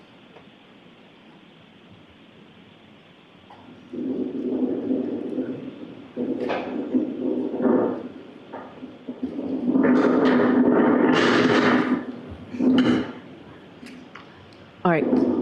Can I see the other video? Please.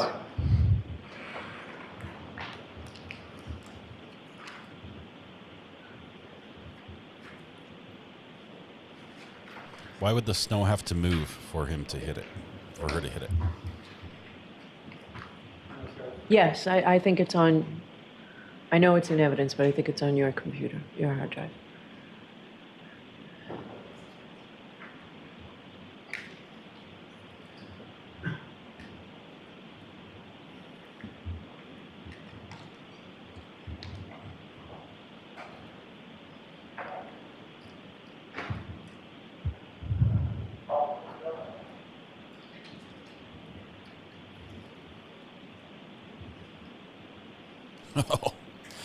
Did even more damage the second time.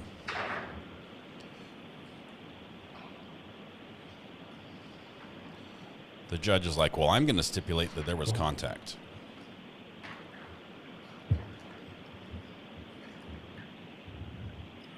All right. Thank you. Okay, could you turn the lights on, please? Your Honor, if I could, there's just 2 photographs that I'd like to... Sure. For purposes. Ms. Gilman, if I could have what's now been marked as Exhibit 549.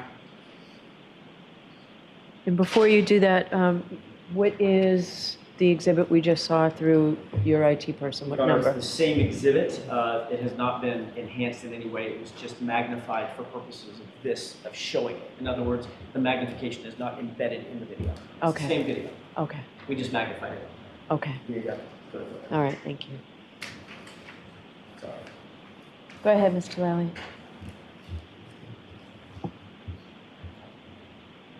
And Trooper, do you recognize what's up on the screen now? Yes. And what are we looking at, and which area of the vehicle are we looking at here? It's the rear, John O'Keefe's car. The driver's side, is that correct? Yes. And what, if any, relationship does this portion of the vehicle we're looking at here have in relation to the video that we just watched? It was faced, well, kind of you see it All right, from... what was the answer? I didn't hear. Sorry, it was faced kind of the same way you see the back left rear corner of the vehicle as you do in this picture here. And Ms. Gilman, if I could have what's now been marked as Exhibit 559.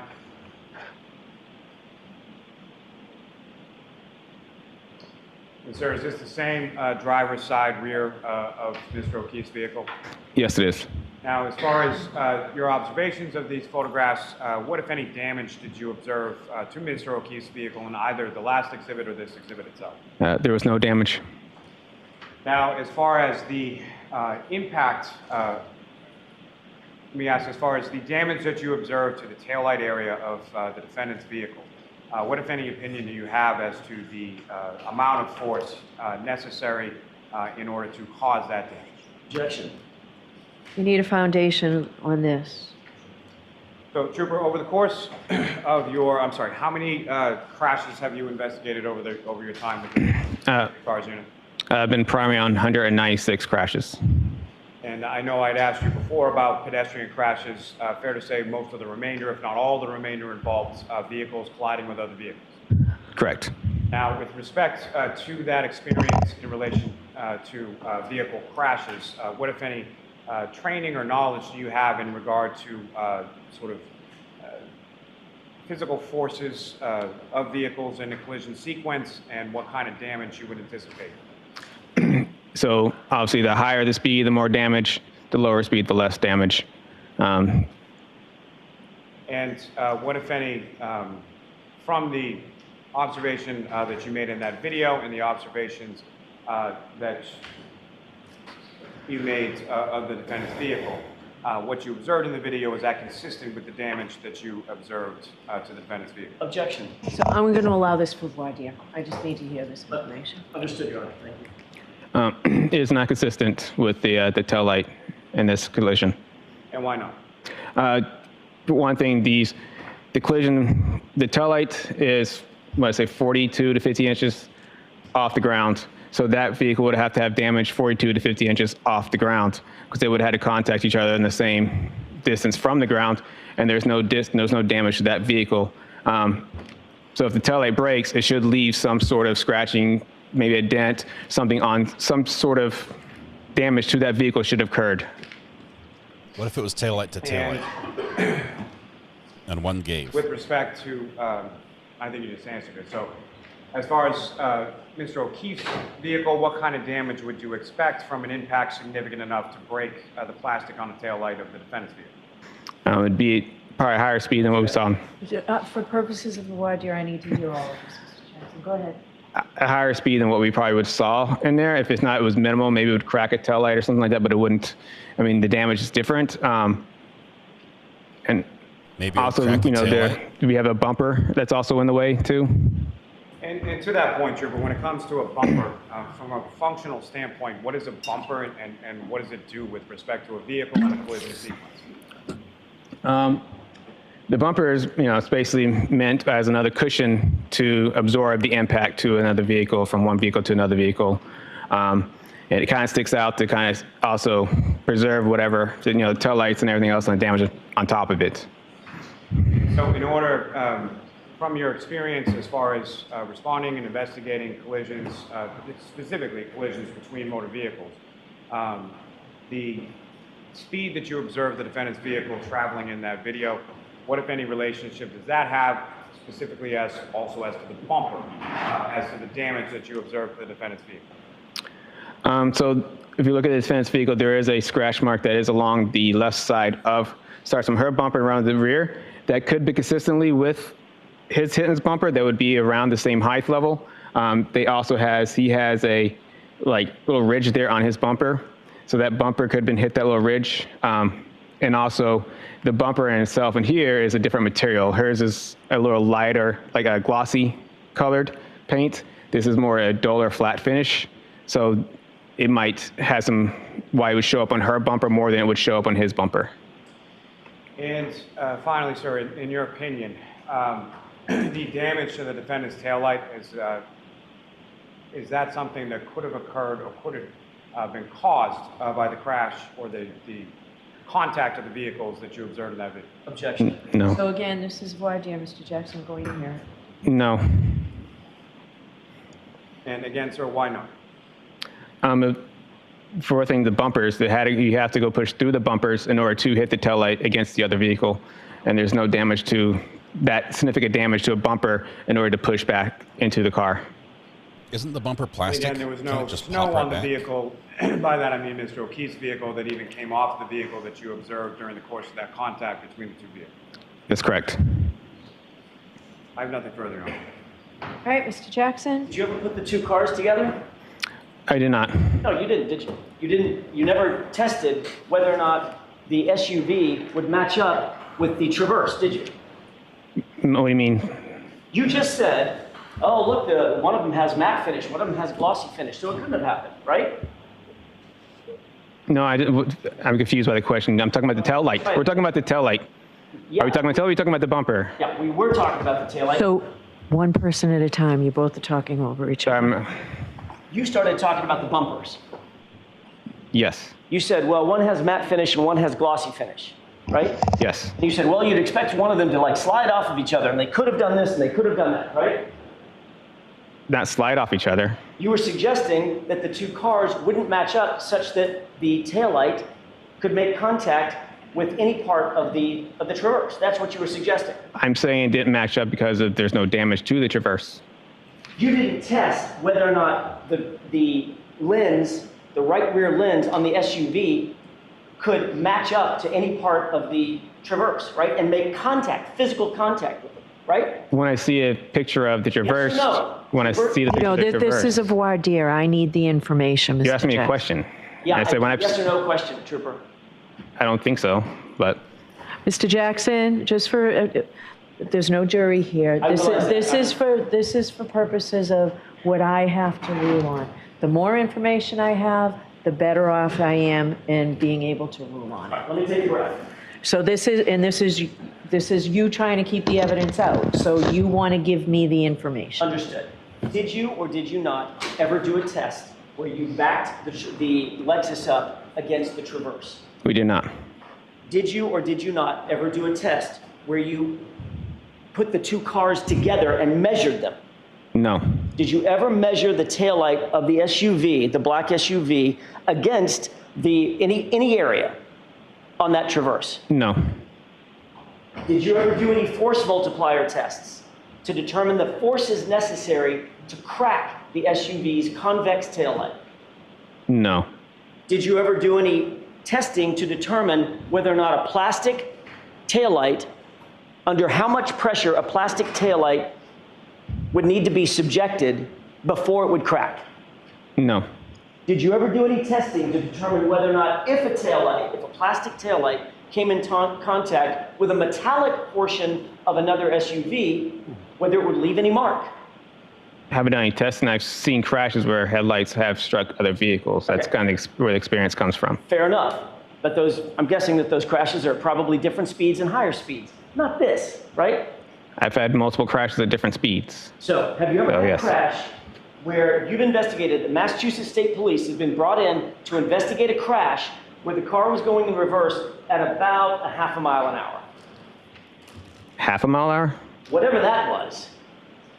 Are you saying the SUV Lexus is going half a mile per hour? Well, you're the reconstructionist. Give me an estimate of how fast you think that SUV was going at the point of contact with the Traverse.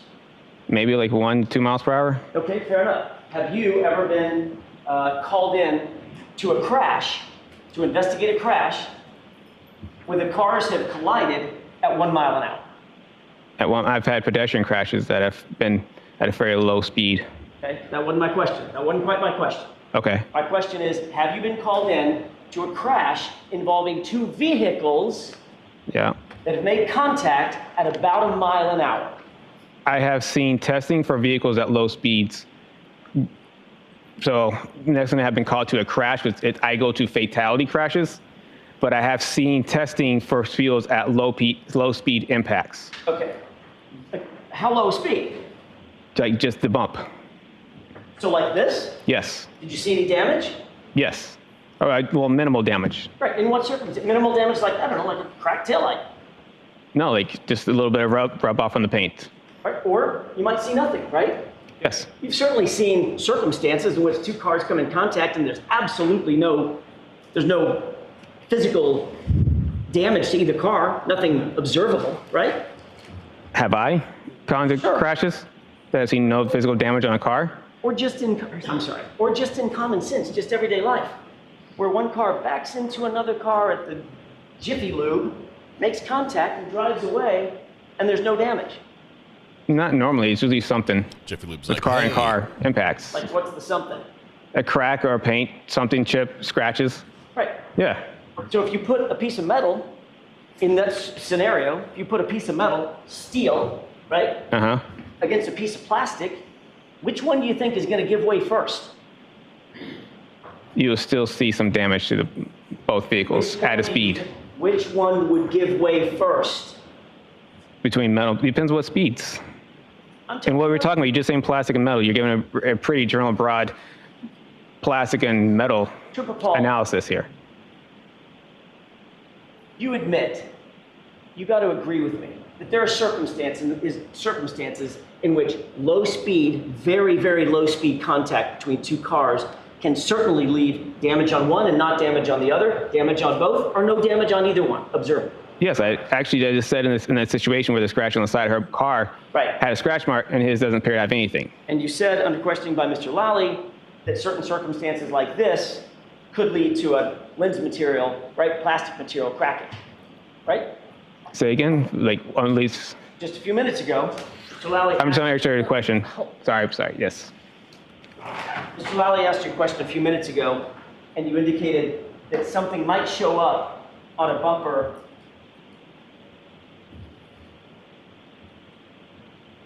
Something might, like a taillight, might actually crack, correct? In a low-speed impact. A taillight might crack in a low-speed impact? Correct. Yeah, it might crack. Okay, now, Mr. Lally also said you saw this video where the cars come close to or make contact, right? That's how he worded the question. Remember that? Come close, yep. Which one is it? Did it come close or did it make contact?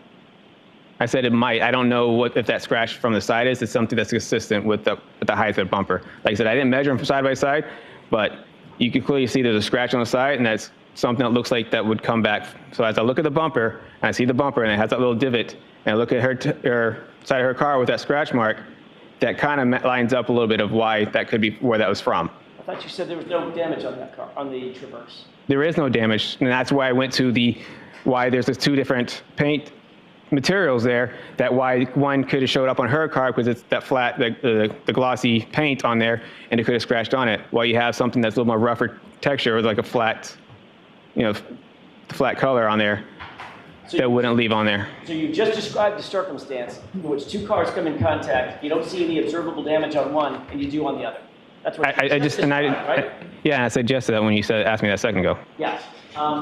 With regard to the video, let's get back to the question that I asked, which was, in that video, did the SUV come close to, or did it come in contact with the Traverse? Again, I don't know, because I'm saying based off the damage that is something consistent with that. So most likely it did come in contact with the bumper to bumper, but I don't know definitively because there is no damage to his car, but it's something that could explain why there's a scratch mark alongside the right rear side of his car, or her car. Did you see the tire move, sir? Did you see the wheel on the Traverse move in that video? No, I couldn't see the wheel move. I beg your pardon? I didn't see it move. If I did, I didn't observe it moving. If it moved, it moved. I didn't observe it moving. I wasn't looking at the wheel. When was the first time you saw that video? I don't really know. It's been a little while. Well, I don't know what a little while means. Like a year ago, I think. Okay. So you saw that video a year ago. Did you put anything about that video in your report, which is wherever it is, right here?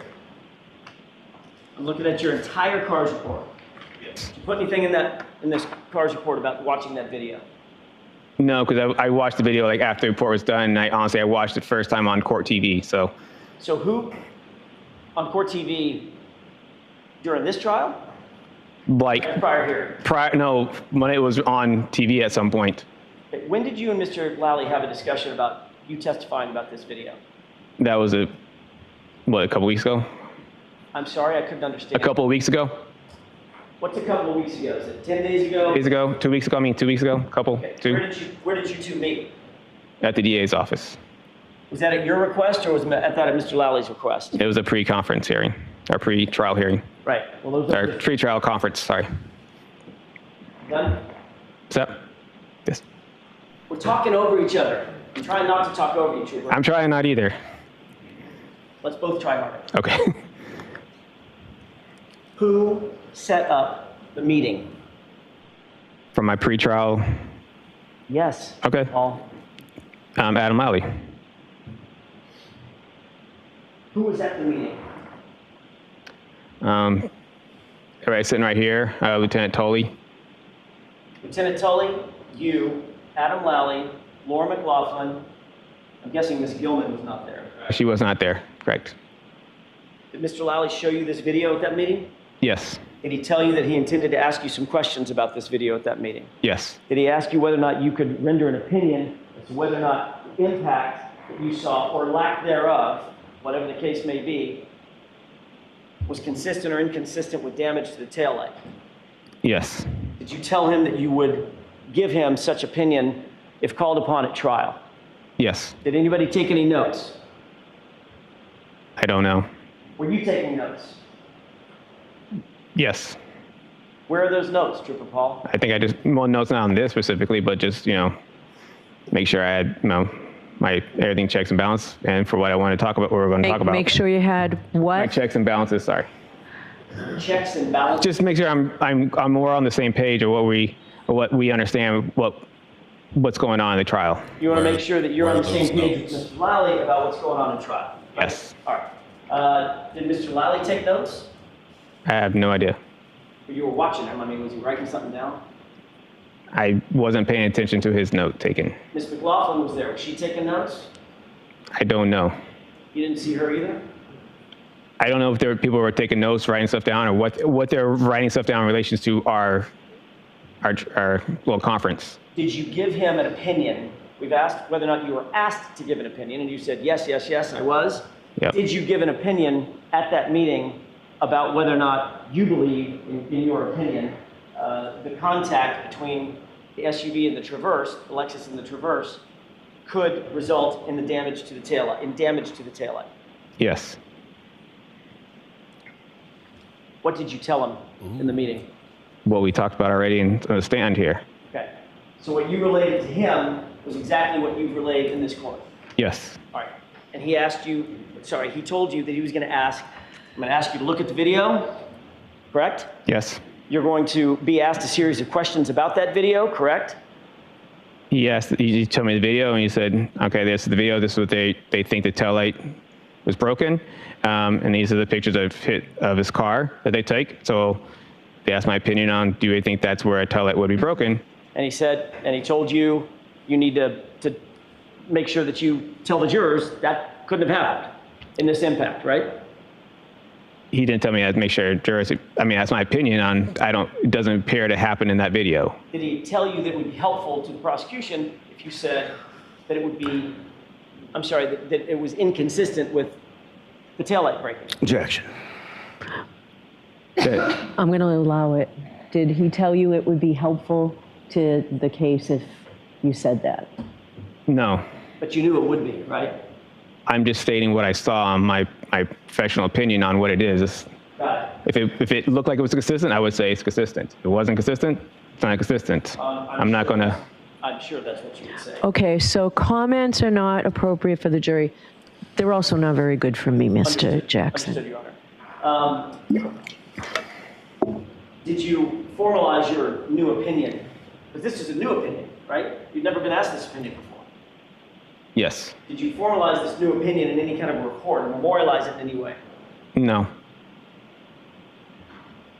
Did Mr. Lally ask you to create a report of some sort that you could then turn over to the defense so that we would know that you have a new opinion that you're going to testify about? No. Did you save those notes that you took about making sure that you were on the same page as Mr. Lally? Yeah, I saved mine. Where are they? Bring them. They're my report. They're in your report? Yeah, as I was writing a report, I just kind of highlighted stuff that I want to make sure I memorize and remember my report. Okay. I'm talking about notes specifically about this video, seeing this video and rendering a new opinion about this video. No, I didn't have notes specifically about this video. I didn't write anything down saying I must do this on this video. Did you write anything down about the new opinion that you had come up with related to this video? No, I did not. Just moving on. Yep. Okay, so we might have gotten out of the trouble with the notes. And your opinion, ultimately, that you imparted to Mr. Lally in that meeting was that the car did not move and the snow did not move, correct? Correct. Yeah, that's a new opinion not disclosed prior to court. That's all I have. All right. Did you want to follow up at all, Mr. Lally? No, thank you, Your Honor. All right. So, Trooper, you are all set for today. We will see you Monday morning. Thank you. Okay?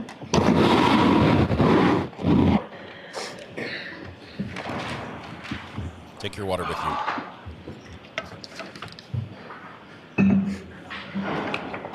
All your Matchbox cars, everything. There we go. Pen for good luck. Oh, wow. Wow, Mr. Jackson. Holy All right. cow. So you're moving to exclude this. I'll hear you, Mr. Yep. Jackson. Your Honor, it's very clear that this is a blatant discovery violation. Commonwealth has at least the obligation to provide us with any new opinions that any expert is going to testify to on direct examination. They've known about this witness for not months, for a year, for a couple of years. They've known exactly what this witness has memorialized in his official report. They knew that the only thing that we had was the official report. They met with him 2 weeks ago. This has become a pattern of conduct by the Commonwealth over and over and over. We're finding these witnesses getting on the stand, finding out that there's been a sort of preemptive strike in some sort of a prep interview where they're coming up with new opinions, new conclusions, new facts. It happened with Jennifer McCabe, this new fact about coming up, going to Michael Lank's house,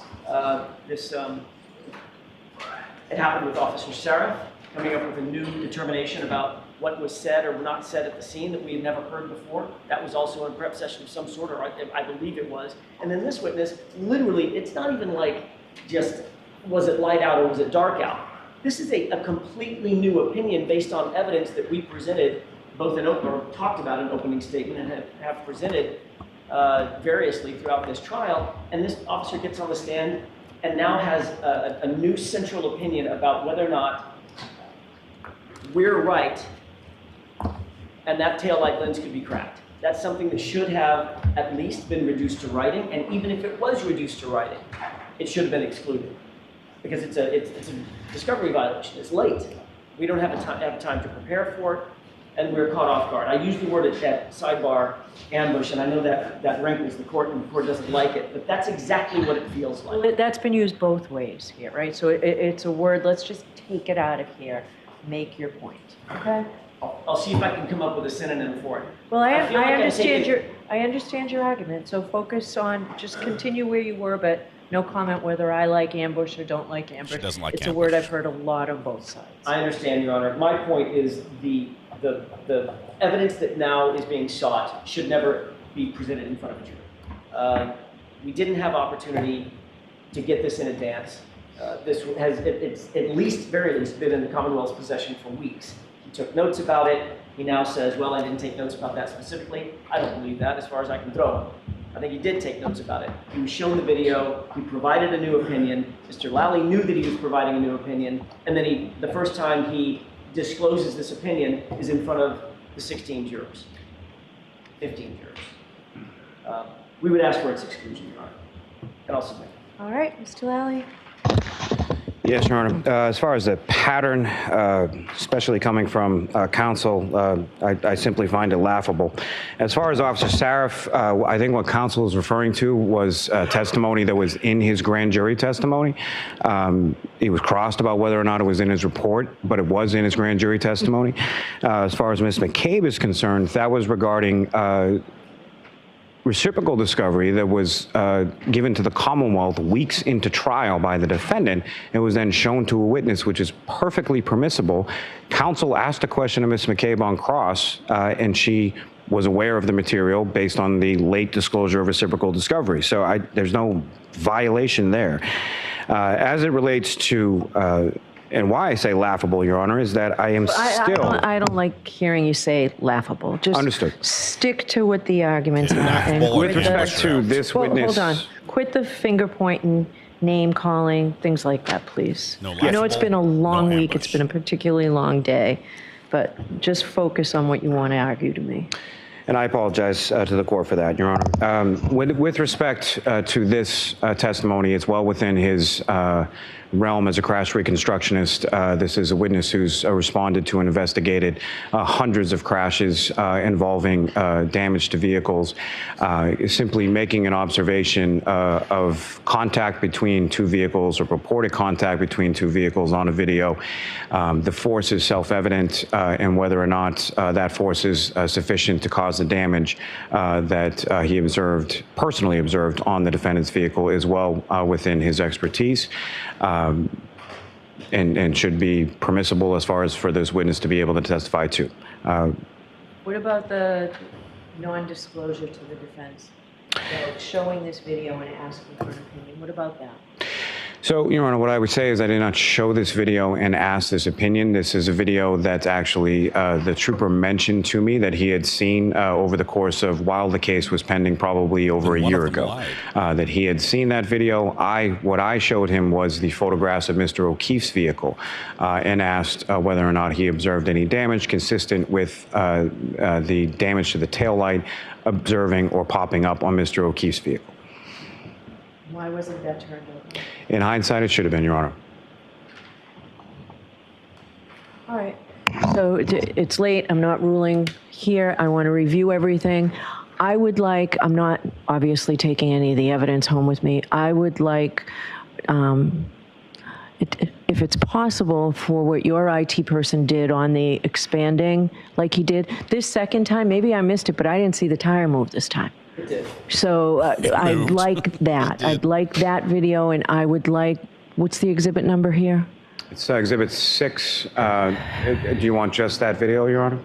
And the pictures of the cars, whatever was shown during this voir dire, I would like those emailed to me so that I can look at them this weekend while I'm deciding, or put them on a flash drive right now. That's what I'm thinking. I'm sorry, I can't hear you. We'll do a screen record and get it to the court by email. We can do that. I just need an hour once we get back to home base. Okay. All right, Ms. Gilman, will you burn what you have for me before we leave somehow? Your Honor, if I could, I just want to close one loop. Now they're burning What I was evidence. referring to with Ms. McCabe, I want to make sure that this is clear because this has come up a couple of times. The only thing I was referring to, or what I was referring to, it's not the only thing, but what I was referring to with Ms. McCabe is after Ms. McCabe testified, days and days and days after she testified and she was excused as a witness, then we got the report from Lieutenant Tully about the new information that she disclosed on the witness stand. In other words, she was cross-examined about it, etc. And then after she testified and was cross-examined and gone, then we got a report that predated her testimony that was in the possession of the Commonwealth, or at least in the possession of Lieutenant Tully. That's what I was talking about. I just wanted to make sure the record was clear. We don't need to go into it any further. Did you want to add anything to that, Mr. Lally? No, Your Honor. All right, so I'll see you Monday morning. All rise. You are unmuted.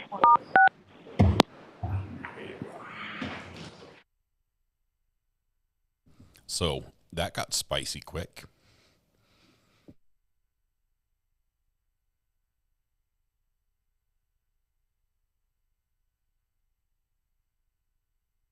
I'm still trying to enjoy my lunch. Mrs. R.A. says, Recovery Addict, will you do a summary for those of us who didn't watch all day, please? Yeah, I think there were two main witnesses, right? We've got Jessica Hyde and Joe Paul. Jessica Hyde, well, I guess those are the only two witnesses. Jessica Hyde is incredibly smart. She wrote the book on her field. She's on the board that approves, that sets the standards for what she does. Okay, she's at the top of her game. She's very smart. She's very articulate, very detail focused, and she did a digital forensic analysis of the phone. The phone, Jen McCabe's phone, the one that supposedly had the search hose long to die in the cold. Her analysis boils down to two things. The search did not happen at 2:27. It happened at 6:47, and nothing was deleted.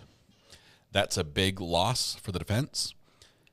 It will take an expert to parse that data differently and come up to a different conclusion, and they'll have to make it pretty believable because she was very solid, very, very solid. Even to the point where there was one brief comment on cross where it seemed like the comment was something to the effect of, I can't confuse you. You're way beyond me on this. There was some sort of statement, if you go back and listen, where on your cross-examination, the question was like, look, I realize you're above me intellectually. So that's cool. That's problematic. I would say today was a very bad day for defense because we have some very credible witnesses who are able to spell out in detail why this happens and how, and something that may look good for them is actually bad for them. The way the log works, the way the wall file works and everything, it gets very technical, but it makes sense from a technical standpoint that little log file was not when the search was performed. That's a record of when the tab was created or opened or something like that. And then it also records in that log file the last thing that's happened in that tab. So phone, that 2:27, how long to die in the cold, for me, that's pretty much, that's out. That's gone there. The next one was this accident reconstruction specialist who I think calling him an expert is just, he's been in this job a long time. He's been to like 190 car accidents. That's it. And most of them have been serious. He's been trained in a lot of different areas. He's never had he doesn't have the ability to share things at a basic level, like to communicate something clearly and succinctly to people who are not familiar with the ins and outs of the systems he works with. So he had great data as far as analyzing it, and the data was basically the black box data from the car. There were some other findings, that the car was fully functional and it worked properly and the gas pedal didn't stick and the reverse camera turned on when it was supposed to. And, all those things were there. But the big data was the black box data from the car that said we have these timestamps, these key cycles where from when they turn on to from when the car is off, it turns on and turns off again. What happens in there, and these little triggers, what happened? We have data from the car, and it shows that the car reversed quickly, and basically it appears to be right about that same time that they say this accident happened. It's probably going to link up in time with John O'Keefe's cell phone stopped moving. They're going to try to layer all these pieces together and say this indicates that this is the accident and this is what killed him. Now, we'll get more into that, I'm sure, as this goes along. We still have the medical examiner and everything else to go into. But this was a bad day for defense. I think they got a win here at the end. I think the judge is going to rule in their favor. Obviously, this has already happened. Don't spoil it for me. But I think she's going to rule in their favor because their argument that this is a new testimony that was not provided, it is trial by ambush. They can't just come out with an expert and have somebody just give them a new thing that they aren't prepared for right in the last minute. Call from Thal. Hey, buddy. How you doing? So two reasons I'm calling. One, I disagree with you, and two, so you can eat some lunch and I can talk. Oh, good. I've got like 2 bites of salad left. Oh, okay. I'm just trying to help out my brother. Just tell him I'm trying to help out a brother. The floor is yours. If you were Weather Watch, I would just call you up and insult you for 5 minutes. And you could do that as well. No, but see, here's the problem is that for a long time now in this trial, I haven't believed the defense. But a big problem I have is I don't believe the district attorney either. You know what I mean? It seems to be half of one and half of the other. And for a guilty verdict, that's going to be really hard to get to with that. Because it's going to be like, okay, well, I think maybe she did hit him with the car, or maybe she didn't. You know what I mean? Because the thing is I'm basing this opinion on the guy that did the driving thing, right? The one we just saw. How many experts? I call him Yul Brenner. Yeah. He looks like Yul Brenner. Right. Other than the ears. Exactly. But how many times have we seen, Recovery Addict, how many times, brother, how many cases have we watched, my friend and my friends in chat? I don't know how long everybody's been here, but I've been here forever on the channel.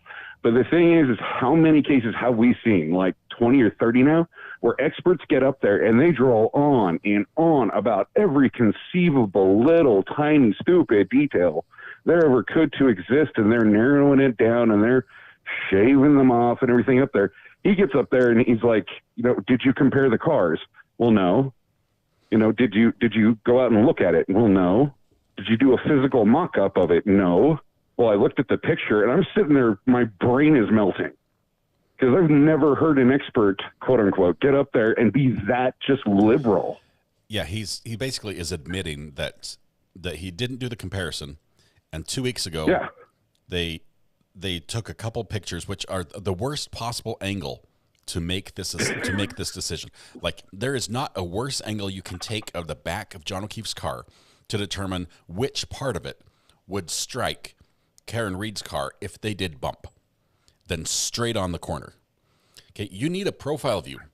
You need a 45-degree angle. Luckily, one of the shots gets the profile view of the other side of the car, the side that was not hit, right? If you go back and look at that picture, you will see that if you were to draw a vertical line that touches the furthest protruding portion of the car, it would touch the taillight before anything else.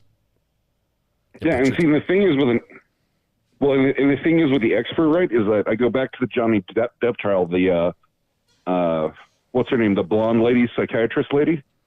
Mm-hmm. Remember who I'm talking about? No, but that lady I like. Okay, that expert I liked a whole lot because she covered every single instance of where, you know what I mean, of why she was right. There was like no hole unchallenged. There's nothing she didn't think of. Every angle she knew, everything like that. And we've seen that from dozens of experts on, dozens of trials. This guy gets asked, did the car move? And he says no. I'm like, how do you not notice? Oh my God. I'm gonna fix that technically. I'm gonna take that. I'm gonna throw it in DaVinci Resolve. I'll put a tracker on the Pickles, and it will show me how many degrees of rotation it has. I'll put that together. It happened. Okay. There have been times I watched it where it's like, oh, did it happen already? Did I miss it? Like if you blink at the wrong moment, it's gone. It's really quick. And it might be with frame rates and things like that. But we'll put it together. And that last one, it looked like the hardest hit it ever took happened to me, and the judge said she didn't see it. So yeah, and the other thing is the testing out front. You know what I mean? What I can't understand is one, when you have an expert that's replicating something, right? Mm-hmm. Even if you're just showing the speed, even if you're just showing the velocity of a thing, you would replicate. And we've seen experts do this over and over and over again. They replicate everything to be identical to what they're testing, the environment, everything. Yep, they sit in their hotel rooms and they throw their phone. I mean, they do it. Yeah, no. Yeah, this guy did nothing. He looked at a couple pictures. You don't.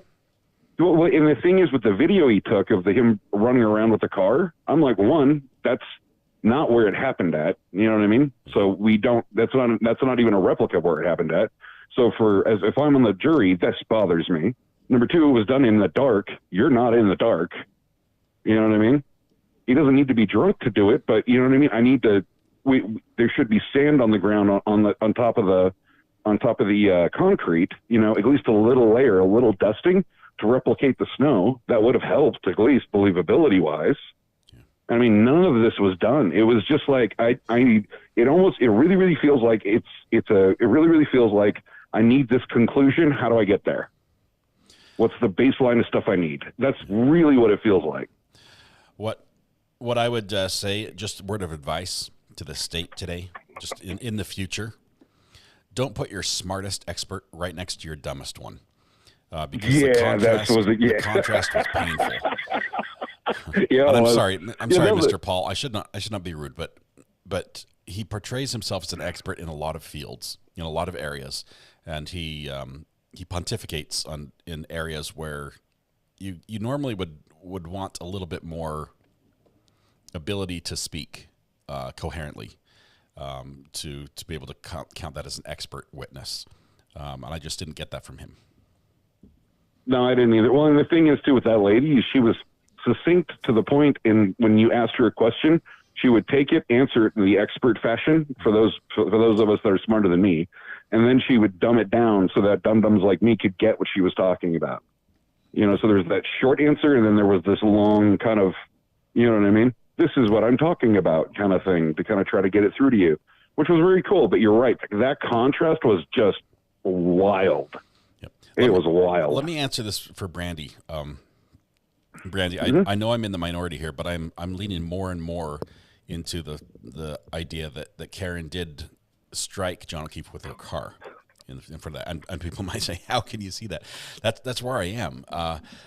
In my mind, that impact did break her taillight.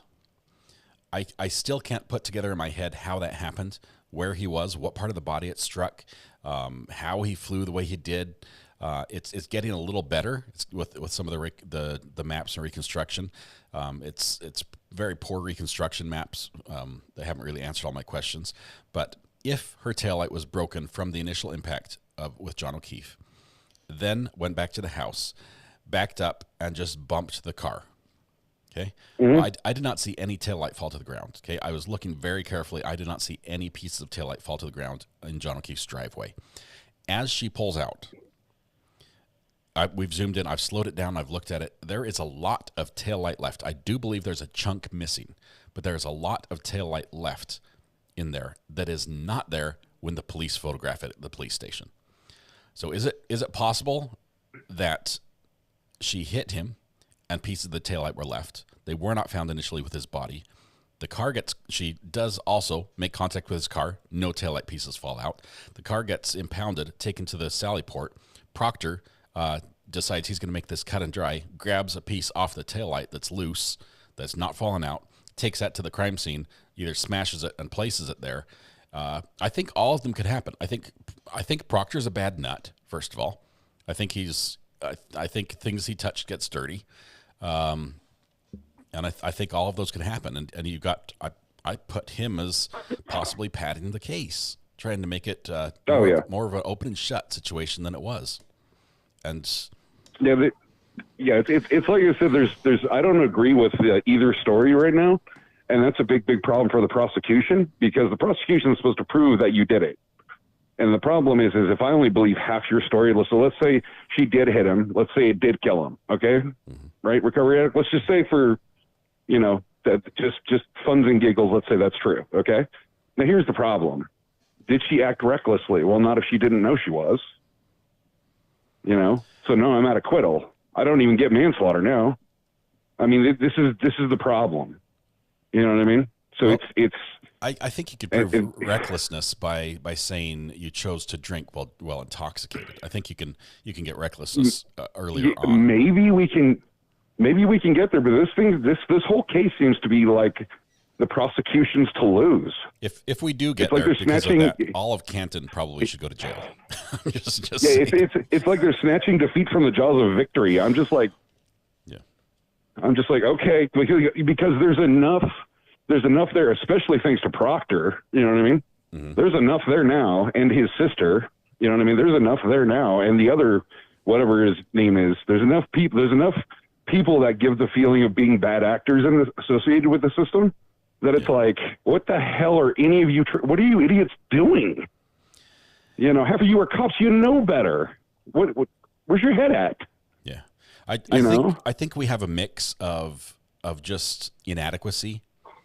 We have a little bit of, I wouldn't say like widespread corruption, but there's definitely a good old boy network that's in play. That probably plays in when you look at, reports. I mean, it's follow the leader when it comes to haircut time. Everyone looks exactly the same. You called him out as Mr. Clean, but I think there's a sense of belonging. There's a sense of we support each other, and that I think brushed off into this investigation. There's a lot here. I'm leaning. I'm not sure if I'm to the point where I could say I could convict Karen for this, because hold on, I'm getting yelled at. Calypso and Vixen, yes, dear. I'm sorry, dear. You're right, dear. It will never happen again, dear. I don't even know what I said. That was language bad, but it started with H and ended with L. H and started with. Started with H and ended with L. Oh, okay. The double E hockey sticks. Okay. My apologies, Calypso. I don't mess with her. I love her, and I love her, and I'm scared. I was about to say, I love her, and I'm afraid of her. It's like 90% fear, but there's love there. There's a little bit of love there. Yeah. But no, the other thing is I have a conspiracy for you. All right. Because I have seen this in my own life happen. Okay. Now, tight-knit groups, right, like this sometimes. Mm-hmm. And I'm going to see some that folks say it might make a few folks mad, but it is true. And it's not every group I've seen this in, but it is some. Some folks in tight-knit groups like this like to sharing and caring is not above and beyond the expectation of the group. Spell that out for those of us that need crayon to understand. Well, when you're married, you shouldn't be sharing and caring. Are you saying pineapple parties? Yep. Okay. And what I'm thinking is she got him as a boyfriend. He knew this. He was trying to protect her from it. He got in the way of the group because other wives had already done it and other guys had already let their wives do it, and he wasn't playing his part. Okay. No more spelling it out, says Mrs. R.A. Okay. I think.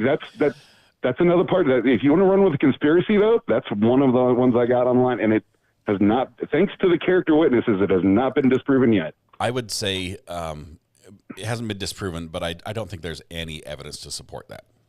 I don't. No, there isn't any. But I'm looking at this like, dude, you know what this smells like. That was our last trial. That was the Tennessee trial. That was all the pineapple. Oh party. God, that was horrendous. Yeah, that was horrendous. Yeah. Anyway, I'll let you go before Calypso drags me away and kills me or something. Yeah, I think you're already banned in chat. But oh, that's great. Awesome. Paul, appreciate you. Thank you, my friend. Always good talking to you. We'll see you. Thank you, sir. I appreciate it. But I want to just say once again, I'm not at the point where I could convict Karen for this. If the trial were to end, if the state were to rest right now, I don't think I could convict her for this. First of all, we need the ME. The ME is going to testify. We know already from just some of the back and forth that even the medical finding was inconclusive. They couldn't determine, undetermined, the cause of death. Could have been hypothermia. How do you convict Karen for hypothermia after we saw that there was a ton of drinking going on?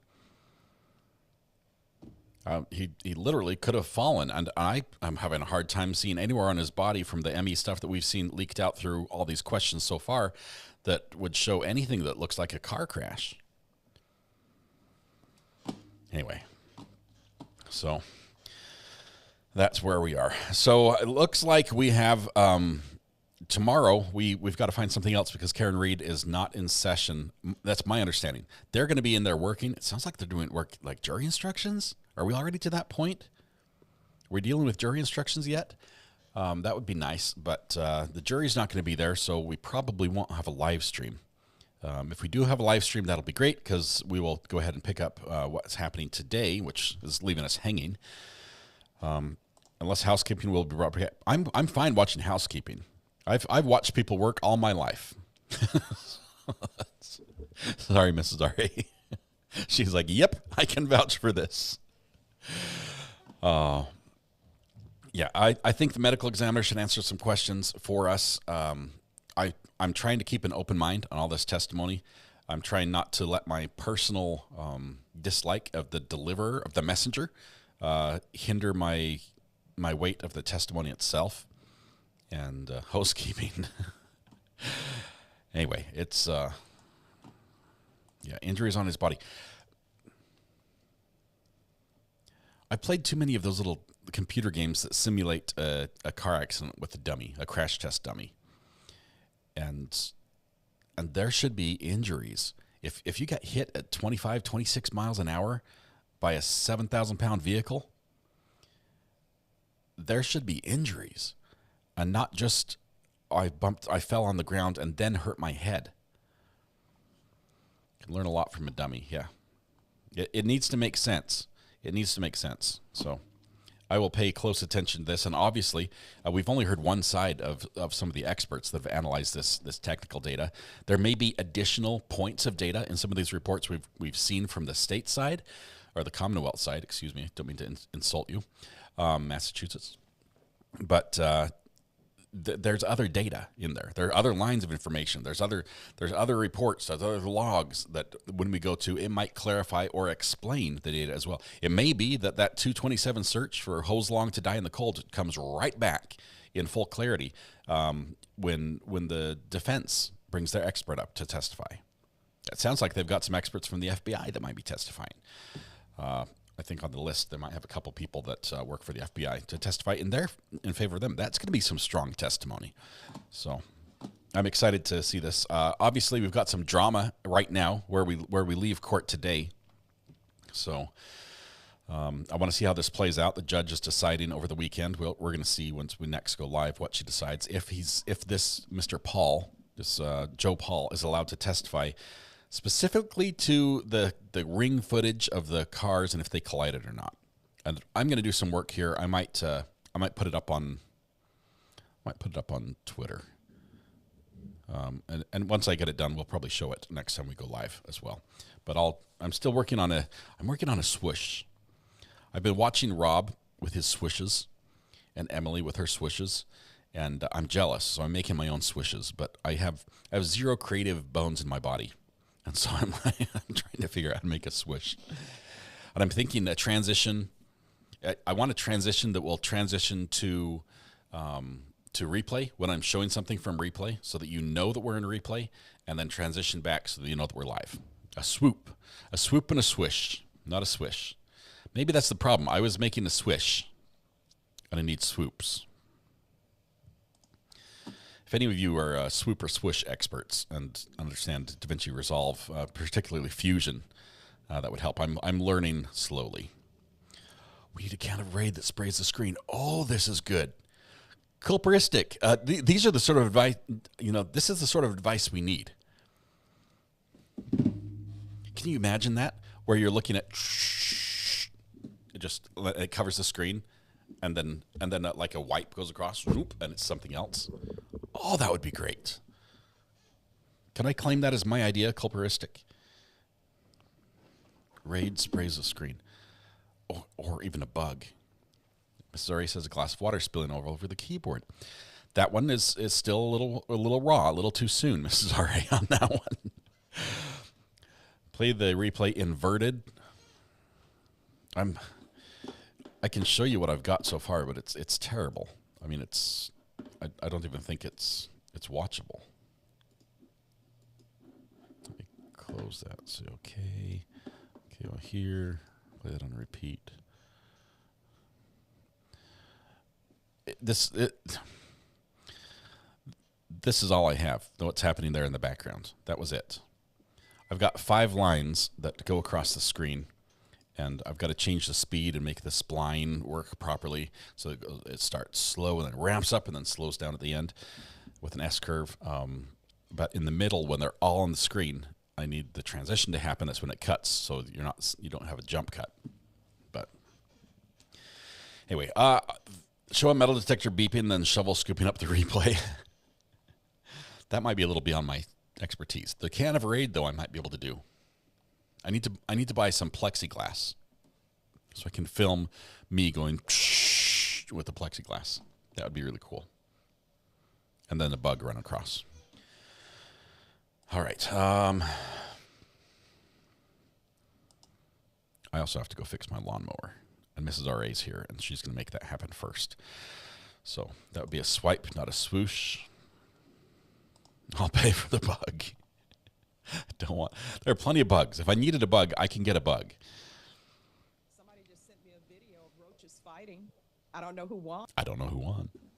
Spray tinfoil.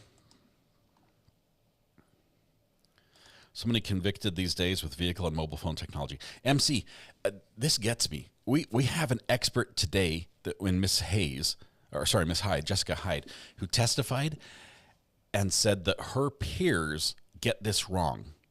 Like experts in her field, when she peer reviews their notes, they look at a Cellbrite extraction of a phone, and they say this was deleted, and she says it wasn't.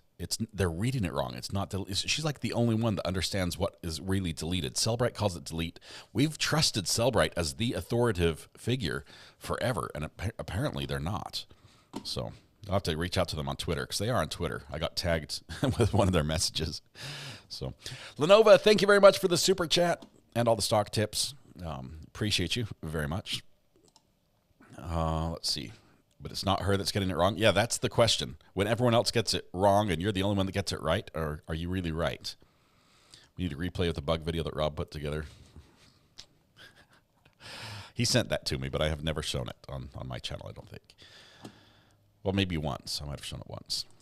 All right, let's end it for today. I know it's a bit early, but I've got work to do that I should have done last weekend. I did not.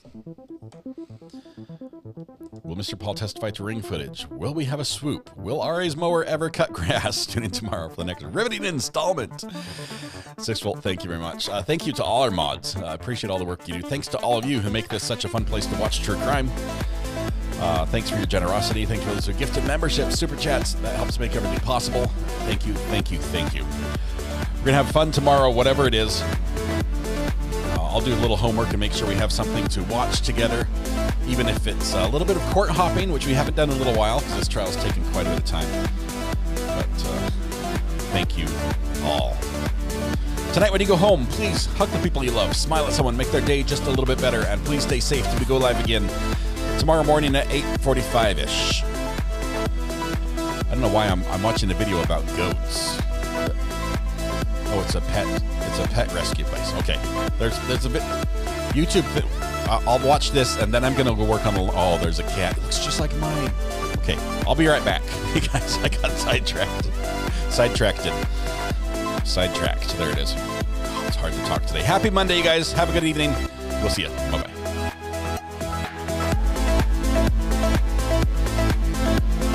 Tomorrow.